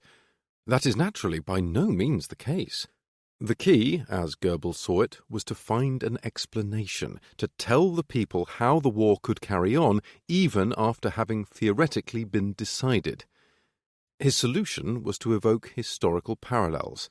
We will refer to the example of the Prussian-Austrian War of 1866 and the German-French War of 1870 to 1871. Here also the decisions were reached at Königgrätz or Sedan, and the wars still went on.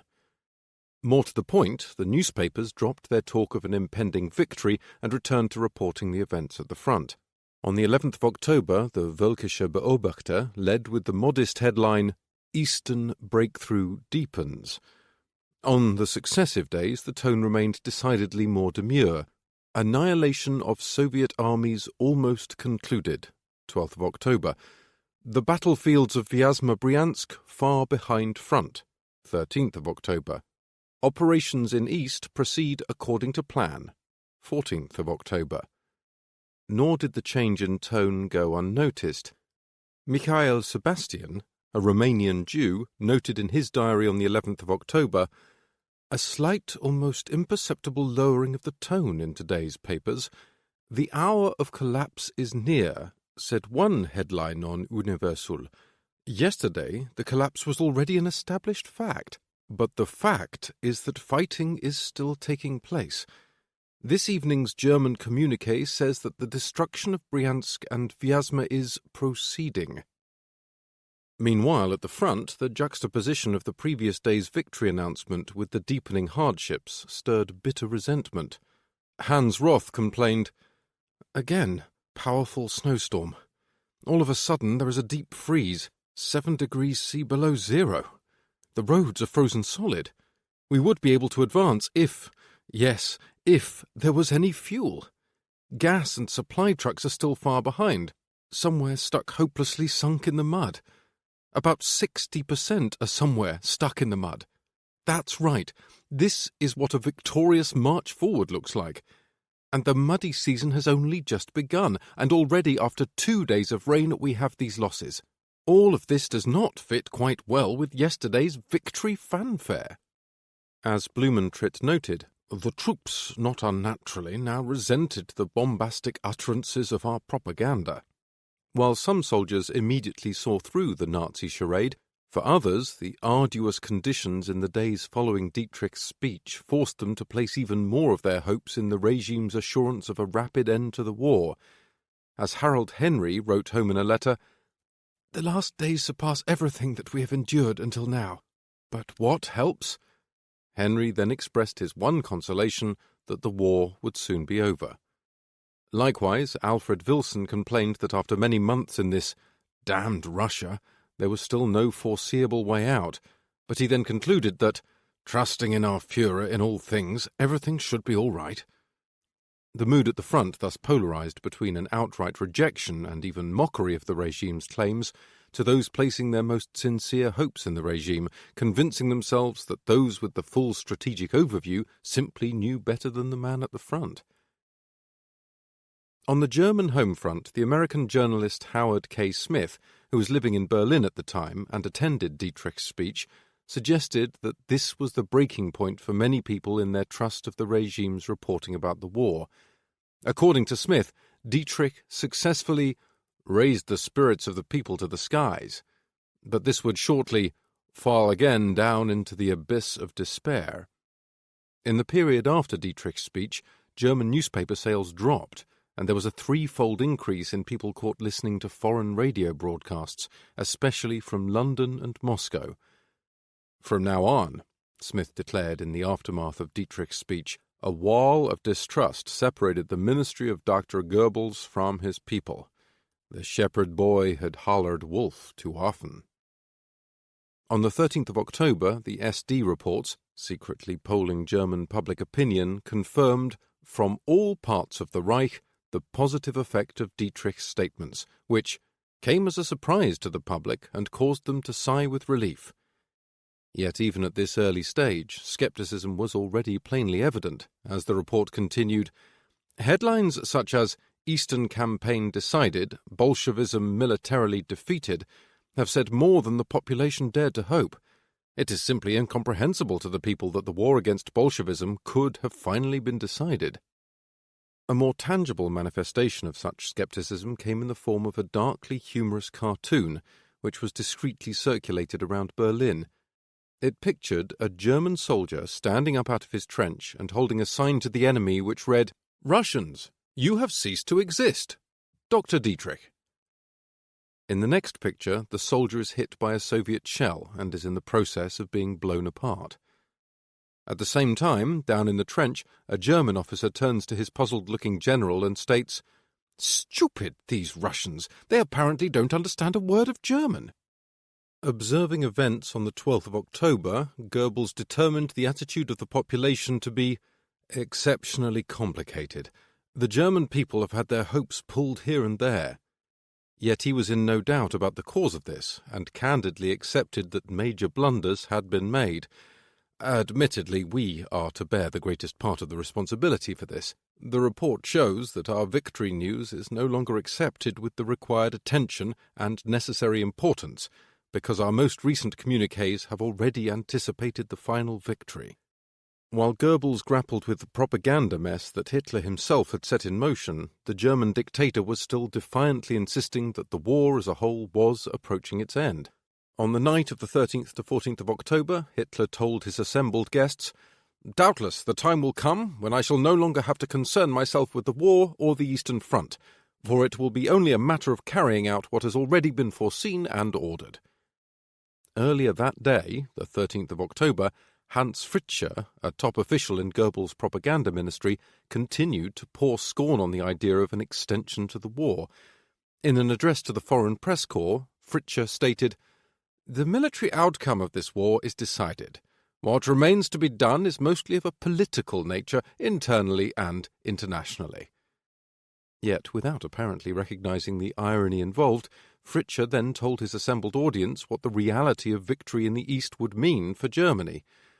"It is possible that military strains and also warlike hostilities on a small scale will endure another 8 or 10 years. This situation will not alter the will of the German government to build up and order the European continent according to German dictates."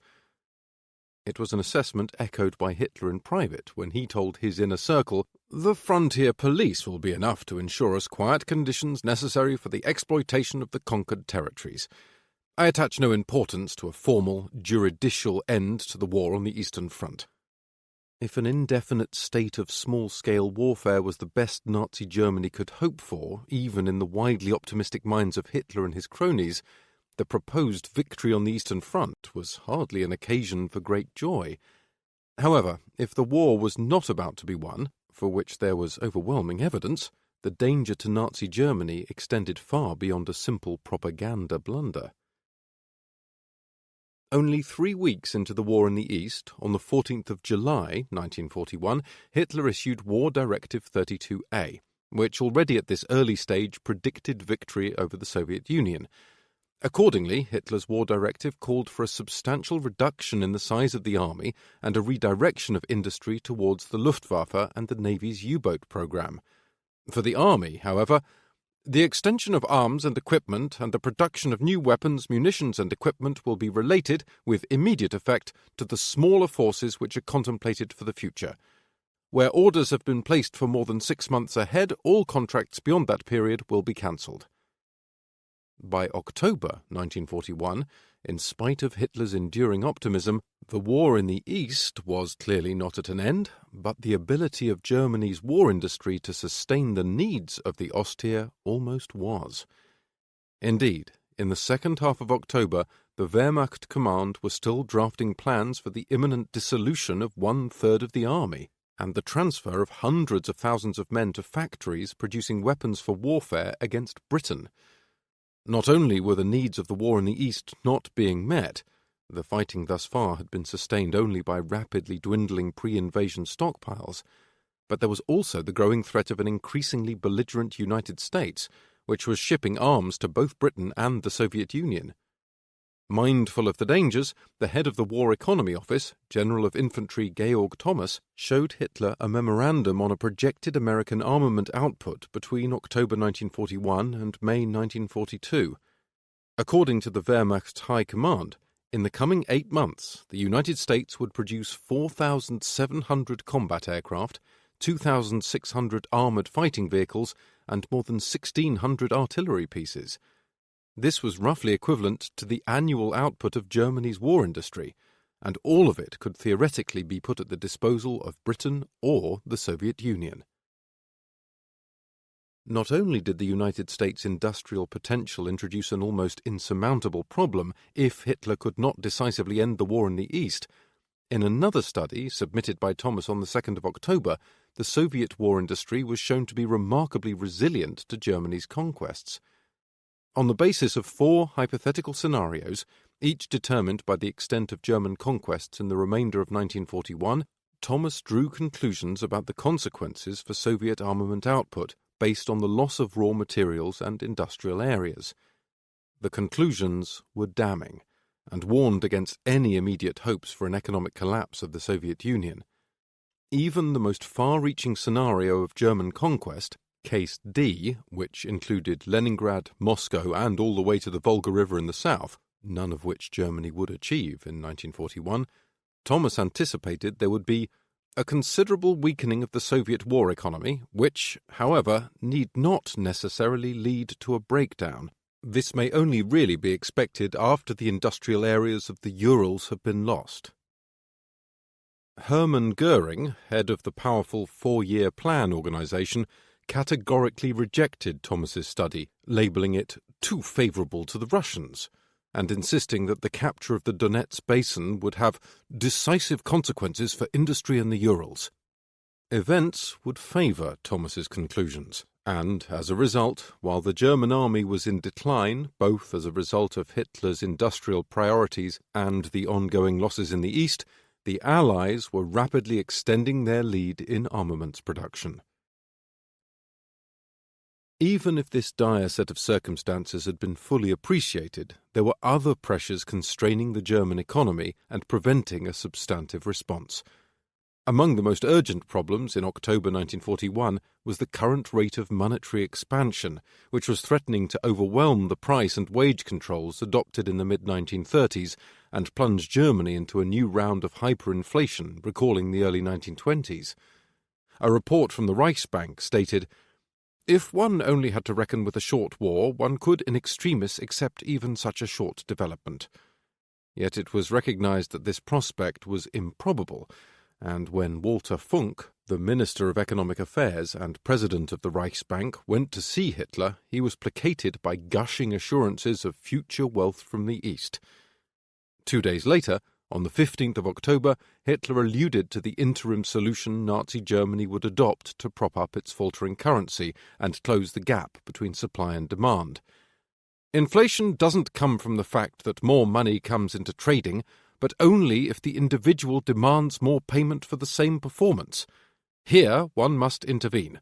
I also had to explain to Dr. Hjalmar Schacht that the cause of the consistency of our currency is the KZ, i.e. concentration camp. Slave labour was therefore to be dramatically expanded, and many prominent German industrialists were pressing the regime to make available millions of Soviet POWs for their understaffed enterprises.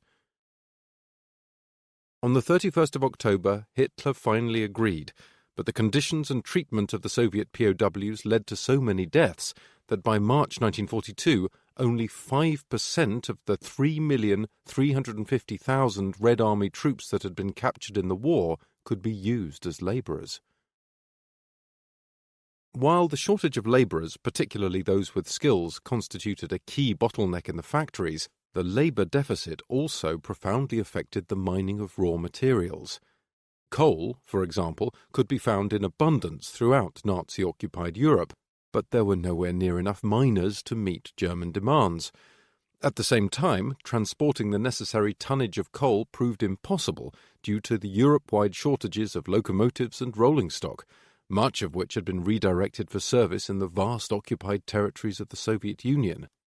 Oil was an even greater problem, since the small production available from Romania's oil fields around Ploiești was Hitler's only natural source of supply. Production, however, was in no way sufficient to meet the needs of German industry as well as those of the Army, Navy, and Luftwaffe. The huge demands of Operation Barbarossa could only be met by exhausting German and Romanian reserves, and even this necessitated a rapid end to hostilities. By the late autumn, Germany faced a dire problem. Romanian shipments for September equaled 375,000 tons of oil, but these fell to 253,000 tons in October and to 223,000 tons in November. In December, the tonnage dropped dramatically again to 123,000 tons and reached an all-time low in February 1942, with just 73,000 tons being delivered. As the Romanian head of state, General Ion Antonescu, told the German Foreign Minister Joachim von Ribbentrop, As for crude oil, Romania has contributed the maximum which it is in her power to contribute. She can give no more." By mid-October 1941, Germany's strategic position was anything but bright. Army Group Center's victories did not equate to the urgently needed decision Hitler believed he had secured. The political ramifications of claiming an illusory victory would prove a harmful blow to German morale, while also exposing the widening credibility gap separating Hitler's headquarters from the reality of the war. As Goebbels recognized, the regime had badly miscalculated in its representation of the war and would face increasingly difficult questions if the war could not be ended soon. That same prospect was also what troubled General Thomas, who knew better than many in the High Command how badly prepared Germany was for a long war of attrition against the Allied powers.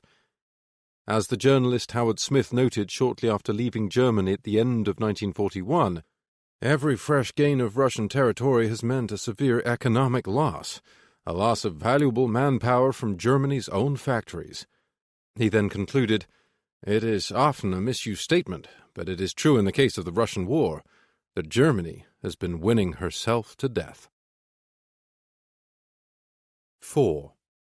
Carnage on the road to Moscow. Making a killing at Vyazma and Bryansk. The pockets contract.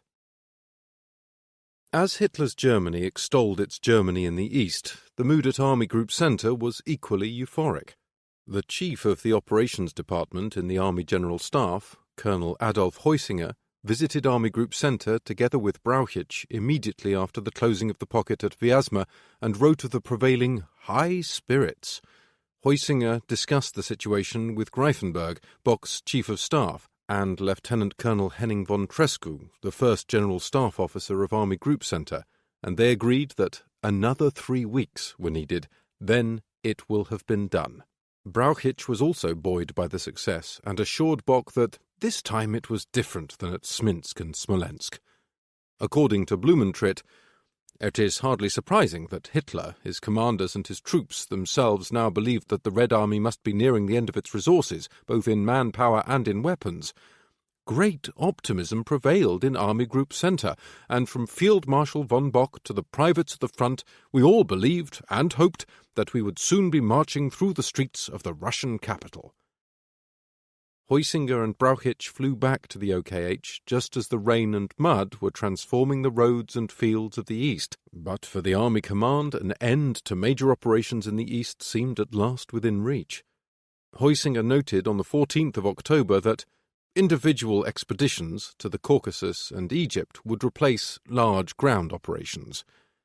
Moreover, Heusinger determined that in the future the continuation of the war will be left to the Luftwaffe and the U-boat. With such expectations, one may assume that Dietrich's speech on the 9th of October came as little surprise to the men of the OKH. Yet the regime's public declaration of victory angered many within the Army Command, even though they were, for the most part, in agreement with its conclusion. Heusinger denounced what he referred to as this bragging and essentially prophesying of victory, even though he maintained that the opposing Soviet forces were now largely untrained men or half-children. Before any form of victory could hope to be proclaimed, Army Group Center would first have to deal with its double encirclements at Vyazma and Bryansk. Trapping such large numbers of Soviet armies may indeed have established the parameters of a great battlefield success, but that success still had to be won, and the Soviet men caught in the pockets were desperate to break out at all costs. On the 10th of October, the first major Soviet formations began battering against the German defensive front on the eastern side of the Vyazma Ring. In many instances, the German forces had had time to choose their positions and dig in, but in places, the forested landscape afforded limited fields of fire, while offering Soviet forces cover from aerial attack. The first attacks began in the morning of the 10th of October and grew in intensity over the course of the day. Across the width of Höppner's panzer group, constant attacks had to be repelled, with the worst experienced by Vietinghoff's 46th Panzer Corps, which was attacked with intense strength by infantry supported by tanks and artillery. Not only were the attacks stronger than in preceding days, but they had improved in organization and planning. Above all, what struck the German commanders most was the fanaticism of the Soviet soldiers, who repeatedly advanced into the heaviest fire in order to break the German lines. In one sector of Weil's 2nd Panzer Division, an attack resulted in 500 Soviet dead, with only 100 taken prisoner. Not only did the Soviets attack against overwhelmingly superior fire, but in another sector of the front, Wolfgang Horn witnessed from his observation position the incredible fact that only the first wave of Soviet troops was armed. As the first row was mowed down, Horn explained, they, the second row, bent down and took the guns of those who were dead. They were destined to attack without weapons, something that was totally unfamiliar to us. While Army Group Centre's war diary noted that the pressure against Hoepner's front was very strong, the real area of crisis in the encirclement front on the 10th of October was in Major General Heinz Hellmich's 23rd Infantry Division, which advanced into a bulging position in the south of the pocket.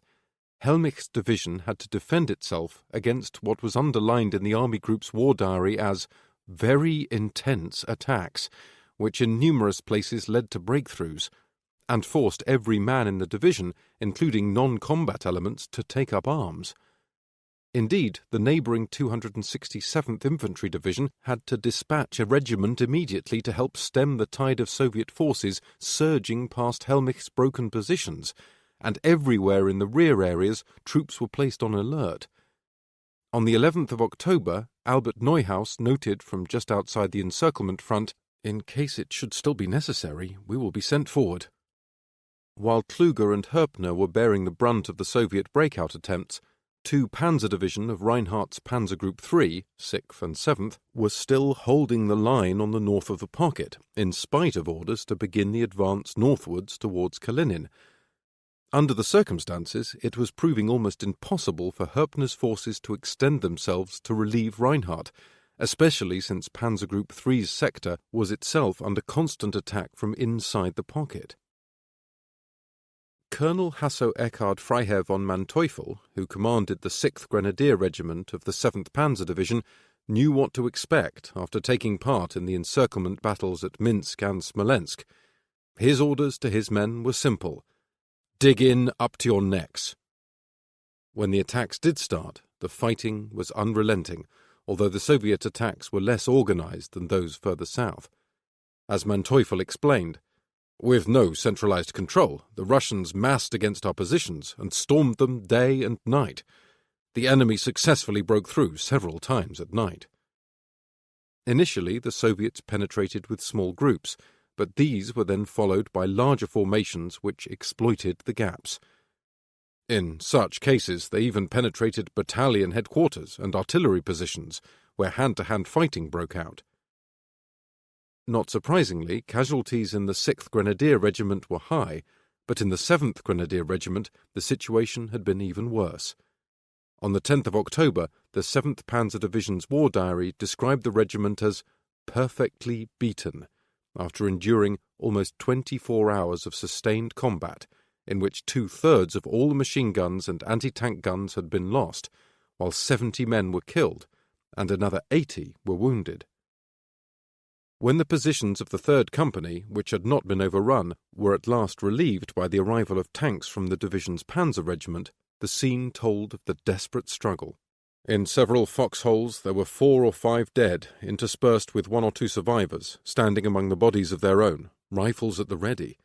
Several of the machine guns were completely shot out, and nobody in the company had any ammunition left.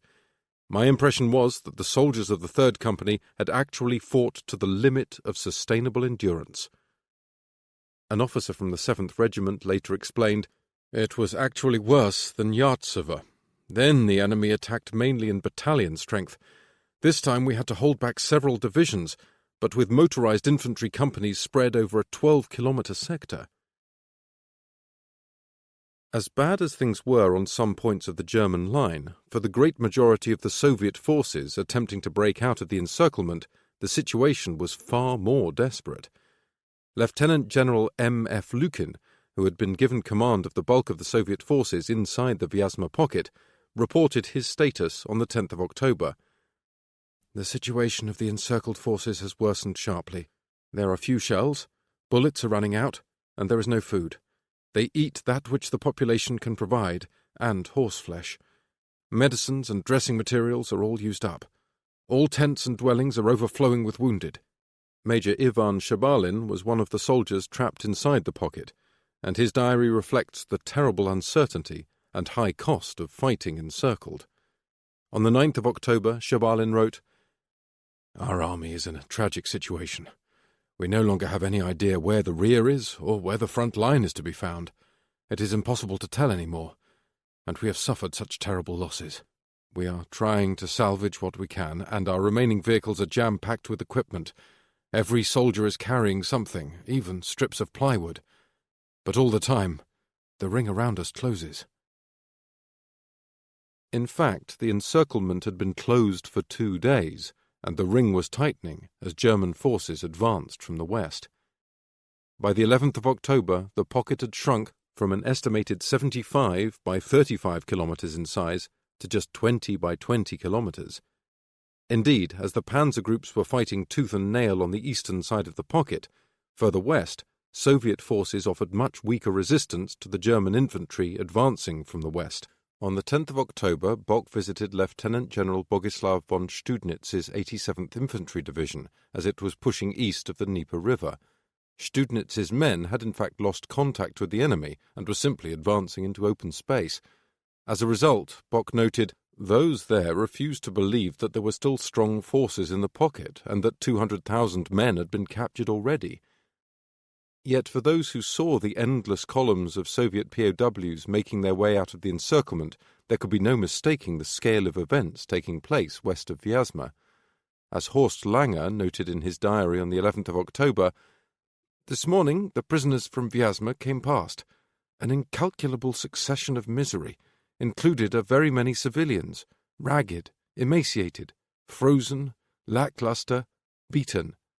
Many old men. Few intelligent faces, a stream of endless dehumanization, not individuality. The vanquished have no more backbone." On the same day, the 11th of October, Erich Leismeyer, another soldier on the encirclement front, described the rich booty and material that had fallen into German hands and his conviction that the war could not last beyond October. In many respects, the experience of the Battle of Vyazma was a contradictory one for many of the German soldiers who took part. While some records speak only of a resounding triumph, yielding untold amounts of Soviet weapons, vehicles and men, other accounts provide a far darker record in which there is little or no discussion of a victory, and only a sober tale of how the fighting had all but destroyed their unit. Indeed, as bad as the fighting was on the 10th of October, it intensified on the 11th of October. The focal point of Soviet attacks in Herpner's panzer group was Iserbeck's 11th Panzer Division, which was assaulted by masses of Soviet infantry from 2 a.m. onwards. Later, Soviet POWs revealed that 3 whole divisions had been thrown into the attack, which struck the front of the 111th and 110th Grenadier Regiments. Soviet losses were horrific, as men ran headlong into the concentrated fire of machine guns, mortars, artillery shells, and infantry fire. Yet the Panzer Division's war diary makes clear that strong elements managed to break through the German line, which required the deployment of the Panzer Regiment in order to counterattack and annihilate these groups. Walter Schaefer-Kehnert, an officer in the 11th Panzer Division, recalled after the war, "I saw one of these attacks coming early in the morning. We were sitting on the top of the hills, there was fog going down to the river valley, and when the fog came up, it was like a herd of vehicles and men coming up by the thousand, and it made your blood freeze." Schaefer-Kehnert ordered his men not to fire until the enemy was within range of their anti-aircraft gun and the machine guns.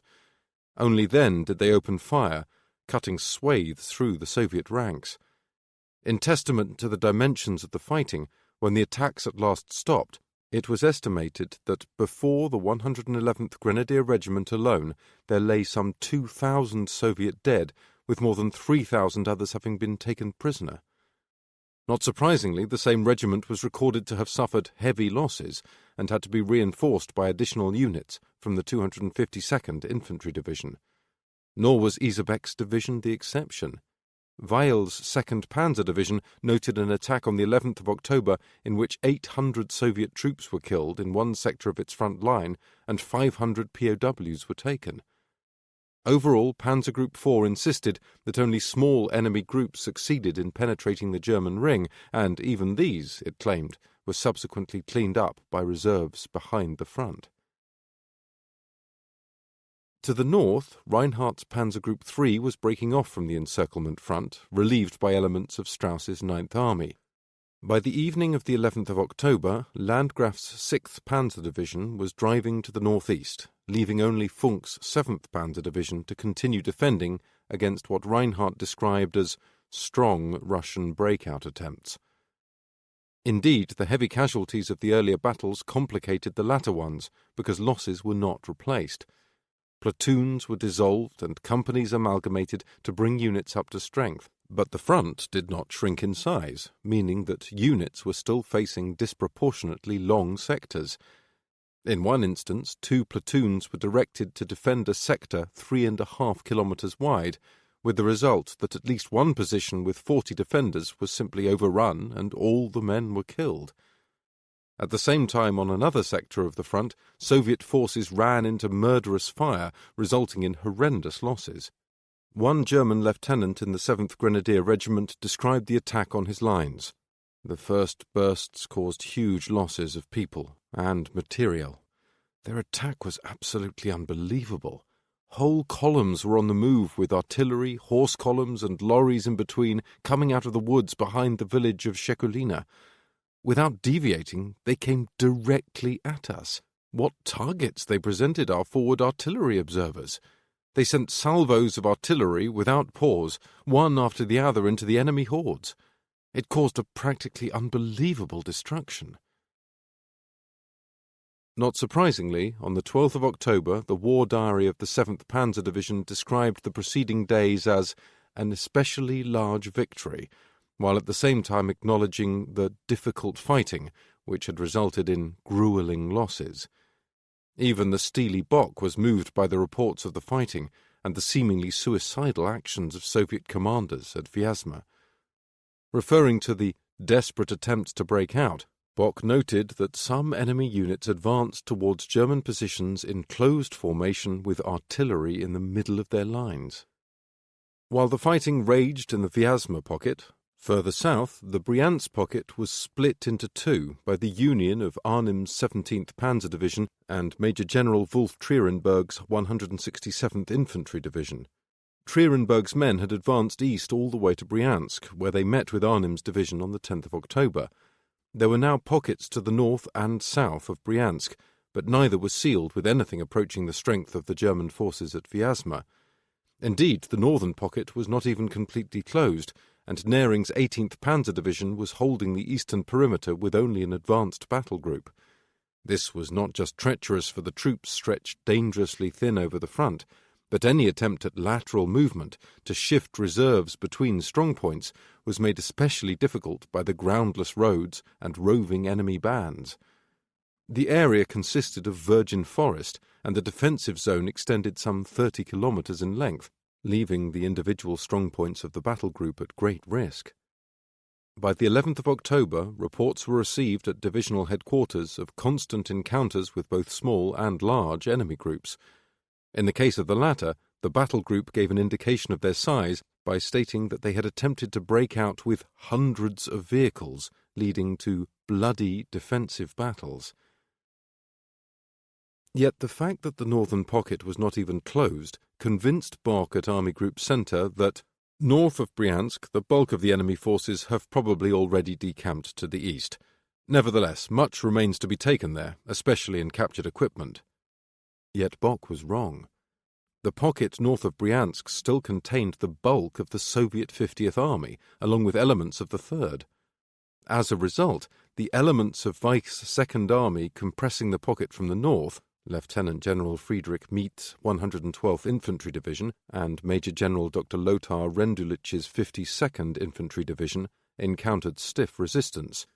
Ernst Gicking, an infantryman in the 52nd Infantry Division, wrote home on the 10th of October, We attack into the back of the Russian with Sturmgeschützen, assault guns. Afternoon attack. The Russian is tough. Terrible forest battle. Unforgettable. Bock may have misjudged where the Soviet forces north of Bryansk were, but his assessment that a significant number could escape to the east proved correct. On the 10th of October, Weichs reported that a strong part of the Red 50th Army could not be prevented from escaping. Moreover, Guderian informed Army Group Centre on the same day that the remainder of Nering's Panzer Division was committed to containing breakouts in the southern pocket, and that as a result, the battle group could not be reinforced. The northern pocket at Bryansk was clearly of secondary importance to the southern pocket, which Guderian knew posed a far greater threat to the rear of his thrust on Tula if large enemy units could not be contained in the pocket. Accordingly, Guderian directed Freymerai's 29th Motorized Infantry Division, Obenitz's 293rd Infantry Division, Klössner's 25th Motorized Infantry Division, Colonel Walter Hörnlein's Infantry Regiment Gross Deutschland, and a regiment of Lerper's 10th Motorized Infantry Division to hold the eastern perimeter of the pocket. Guderian even sought to have Kempf's 48th Panzer Corps redirected north to reinforce the pocket, because the front was so long, with constant breakthroughs and points of crisis in the line. Indeed, on the 10th of October, Army Group Centre's War Diary noted that Freymerai and Obenitz's divisions were under heavy attack, repelling elements to break out, which, in places, insignificant enemy groups succeeded in doing. On the following day, the 11th of October, the same war diary pointed further at the weaknesses of the German line by asserting that individual enemy groups' escape cannot, however, be avoided. The Soviet forces trapped inside the pocket consisted of the 13th and 3rd Armies, and were being driven towards Guderian's 2nd Panzer Army by General of Infantry Karl Weisenberger's 53rd Army Corps. Not surprisingly, the fear and desperation inside the southern Bryansk pocket were spurring the Soviet troops to ever more frantic measures in order to escape the encirclement. As Yeryomenko, the commander of the Bryansk front, who was also trapped in the southern pocket, later wrote, "The whole Third Army was in a perilous situation. We had no fresh forces to build up an attack. It was essential that the men who had already exhausted all their strength in the previous futile assaults should retain their vigour." With command and control largely ineffective above the regimental level, Yeryomenko took command of the forces in his sector and attempted to force a major breakthrough in the German line. He sought to achieve this by overrunning one of the defensive strongpoints. His plan required first slipping 2 battalions around the German flank in order to launch an attack into the rear of the German positions and divide their defensive fire. As Yeryomenko's account explained, the time dragged. We waited with heavy hearts. Suddenly, breaking the harrowing silence, we heard heavy machine gun and rifle fire, grenade and mortar shell explosions, and then, to top it all, the echo of a powerful Russian hurrah. The long-awaited assault had begun. A flare soared into the sky, and the men of 2 regiments rose in attack chains supported by 10 ranks, encouraged by the heroism of the 2 battalions in the enemy rear. The gunners, mortarmen and machine gunners supported the infantry and tanks with a wall of fire.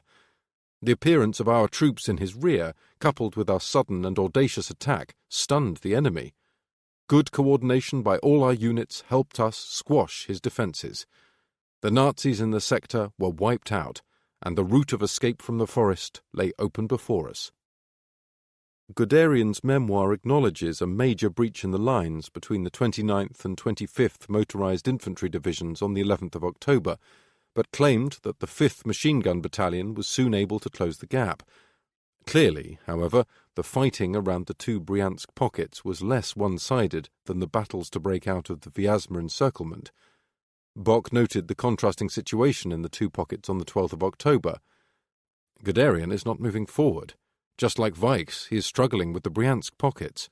The pocket at Vyazma has been reduced further, number of prisoners growing tremendously. The enemy's losses are enormous.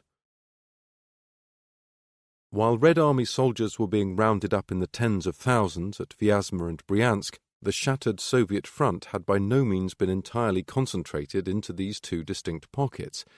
In fact, the area around the pockets, which was predominantly wooded, provided cover for countless bands of Soviet men and their officers. Some of these were intent only on avoiding German contact while fleeing east to rejoin Soviet lines, but others took a more aggressive stance, attacking isolated German targets, burning villages, destroying bridges, and mining roads.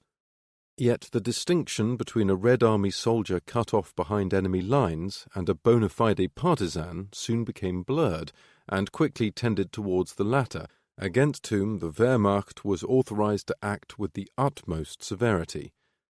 The transformation in how the Soviet enemy was depicted can be seen in the war diary of Kunzen's 57th Panzer Corps, which on the 10th of October spoke only of Russians operating on both sides of their advance route, but just 2 days later the same problem was said to result from increased partisan activity.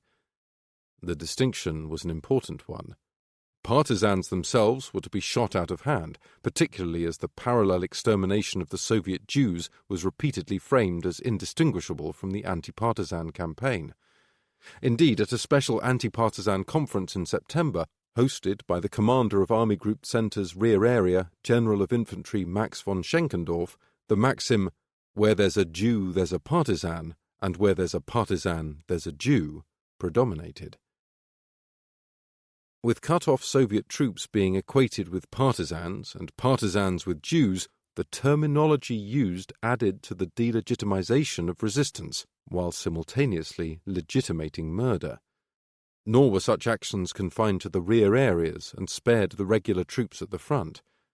On the 10th of October, an order by Reichenau, the commander of the 6th Army, fused what he referred to as the Jew-Bolshevik system with the bestialities inflicted on the German and related peoples. As a result, Reichenau instructed his men the soldier must have full understanding of the need for the harsh but just punishment of Jewish subhumanity.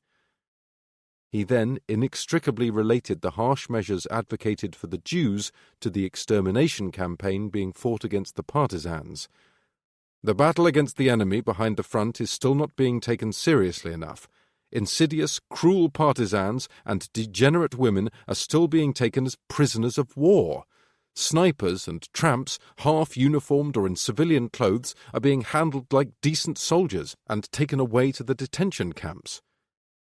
The implication that partisans could be half-uniformed reflects the lack of distinction that Reichenau's order now insisted upon. Nor was this just a reflection of Reichenau's well-known Nazi sympathies. 2 days after the order was issued on the 12th of October, Rundstedt, the commander of Army Group South, declared himself completely in agreement with the order and distributed it further. Word of the order quickly spread, and when the OKH reviewed a copy, it decided to pass it on to all army groups and armies in the East, requesting them to issue appropriate instructions along the same lines. In the forward areas of Army Group Centre, a foretaste of what was to become one of the most dangerous regions of partisan activity over the winter of 1941 to 1942 was clearly emerging in the first half of October 1941. As Herpner's Panzer Group concentrated on securing the perimeter of the encircled Soviet forces at Vyazma, Vietinghoff's 46th Panzer Corps recorded in its war diary, "The breakthrough of the Soviet front took place too quickly to really clear the area. Everywhere, particularly in the forests, remain enemy elements left behind." Nor was this an inconsequential problem. On the 5th of October, the war diary of Fane's 5th Panzer Division included a rebuke of the lower orders within the rear area after an attack induced a mood of panic, Panikstimmung, within the ranks. It referred to the men wildly shooting in the air and suggested that this resulted from green troops who were not well established in the conditions of the East. Nearby, Weil's 2nd Panzer Division noted being engaged in what it described as a partisan battle, in which 5 of its men were killed and 9 were wounded. As the war diary noted, retribution was swift. Civil population stood united with the partisans. 50 Russians shot down. Beyond the large number of Red Army troops still at large behind the German lines, Reinhardt's Panzer Group III made it clear that given the inability to guard the vast numbers of captured Soviet POWs adequately, a further growth of the partisan nuisance is not to be avoided. On the 10th and 11th of October, the quartermaster's war diary at Guderian's 2nd Panzer Army noted that the very strained supply situation was as much due to the impossibility of the sodden roads as the constant enemy breakthroughs of the supply roads. Individual German accounts also noted the increased insecurity in the surrounding areas and immediately began referring to the cut-off Soviet soldiers by the more sinister designation partisan. Infantryman Horst Lange wrote in his diary on the 12th of October, "The whole area is full of dispersed Russians who continue their partisan operations." In part, the doggedness of Soviet resistance may be traced to Stalin's Order No. 270 of the 16th of August 1941, which declared those who surrendered or deserted traitors, and then stated, "the families of whom are subject to arrest." Peter von der Osten-Sacken noted that over the autumn of 1941, partisan activity became more and more apparent. Trains were derailed, supply columns attacked, and munitions depots blown up. Dispatch riders and truck drivers were shot from behind, and often weak staging posts were attacked with all Germans killed. The embitterment was great on both sides, and not infrequently it came to barbarity. Yet not all attacks behind the German front in 1941 were simply the result of cut-off Soviet soldiers, and estimates suggest there may have been upwards of 65,000 people throughout the occupied Soviet Union already in underground organizations or operating as partisans during 1941.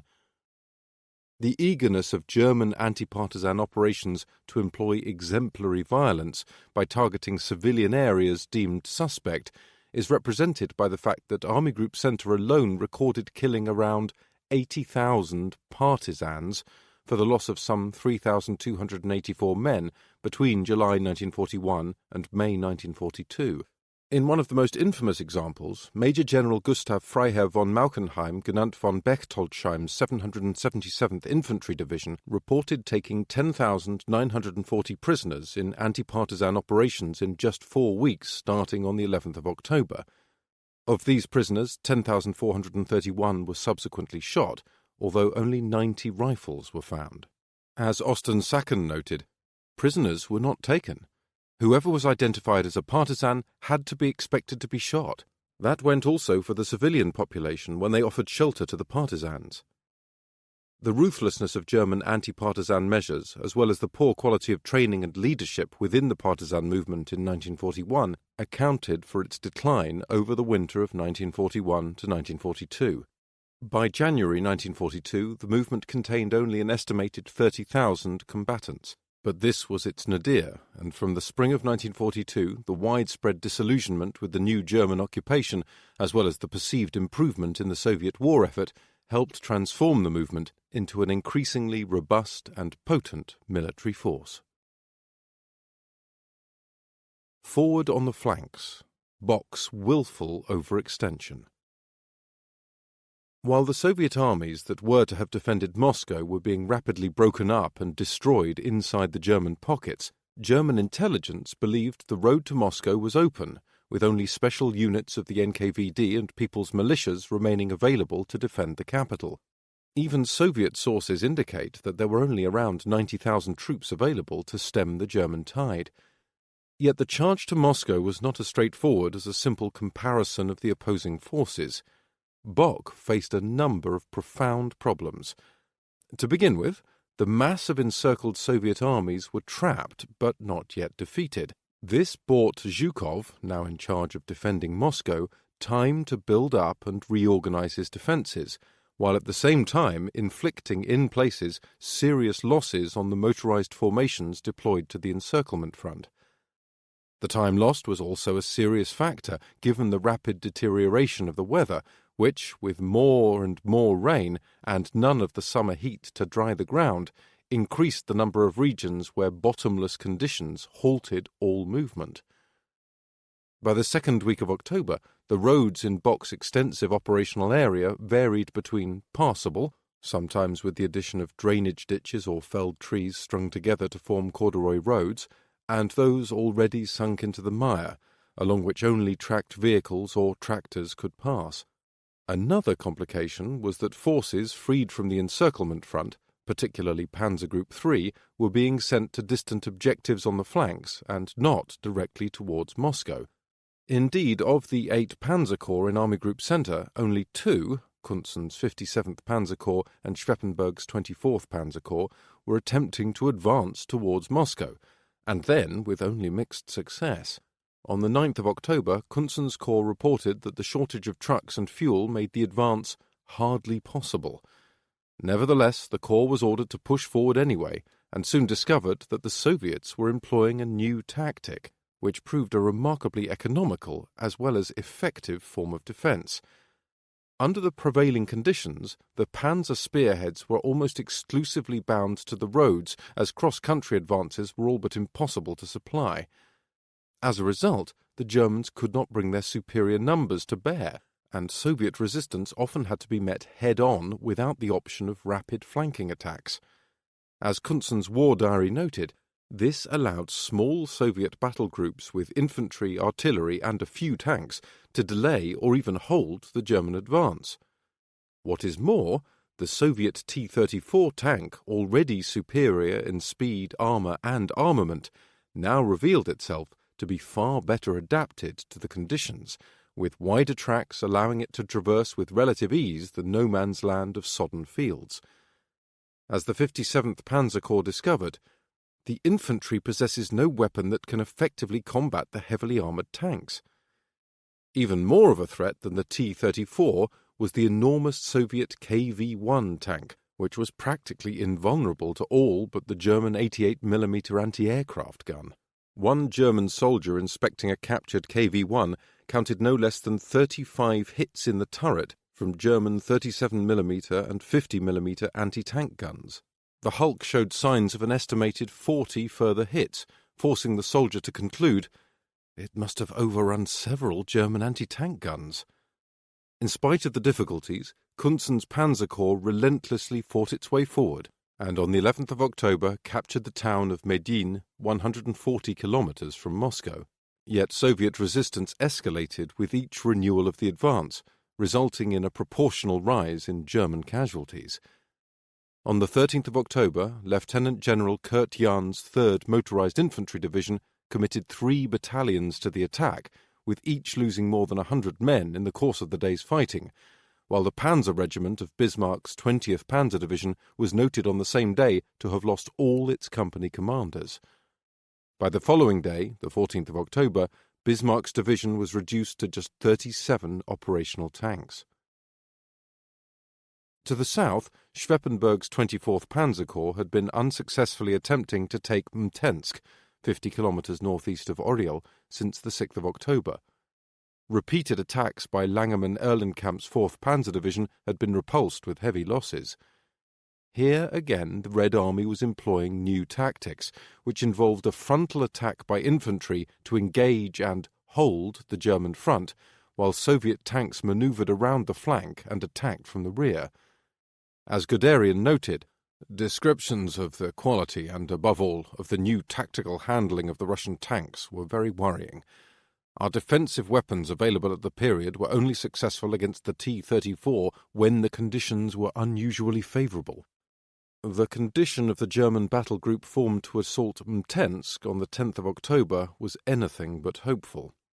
Its commander, Colonel Heinrich Eberbach, recorded, "The forces were exhausted, had suffered setbacks, were wearing wet uniforms, and were chilled through and through." He also noted a near-total absence of hand grenades and ammunition for the machine guns, while the enemy, he claimed, were numerically superior and entrenched in defensive positions. The mood was so depressed that Guderian recalled, "For the first time during this exacting campaign, Colonel Eberbach gave the impression of being exhausted, and the exhaustion that was now noticeable was less physical than spiritual. It was indeed startling to see how deeply our best officers had been affected by the latest battles."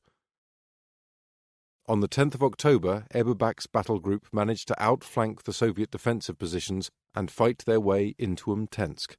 By the following day, the town was completely in German hands. Yet Schweppenberg's corps was still 120 kilometers short of its objective at Tula, while Langemann-Erlingkamp's 4th Panzer Division fielded just 40 operational tanks on the 12th of October. Moreover, only a trickle of supplies was reaching the forward positions, and the 2nd Panzer Army's quartermaster anticipated no major improvement until the ground froze and hardened. For months, men like Colonel Eberbach had been struggling tirelessly to achieve their objectives, often under the most difficult of circumstances, only to receive new orders and new objectives. The breaking of morale was less a commentary on the difficulties of seizing Mtensk than on the endlessness of the German campaign in the east and constant need to achieve more with less. As the difficulties of maintaining offensive operations mounted, the problems were scarcely appreciated within the High Command, which was still beset by the euphoria of Typhoon's early success. Contrasting this with the depressed mood within his Panzer Army, Guderian wrote, "What a contrast to the high spirits in evidence at the OKH and at Army Group Centre! Here was a radical difference of attitude, which, as time went on, grew wider until it could scarcely be bridged." Guderian even characterized his superiors within the army as drunk with the scent of victory. At Army Group Centre there was recognition of the new Soviet tactic of heavily defending the roads and settlements leading to Moscow at the expense of maintaining a broad front. Yet the degree of difficulty this entailed for the German advance, as well as the much more even playing field it afforded Zhukov's limited resources, were entirely lost on Bock. There would now be heavy fighting on the narrow road fronts, but Bock, mindful of the bad roads, limited supplies, and even worse weather to come, was advocating light forces to maintain the advance's movement and speed. In a conversation with Halder on the 11th of October, the commander of Army Group Centre spoke of the coming operation to encircle Moscow and stated, "It can, as a result, only be done simply and as colonial-like as possible. The enemy situation will allow this." Here Bock was fundamentally wrong. While Kunzen and Schweppenberg made some progress in the second week of October, their forces were clearly inadequate to crack the Moscow defensive perimeter, let alone encircle the Soviet capital. From another point of view, however, Bock was also correct.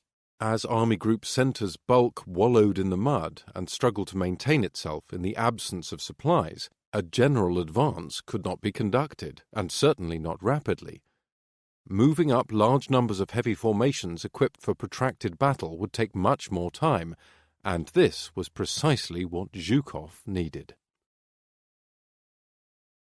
While the drive on Moscow was under-resourced, even against the meagre Soviet forces at hand, the German High Command was adamant that objectives on the distant flanks could be undertaken simultaneously with the encirclement of Moscow. In the south, Guderian had wanted to divert Kempf's 48th Panzer Corps to shore up his position at the Bryansk pocket, but this contravened the orders of the OKH, which directed it to maintain contact with Army Group South and strike east towards Kursk. In the prevailing conditions, neither set of orders mattered much. The area of the 48th Panzer Corps was one of the worst affected by the autumn rains, and the Corps War Diary noted on the 12th of October, "The divisions are all completely fixed by the mud." In the rear area, hundreds of vehicles were stuck and left stranded in the vast bottomless plains of sunken mire. As one soldier observed, "The mud is extraordinarily sticky because the soil is permeated with oily residues. The water does not flow, it stagnates. The dirt clings to the feet of man and beast." It also buried vehicles up to their axles, which not only compromised Kempf's supply, but also exposed his corps to devastating losses in the event of a Soviet counterattack. This is precisely what took place on the 12th of October, reflecting the importance of maintaining maneuverability in both the offensive and the defensive, while also underlining the greater mobility of the Red Army in unwieldy conditions.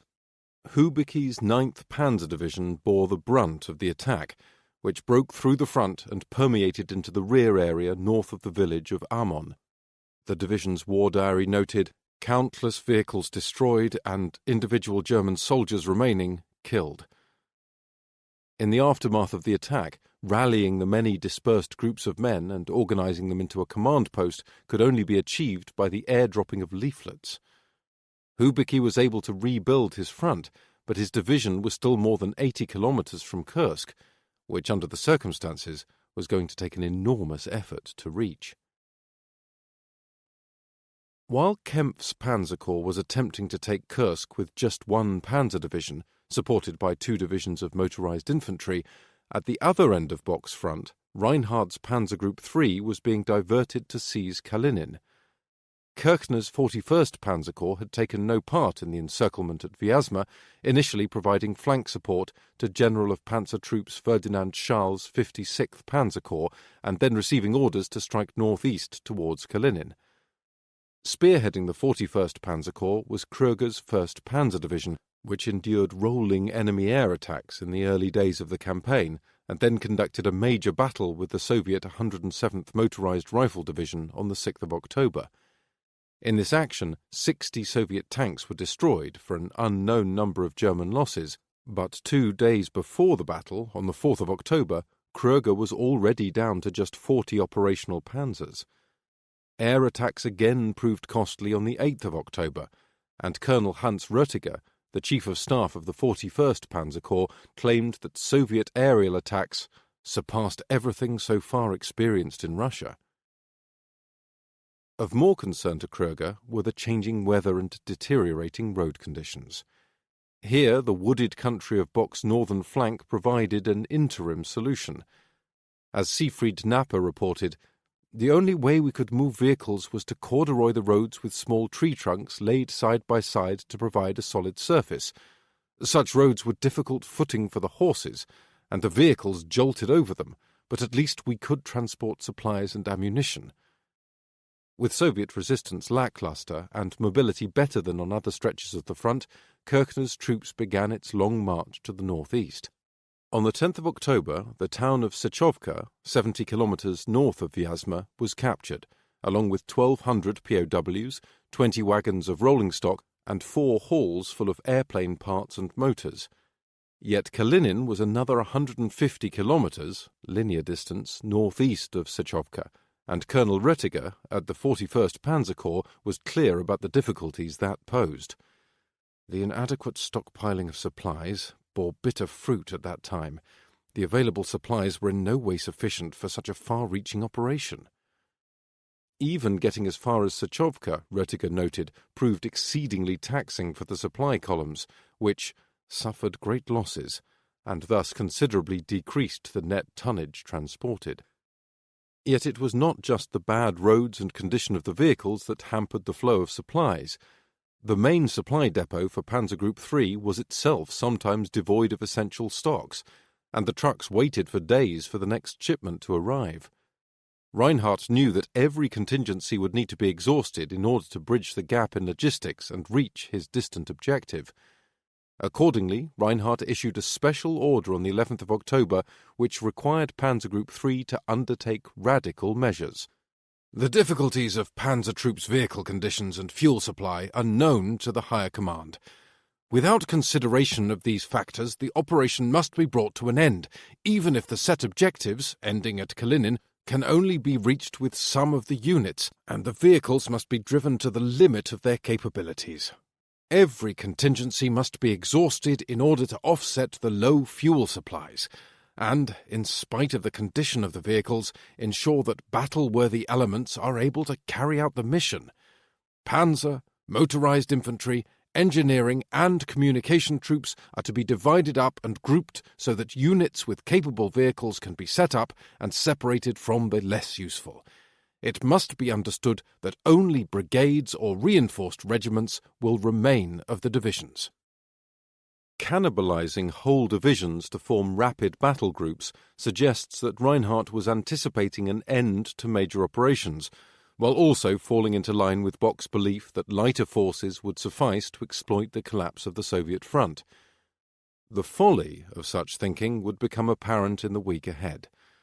For now, however, Kirchner's 41st Panzer Corps prepared for the next stage of its advance, while Schal's 56th Panzer Corps began releasing the first of its 2 panzer divisions, Landgraf's 6th Panzer Division, from the Vyazma pocket. Kirchner's plan of attack was simple. Kröger's 1st Panzer Division would operate in the centre, driving the attack forward with Colonel Walter Krauser's motorized infantry regiment Lehr Brigade 900 in reserve. Auleb's 6th Infantry Division would screen the Corps' long left flank to the west, while Lieutenant General Otto Ottenbacher's 36th Motorized Infantry Division was to advance along the right, with its front facing east to guard against Soviet counterattacks. Lacking the motorization of the other divisions, Auleb's 6th Infantry Division had to strain every effort to maintain the pace. As one doctor from the division later wrote, "The weather deteriorated. It became colder and snowed the whole day. But the snow did not remain for long. It was churned into the black earth, into which our vehicles sank deeper and deeper. The troops hauled and pushed the wheels of the transports. The gallant little pannier horses sweated and strained. At times we had to take a brief 10-minute rest from sheer exhaustion. Then back to the transport, our legs in the black mud up to our knees. Anything to keep the wheels moving. To make up for lost time, and in a desperate race against the weather that we now knew would worsen, we marched the night through and reached the area north of Sechovka on the 11th of October. For the motorized divisions, Reinhardt's order meant drastic measures. To save fuel, vehicles not deemed absolutely necessary for combat were left behind and had their remaining fuel siphoned out. On the 11th of October, Zubtsov, 40 kilometers north of Sechovka, was captured. Yet, in testament to the insatiable demands of the higher command on the same day, with Kirchner still well short of Kalinin, Bock informed Reinhardt that, once Kalinin had been reached, the armoured group will probably receive orders to continue its advance to Torzhok, which was another 60 kilometers to the northwest. Additionally, Bock informed Reinhardt that he would probably also have to reconnoitre north of Kalinin in the direction of Remeshki, more than 50 kilometers due north.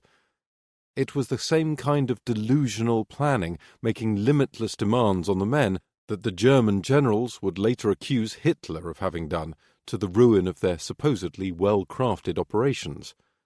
Moreover, as Röttiger noted, even if the fuel and forces could be found for this operation, the sizable Soviet forces currently fleeing the newly emerging German pocket would probably overrun them. Indeed, if one heeds Reinhardt's warning and keeps in mind that Kröger's force consisted of only a brigade or even a reinforced regiment, defending such vast spaces against enemy breakthroughs was almost certainly impossible, especially given the examples of the pockets further south. On the 12th of October, Kröger's 1st Panzer Division took Staritsa, 45 kilometers northeast of Zubtsov. On the same day, the distance that had opened up between the leading elements of Panzer Group 3 and Strauss's 9th Army convinced Bock to subordinate Reinhardt directly to Army Group Centre. This came as welcome news to the panzer commanders, who had long resented taking orders from, as they saw it, infantry-minded generals. Yet of even greater significance on the 12th of October was the capture of some 500 Soviet trucks, although the war diary did not record how many were still operational. Either way, any intact captured truck was at least a vital source of spare parts and sometimes additional fuel. Indeed, such unofficial acquisitions were vital to the ongoing mobility of the whole Ostia and were keenly sought by all formations. As Gottlob Biedermann noted, the troops had become masters at fending for themselves. The company attempted to make captured trucks usable. From the vast quantities of captured enemy materiel left behind by the retreating enemy, our troops were able to assemble a large quantity of serviceable vehicles. The company commander brought in an entire fuel truck, which greatly augmented our inventory of black or unofficial fuel supplies. The 41st Panzer Corps was also afforded the air support of Richthofen's 8th Air Corps, which, in addition to providing air cover and attacking enemy positions, also provided real-time intelligence by dropping handwritten reports from scout planes. On the 12th of October, Kröger's division received one such report which read, "Road to Kalinin clogged with fleeing enemy columns. No more organized resistance." Kröger decided to continue his advance into the night of the 12th to the 13th of October, yet this resulted in the remarkable circumstance that German tanks and motorized infantry were advancing through the middle of fleeing Soviet troops. Heinz Otto Fausten, who took part in the march, recalled, "We dashed on through scenes of total disorder. Red Army commanders swore at us from their vehicles, believing that we were Russians fleeing from the front. Enemy vehicles cut into our column, joined us for a while, and then, realizing our identity, swerved off again. It was all quite incredible."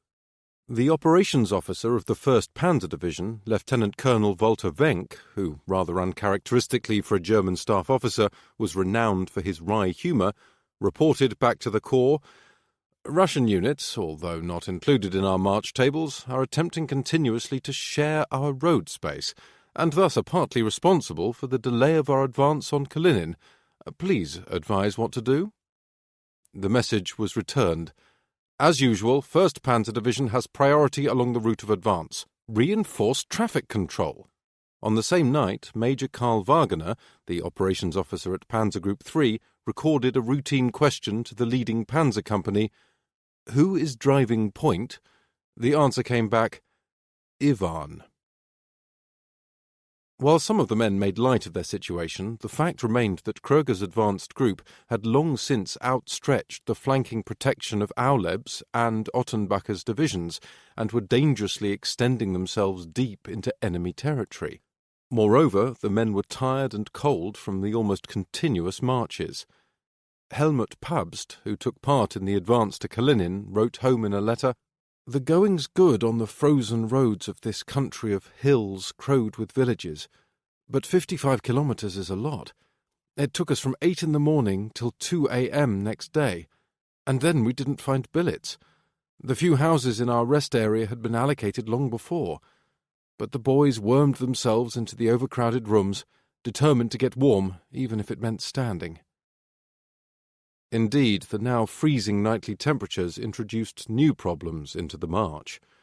The war diary of Panzer Group 3 noted as early as the 10th of October that tank motors had to be left idling during the night in order to prevent them from freezing. This, however, exacerbated the fuel shortage. For all the difficulties on the long march, Kröger's 1st Panzer Division rolled into the city of Kalinin in the early morning of the 13th of October, having advanced more than 70 kilometres from Staritsa and roughly 150 kilometres from Sychovka. As at Oriel 10 days before, the streetcars were still running, and the local population stood stunned at the sudden sight of German tanks arriving in their streets. However, the surreal spectacle did not last long, and there was soon fierce street fighting, in which the civilian population took an active part. As with Mogiev in July, Dnipropetrovsk in August, and Leningrad in September, the Germans would again find that reaching a city was only the first step in capturing it. What is more, only the vanguard of Krüger's division was available for the costly urban fighting underway, with the rest of his division strung out over the 150 kilometres of the advance route. To further complicate matters, Bock had since decided to order Reinhardt to continue the advance on to Torzhok. The overextension of Panzer Group 3, so costly in the fighting at Smolensk, was again proceeding apace. In the second week of October, Army Group Centre was well placed for a triumphant operational victory, inflicting serious damage on the Red Army and advancing its line a significant distance towards Moscow. Strategically, however, their operational success was wildly overestimated, and the same problems and oversights that had undercut Operation Barbarossa were now resurfacing to confound Operation Typhoon. Yet failure to grasp strategic realities was not an exclusively German phenomenon. The Soviet leadership had completely misjudged German strategic intentions, while disastrously overestimating the strengths of the Western Reserve and Bryansk fronts. The Stavka's strategic deployments had also placed their field armies too close to the border, raising the danger of encirclement. Screening the front with light forces while holding back larger formations to identify and counterattack German penetrations would have prevented, or at least greatly limited, the size of the pockets. Yet while both sides were guilty of misreading or ignoring certain strategic realities, the Soviet Union had a far better understanding of the war in one fundamental respect. From the first days of the conflict, the Soviets acknowledged and planned for a long and costly struggle. In October 1941, the idea of liberating all Soviet territory, to say nothing of conquering Nazi Germany, appeared a distant hope, even for the most committed communist. As a result, while Hitler continued to drastically underestimate the economic implications of fighting the war in the East, the Soviet Union was already 3 months into its total war mobilization, producing armaments in quantity. Indeed, even amongst the crisis months of 1941, when the Soviet Union was losing vast tracts of land and desperately having to relocate a large part of its heavy industry, Stalin's factories were still outproducing Nazi Germany in many of the key indexes of weapons. In October 1941, the Soviets produced some 500 new tanks, while in the same month Germany, with far fewer constraints, managed only 387. Not only were the Soviet tanks of superior quality, but as more factories were converted to war production and others were reassembled after relocation, the production figures rose accordingly. By March 1942, Soviet factories were turning out 1,000 new tanks a month, and that figure continued to rise over the course of the year. By contrast, German production in March 1942 had actually dropped to just 336 tanks, and the 1942 total was some 15,000 tanks fewer than the Soviet Union, 24,446 Soviet to 9,200 German. While Stalin was building his war economy on a firm footing, the Soviet public was also being steeled against any thought of defeat. Unlike German propaganda, which led its people to believe the war would be won within weeks, Soviet propaganda, while promising an ultimate victory, was careful in 1941 to establish the total nature of the conflict and instill the idea that there was no alternative to continued resistance. In this way, the disasters at the front mattered less, because, against an enemy waging a war of annihilation, there was no alternative but to continue the struggle. Accordingly, German atrocities were a central theme of Soviet propaganda, with posters such as "Death to the Child Murderers," featuring a dead girl with a pair of bloody swastika-emblazoned boots walking away. Other posters were clearly aimed at the soldiers of the Red Army, with slogans such as "Shoot the murderers of our wives and children," "Soldier, save me from slavery," and "Warrior of the Red Army, save us." At the same time, the people were exhorted to fight on and given the impression that victory was inevitable. V. Koretsky's poster showed a mass of armed civilians with the simple slogan, "Our strength is incalculable." Meanwhile, the immediate crisis at the front could hardly be ignored, with posters demanding, "Defend our capital," "We've fought, we're fighting, and we'll fight on," and "We will defend Mother Moscow."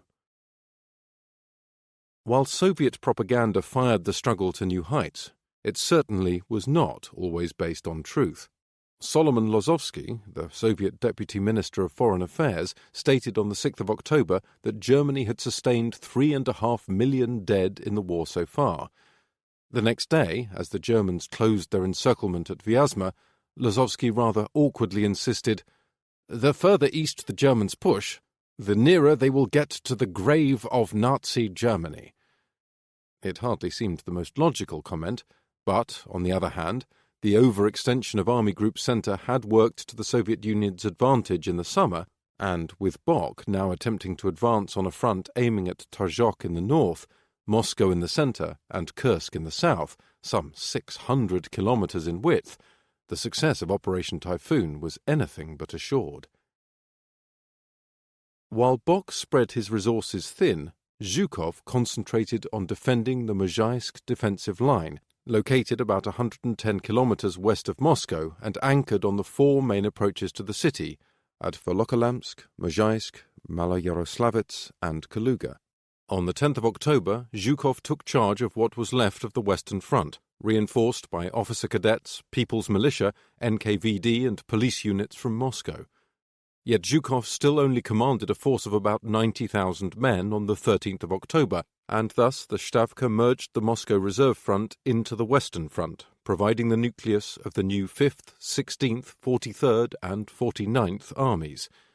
Yet in mid-October, these were armies only in name, and, as Zhukov explained, these forces were far from adequate for a continuous line of defence.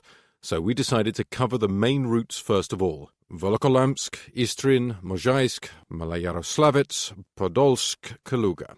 The basic artillery and anti-tank resources were also being concentrated along these approaches. Extensive field engineering work was underway to the rear of the first echelon troops in order to develop the defence in depth. Anti-tank obstacles were placed along all axes of advance threatened by tanks. Reserves were being pulled up to the main approaches. As early as the 5th of October, Stalin had ordered that reserves from the Northwestern Front and Southwestern Front be transferred to Moscow. These were in addition to reinforcements en route from the Soviet Far East. While Zhukov concentrated on defending the immediate approaches to Moscow on the 12th of October, he sent his newly appointed deputy Konev, the former head of the Western Front, to deal with the German breakthrough towards Kalinin.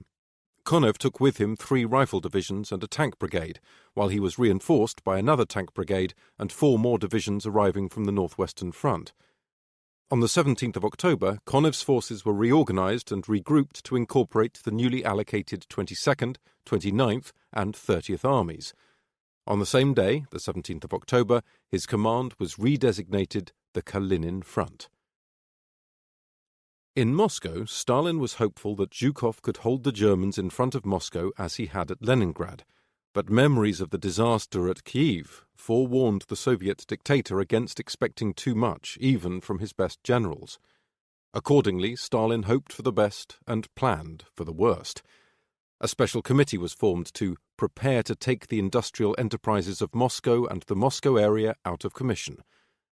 On the 9th of October, they identified 1,119 enterprises for total destruction, with explosives, or damage by fire.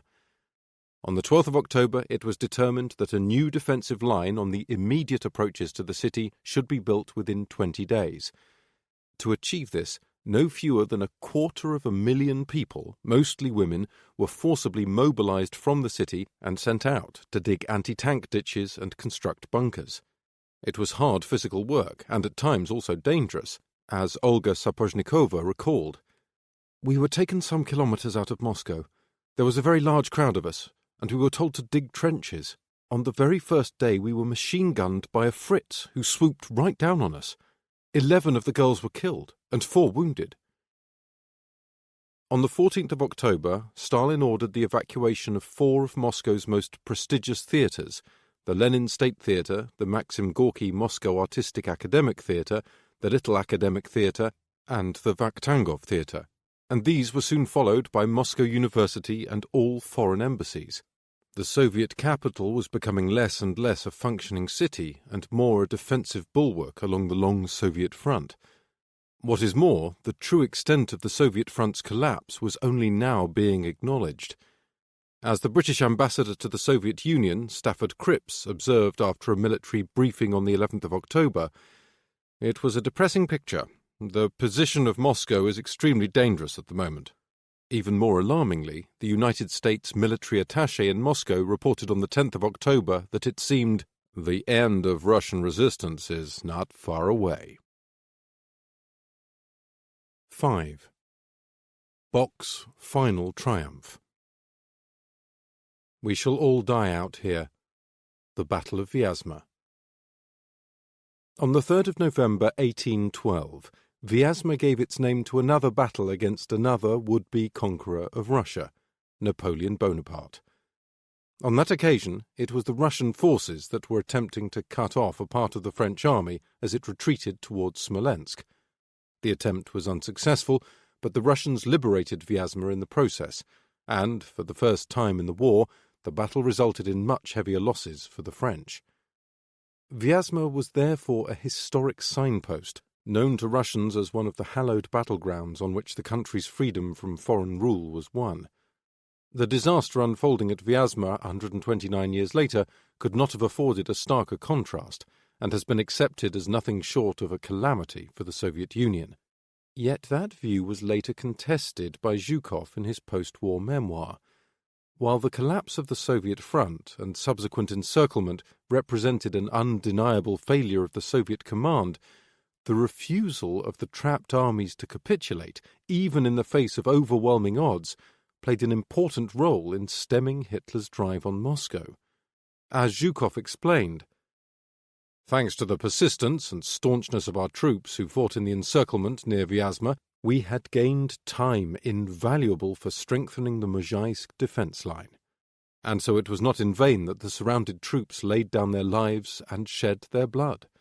Their heroic deeds, their enormous contribution to the defence of Moscow, still remains to be put into writing." Indeed, the fanatical Soviet resistance within the Vyazma pocket did more than just buy Zhukov time.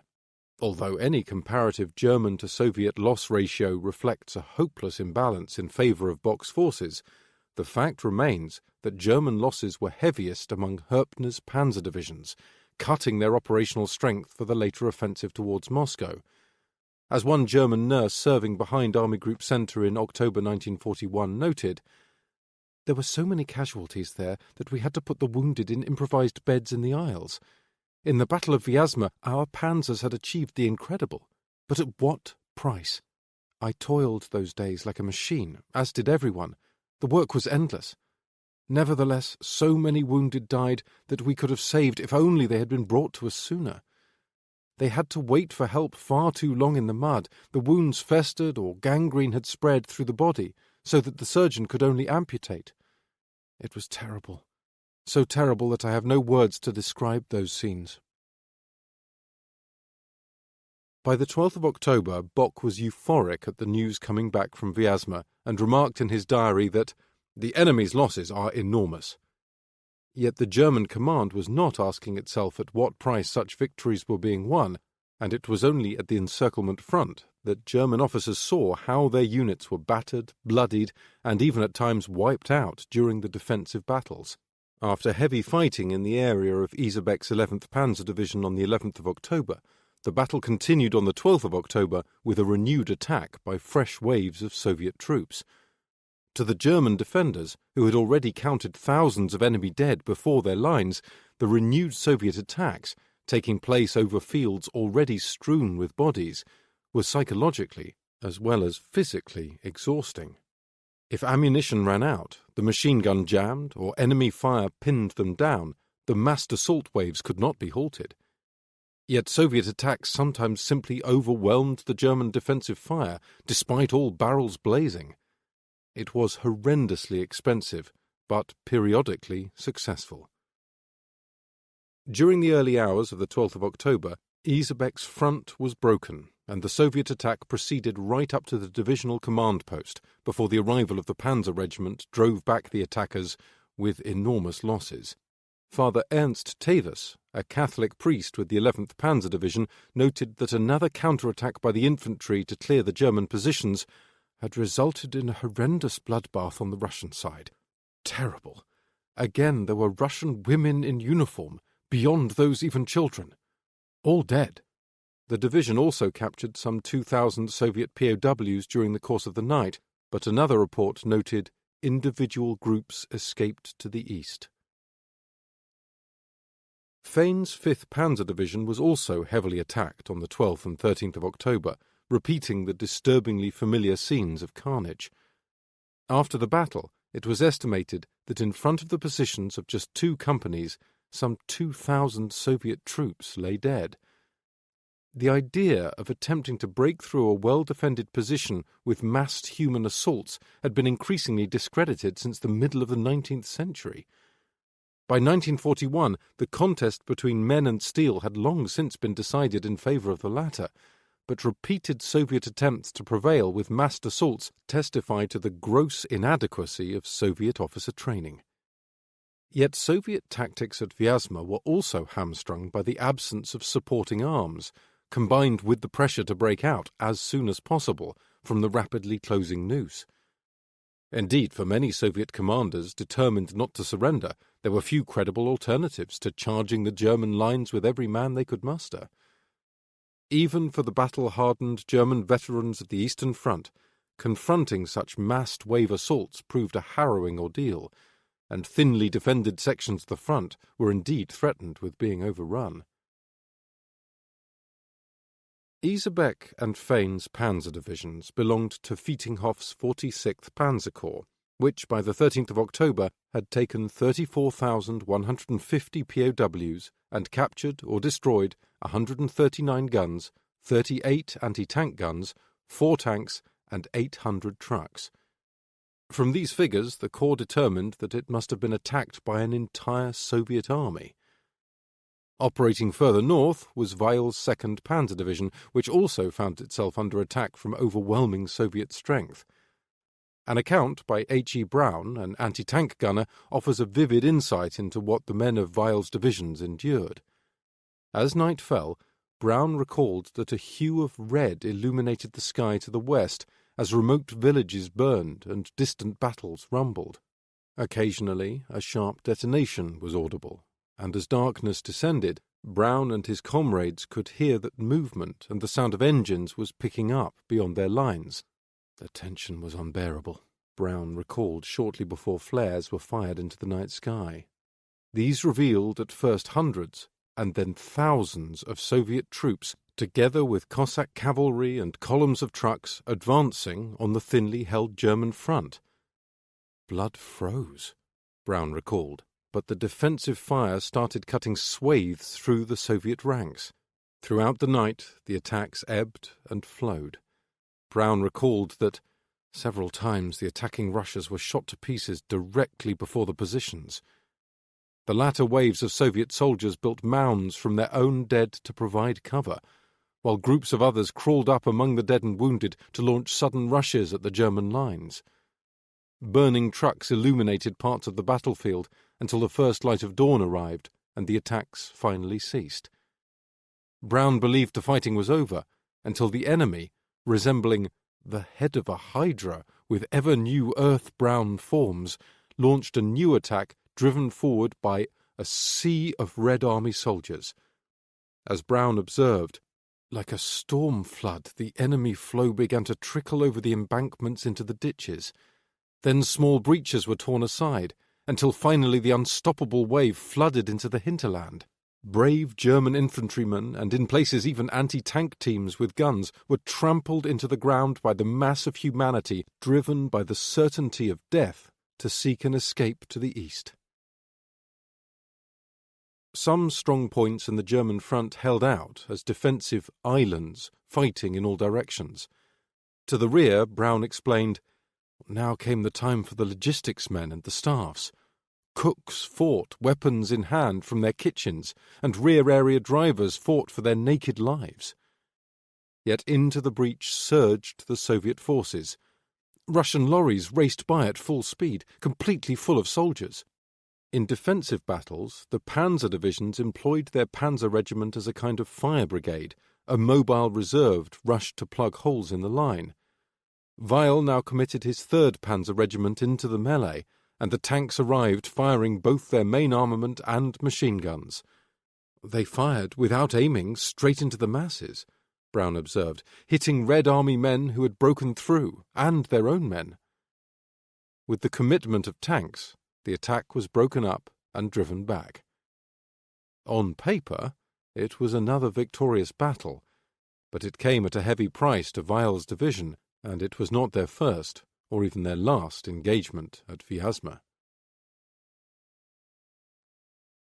While Höppner's Panzer Group 4 undertook the lion's share of the work on the eastern and southern side of the encirclement, by the 12th of October there was only one panzer division left from Reinhardt's Panzer Group 3.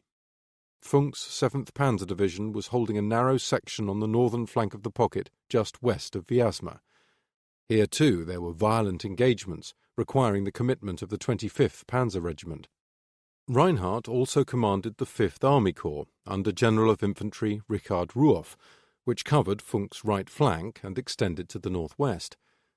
Essentially, Reinhardt's forces acted as the anvil, while General of Artillery Walter Heitz's 8th Army Corps, belonging to Strauss's 9th Army, acted as the hammer and drove the Soviets into Reinhardt's prepared positions. Strategically, it was a textbook operation, and Reinhardt looked forward to a rapid conclusion of the battle so he could concentrate his attention on the fighting at Kalinin.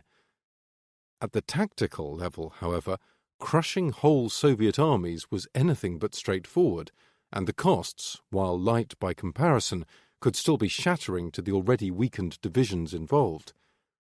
Erich Krause, a soldier in Weickerstahl's 35th Infantry Division, one of 3 divisions in Ruoff's corps, kept a diary of his experiences at the Battle of Vyazma. As was the case with almost all German infantry divisions, Krause's unit marched to the battlefield, arriving at their positions on the encirclement front on the 12th of October.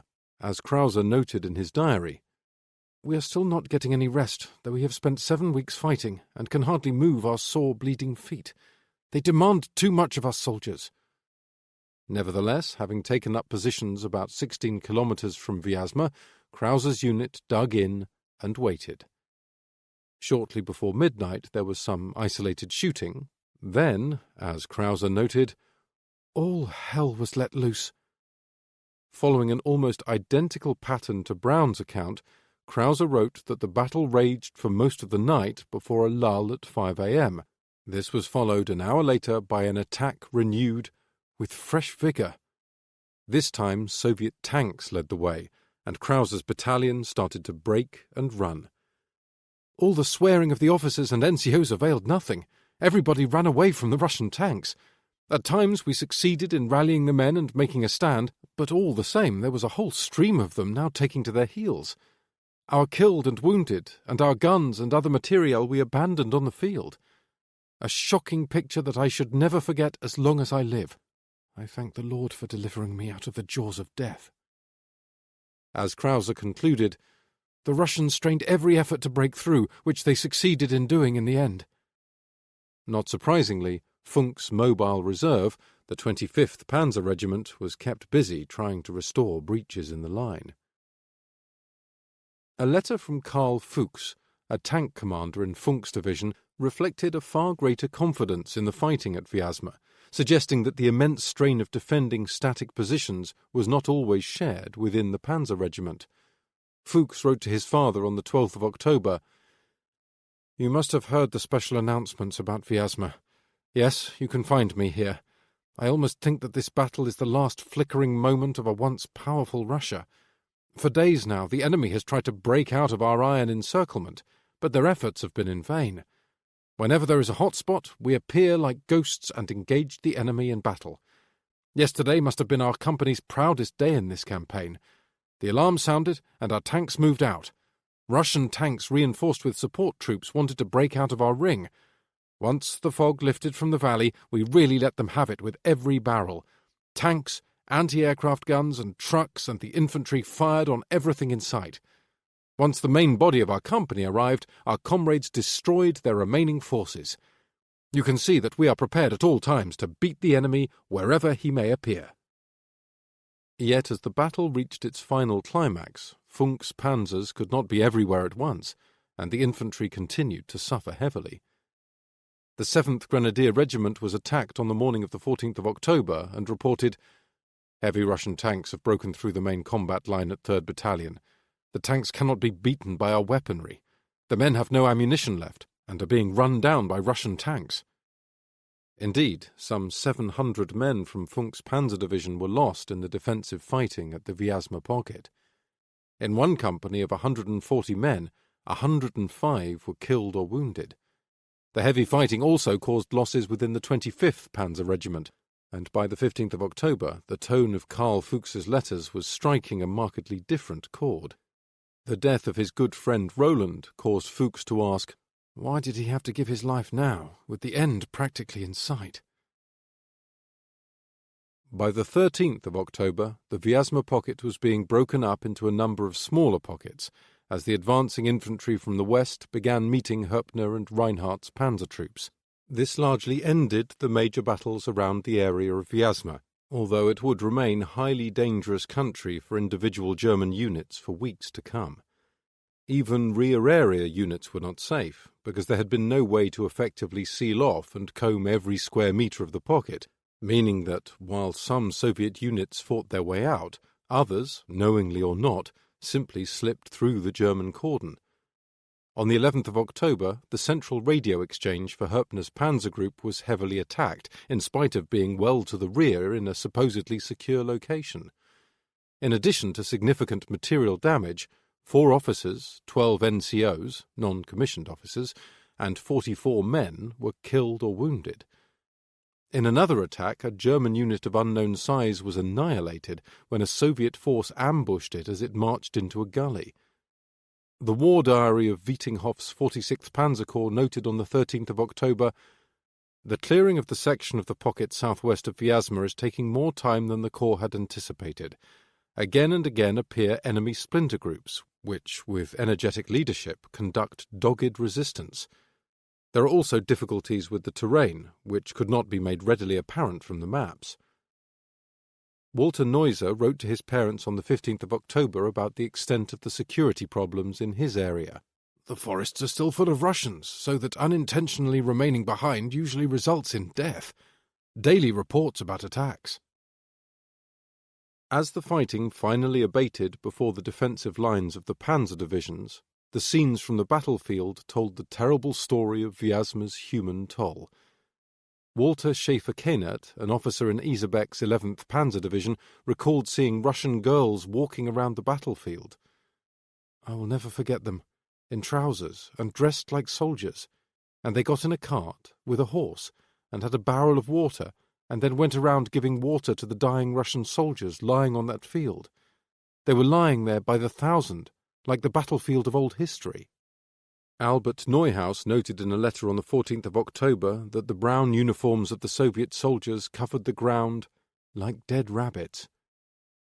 15-year-old Maria Denisova lived in a village in the area of the Vyazma pocket and lost both parents during the fighting. Her father was shot as a suspected partisan, and her mother was killed when a hand grenade was thrown into the cellar in which she was taking refuge. When the fighting finally ended and Maria emerged into the open, she recalled the scene. "There were so many dead bodies all over the place. We walked on them as if it was a floor covered with bodies. They were next to each other and on top of each other. Some didn't have legs, heads, or other parts. We had to walk on them since there was no other place to step. Everything was covered with them, the entire river and the riverbank. It's awful to remember. The river was red with blood, as if there was only blood flowing there." Marching past one of the battlefields from the pocket, Horst Langer wrote in his diary on the 15th of October, "Hills of dead Russians, snowed over, sometimes with horrendous wounds." Langer then told of seeing more dead Russians on the road and described how they were driven over by German vehicles until they were completely flat. After surveying the battlefields of the pocket where Panzer Group 3 had fought, Karl Fuchs wrote home in a letter on the 15th of October, "I will never forget my impression of this destruction." Richthofen, commanding the 8th Air Corps, gained perhaps the most striking impression of the sheer volume of the killing at Vyazma when he flew over the pocket. "There are horrific scenes of destruction in the places where the Red Army soldiers have made unsuccessful attempts to break out. The Russians have suffered a total bloodbath. Piles of bodies, heaps of abandoned equipment, and guns are strewn everywhere." Yet the grotesque scenes of death and destruction were not just on the Soviet side, and many German troops lost comrades during the course of the fighting. While this evoked silent grief and mourning in most, it stirred hatred in others. Karl Fuchs, for example, remained bitter about the loss of his friend Roland and sought retribution. "We tie down our helmets and think of revenge. Revenge for our dead comrades." Indeed, as the German mopping-up operations began, the ruthlessness and bloodshed which had typified the fighting itself carried over into the clearing operations. The fact that the remaining Soviet units had not surrendered led many German commanders to condemn them immediately as partisans to be shot on sight. So-called clearing operations were often horribly murderous affairs. In a post-war interview, Wolfgang Horn, a soldier who served in a panzer division at Vyazma, recalled discovering a group of unarmed Soviet soldiers cowering behind a destroyed vehicle. Horn approached them and ordered them in Russian to raise their hands, but the frightened men huddled together, covering their heads with their hands and arms. Unmoved, Horn then explained, "When they don't surrender, we shoot them. It was natural for us to do so. They are cowards. They didn't deserve any better anyhow." On the 14th of October, Bock pronounced that the Battle of Vyazma was over. Blumentritt, who oversaw the fighting from the headquarters of the Fourth Army, described it as a textbook battle and suggested, "We might well look back on our past achievements with pride and forward with confidence." Yet, as was so often the case among German general staff officers, Blumentritt's enthusiasm for Army Group Centre's achievement at Vyazma fell well short of an appropriate strategic contextualization.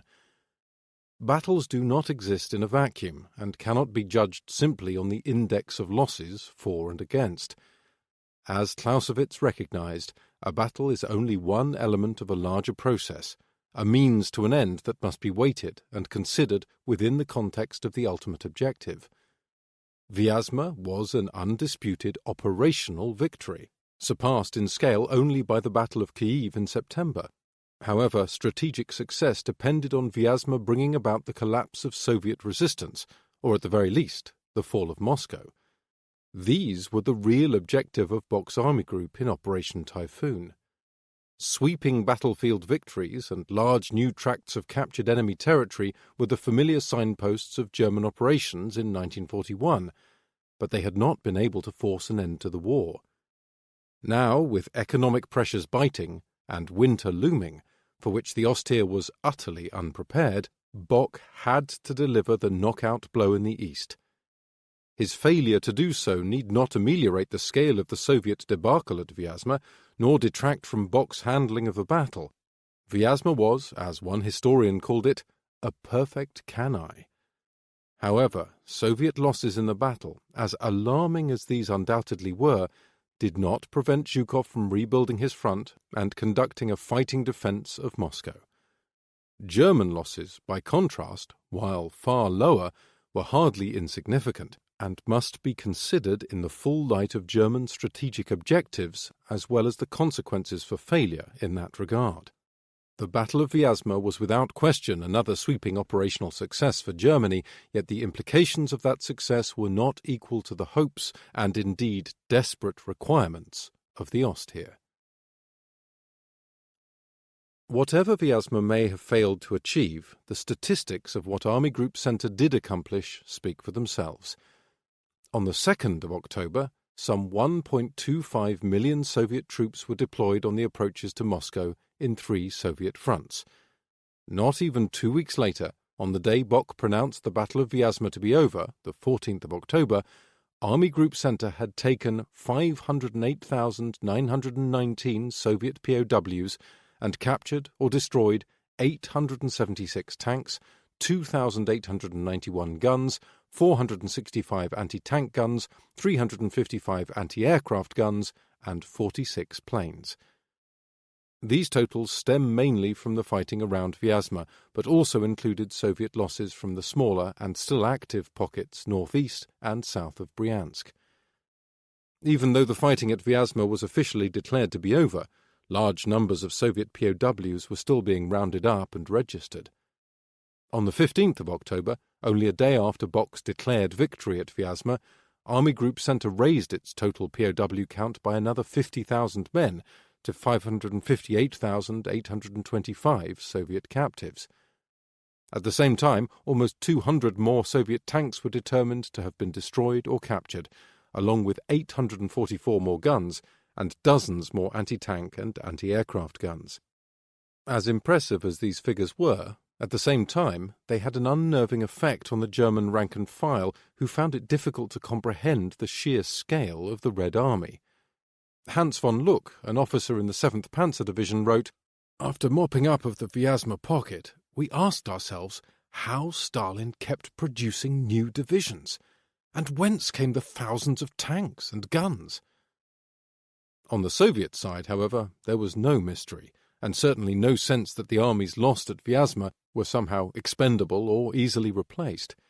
Indeed, for many there was incredulity that yet another disaster, and on such a grand scale, could befall Soviet forces. Viktor Strazdowski noted, "What happened there at Vyazma is like a mincing machine, when people are sent to a sure death, unarmed to fight a well-trained army." There can be no question that Vyazma was an unmitigated disaster for the Red Army.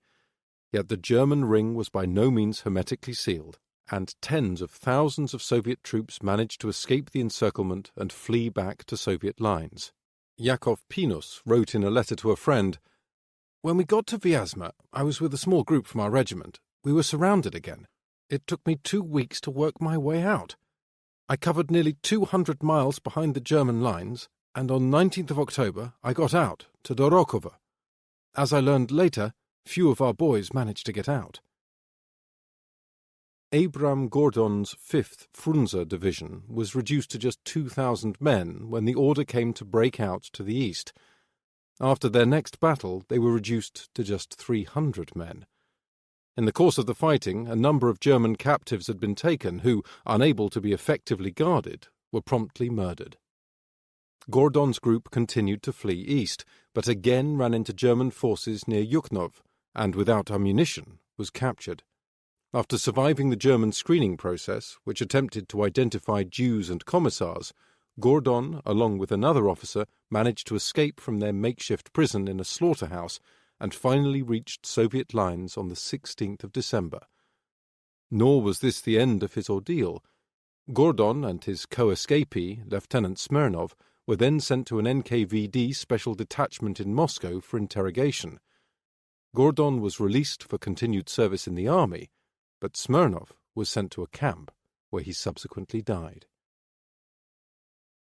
Interrogation for Soviet soldiers returning from periods behind German lines was not only typical, in many cases it was the least that could be expected. Soviet counterespionage, in 1943 formed into an agency known as SMERSH, Death to Spies, interrogated, tortured, imprisoned, and executed all of those suspected of collusion with the Germans, and any soldier not having died at the front defending his position was cause for mistrust. Even Jewish soldiers who made their way back to Soviet lines were still viewed with suspicion. One recalled being asked, "How could you, a Jew, save yourself from the hands of the Germans? What assignment did the German officer give you?" Another Jewish soldier who successfully fled the Vyazma pocket was subsequently sentenced to 5 years in the Gulag by the NKVD. Perhaps it was a justified fear of both the German and Soviet systems that drove a small number of Soviet soldiers to live on secretly in the forests around Vyazma. Even as late as the spring of 1942, Maria Denisova told of spotting the occasional soldier.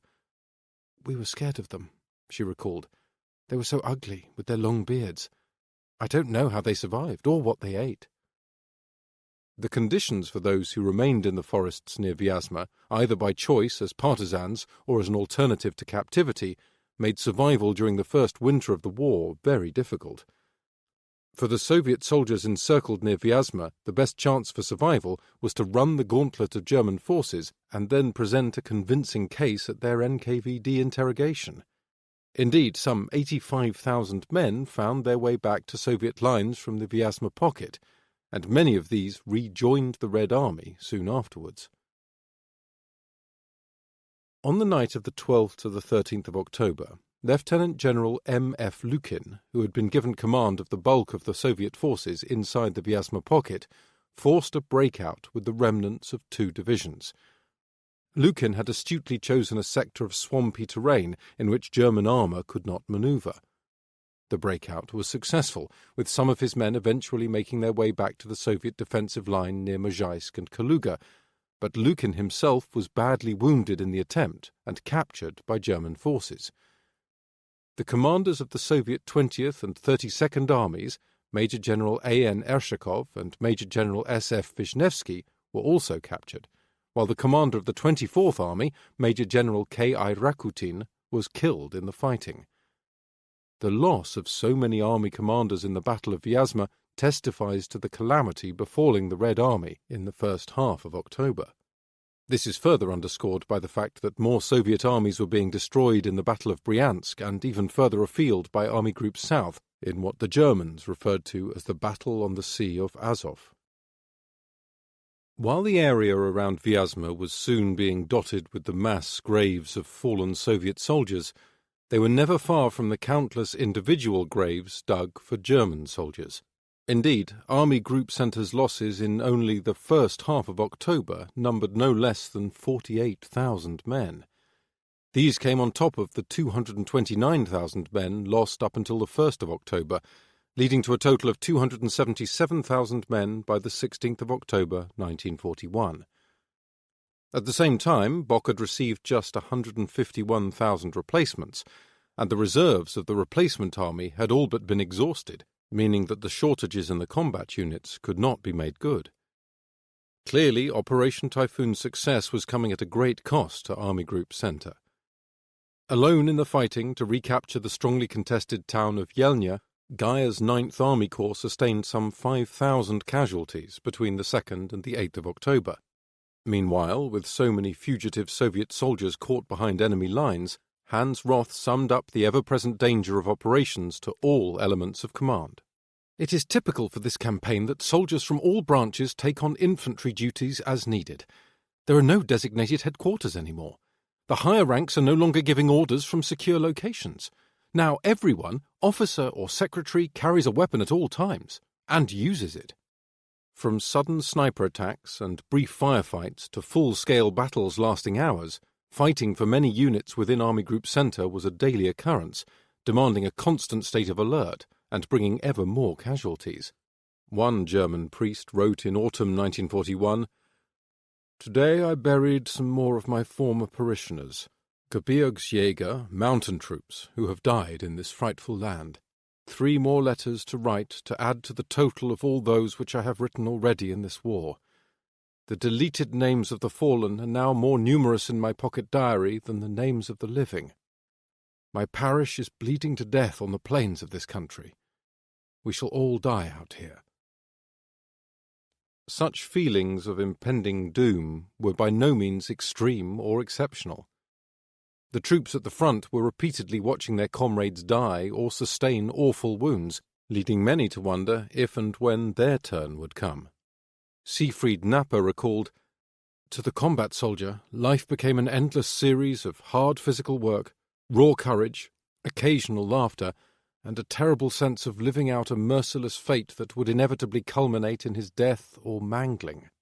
Similarly, Gottlob Biedermann wrote after the death of a comrade, "The thoughts of those gathered nearby remained deeply personal, and one could not escape feeling an intense pity for our brother in the grey tunic who had been struck. Yet with these thoughts each man turned to concentrate upon himself, about how he could be the next to fall, the next to meet his destiny in Russia. We became at times possessed by these thoughts, as helpless against them as against the death that had quickly enveloped our brother soldier. Thus began the realization that we were being consumed by this foreign land." Another German soldier wrote home in despair, "What will become of me? I am tormented by the thought that I'll get killed. Many of the German graves I've seen, and many Germans lie still unburied. How terrible it all is. We are suffering great losses. I fixed up my trench and lined it up with straw. I would very much like to ask the others if they ever saw someone who had dug his own grave. I can't bear these gruesome thoughts any more, so help me God." Not surprisingly, the German public was being torn between the official reports claiming the absolute dominance of the German army and the private letters from relatives and friends, which often fueled a far darker picture and circulated in German society as rumours and gossip. On the 16th of October, Goebbels released a new Sondermeldung reporting that Bock's army group had taken 560,000 Soviet POWs and that 4,133 guns had been captured or destroyed. Yet after being bombarded for the previous month with repeated Sondermeldungen claiming persistent German victories, the question of how high German losses really were was a matter of some speculation and concern.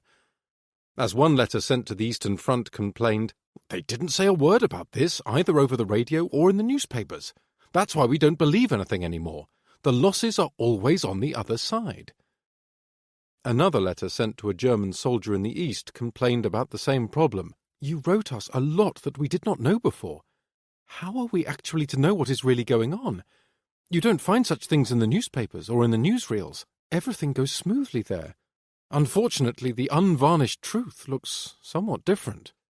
Ingeborg Ochsenknecht, a nurse working behind the Eastern Front, told her father after hearing about the Austrians' victories on the radio, "I only know one thing, that the people in the radio are not telling the truth. We hear a completely different story about the progress of the war from the wounded." Her father then replied, "True enough, they lie to us. They think we are stupid." Yet the young Wehrmacht recruits, now reaching the Eastern Front from their training barracks, expressed relief that they had not missed the fighting and displayed all the confidence of Goebbels' propaganda. As Hans von Luck noted, the young ones had first to get used to the hard conditions. At home, all they had heard about was the tremendous forward drive and that Russia would be defeated in the near future. Another group of raw recruits on their way to the front received their first instruction on the rigours of warfare in the East from the returning soldiers they met. "We watched transports of wounded soldiers coming back. One pulled up next to us, and we talked to some of the comrades. What they told us about the icy battle conditions and the hammering they had received from the Red Army toned down much of our arrogance." In Nazi Germany, feelings of superiority over the Soviet Union usually proceeded in tandem with one's proximity to the Eastern Front. It is not surprising, therefore, that Hitler, along with his senior generals in the OKW and OKH, consistently demanded much more than Austria could deliver. At the same time, in distant North Africa, General of Panzer Troops Erwin Rommel noted on the 12th of October in a letter to his wife, "Wonderful news from Russia. After the conclusion of the great battles, we can expect the advance east to go fast, and thus remove all possibility of the enemy creating any significant new forces." Yet by mid-October, nothing in the midst of Russia's Rasputitsa was moving quickly, and if distance alone can explain Rommel's overblown assessment, Bock's own optimism is harder to understand. The commander of Army Group Centre failed to heed any warnings and drove his armies relentlessly on, determined to seize the victory he felt sure he had won. At the highest levels, any misgivings were dismissed and doubters were shunned. The Battle of Vyazma had cleared the approaches to Moscow, and with Kluger and Herpner now free to vigorously reinforce the drive east, the meagre remnants of Zhukov's ramshackle western front, backed only by communist youth brigades and hastily raised workers' battalions, would soon be crushed. On the Soviet side, the situation was indeed grim, but the Battle of Vyazma soon took on a very different meaning. In much the same way that the rout of the British and Allied forces at Dunkirk in May to June 1940 rapidly transformed itself, thanks in part to Churchill's rhetoric, into a heroic escape, the Soviets likewise interpreted a victory out of a defeat. At Dunkirk, the British lost a battle in order to save an army, while at Vyazma the Soviets lost multiple armies to save their capital. Here the end justified the means, and however much mismanagement and incompetence the Soviet commanders demonstrated on the battlefield, the Wehrmacht ultimately failed to take Moscow in 1941, just as their victory at Dunkirk had routed but not destroyed the British Army in 1940. As Zhukov later explained, it was in the bitter days after the encirclement of Vyazma that precious time was won to prepare the defences of Moscow. In mid-October it was essential to gain time to prepare our defences. If we assess the actions of the 16th, 19th, 20th, 24th and 32nd Armies, and the Boldin Group encircled west of Vyazma in light of this, their heroic fighting deserves special tribute. Thanks to the steadfastness of our troops in the Vyazma area, the foe's main forces were held up for some extremely critical days. We won precious time to organise our defence along the Mozhaisk line. Vyazma, the great German offensive victory, or Vyazma, the first bulwark of Moscow's defensive success, may all be a matter of perspective. But at the end of the day, Operation Typhoon was not just about the Battle of Vyazma. The German High Command was aiming for much more wide-ranging objectives, which, in mid-October, was still a long way from being achieved. In this sense, it must be again kept in mind that battles are not ends in themselves. They take their meaning from the strategic and political circumstances they elicit. Contrary to some past depictions of Operation Typhoon, in mid-October 1941, the Wehrmacht was not at the precipice of victory. Moscow was not about to fall, and the Soviet Union's ability to go on waging war extended far beyond the weakened forces positioned around Moscow. The Battle of Vyazma was over, but Hitler's drive on Moscow had only cleared its first hurdle. I have lived through hell. The Battle of Bryansk. While the encirclement at Vyazma was without doubt Army Group Centre's preeminent battle on the road to Moscow, further south, the parallel Battle of Bryansk was in some respects an even tougher nut to crack. While the pocket at Vyazma was a comparatively tight encirclement, Bryansk was soon split into two pockets extending over a vast area and pressurized by a much lower density of German troops. Bock's intelligence on the size of the two pockets north and south of Bryansk was also rudimentary.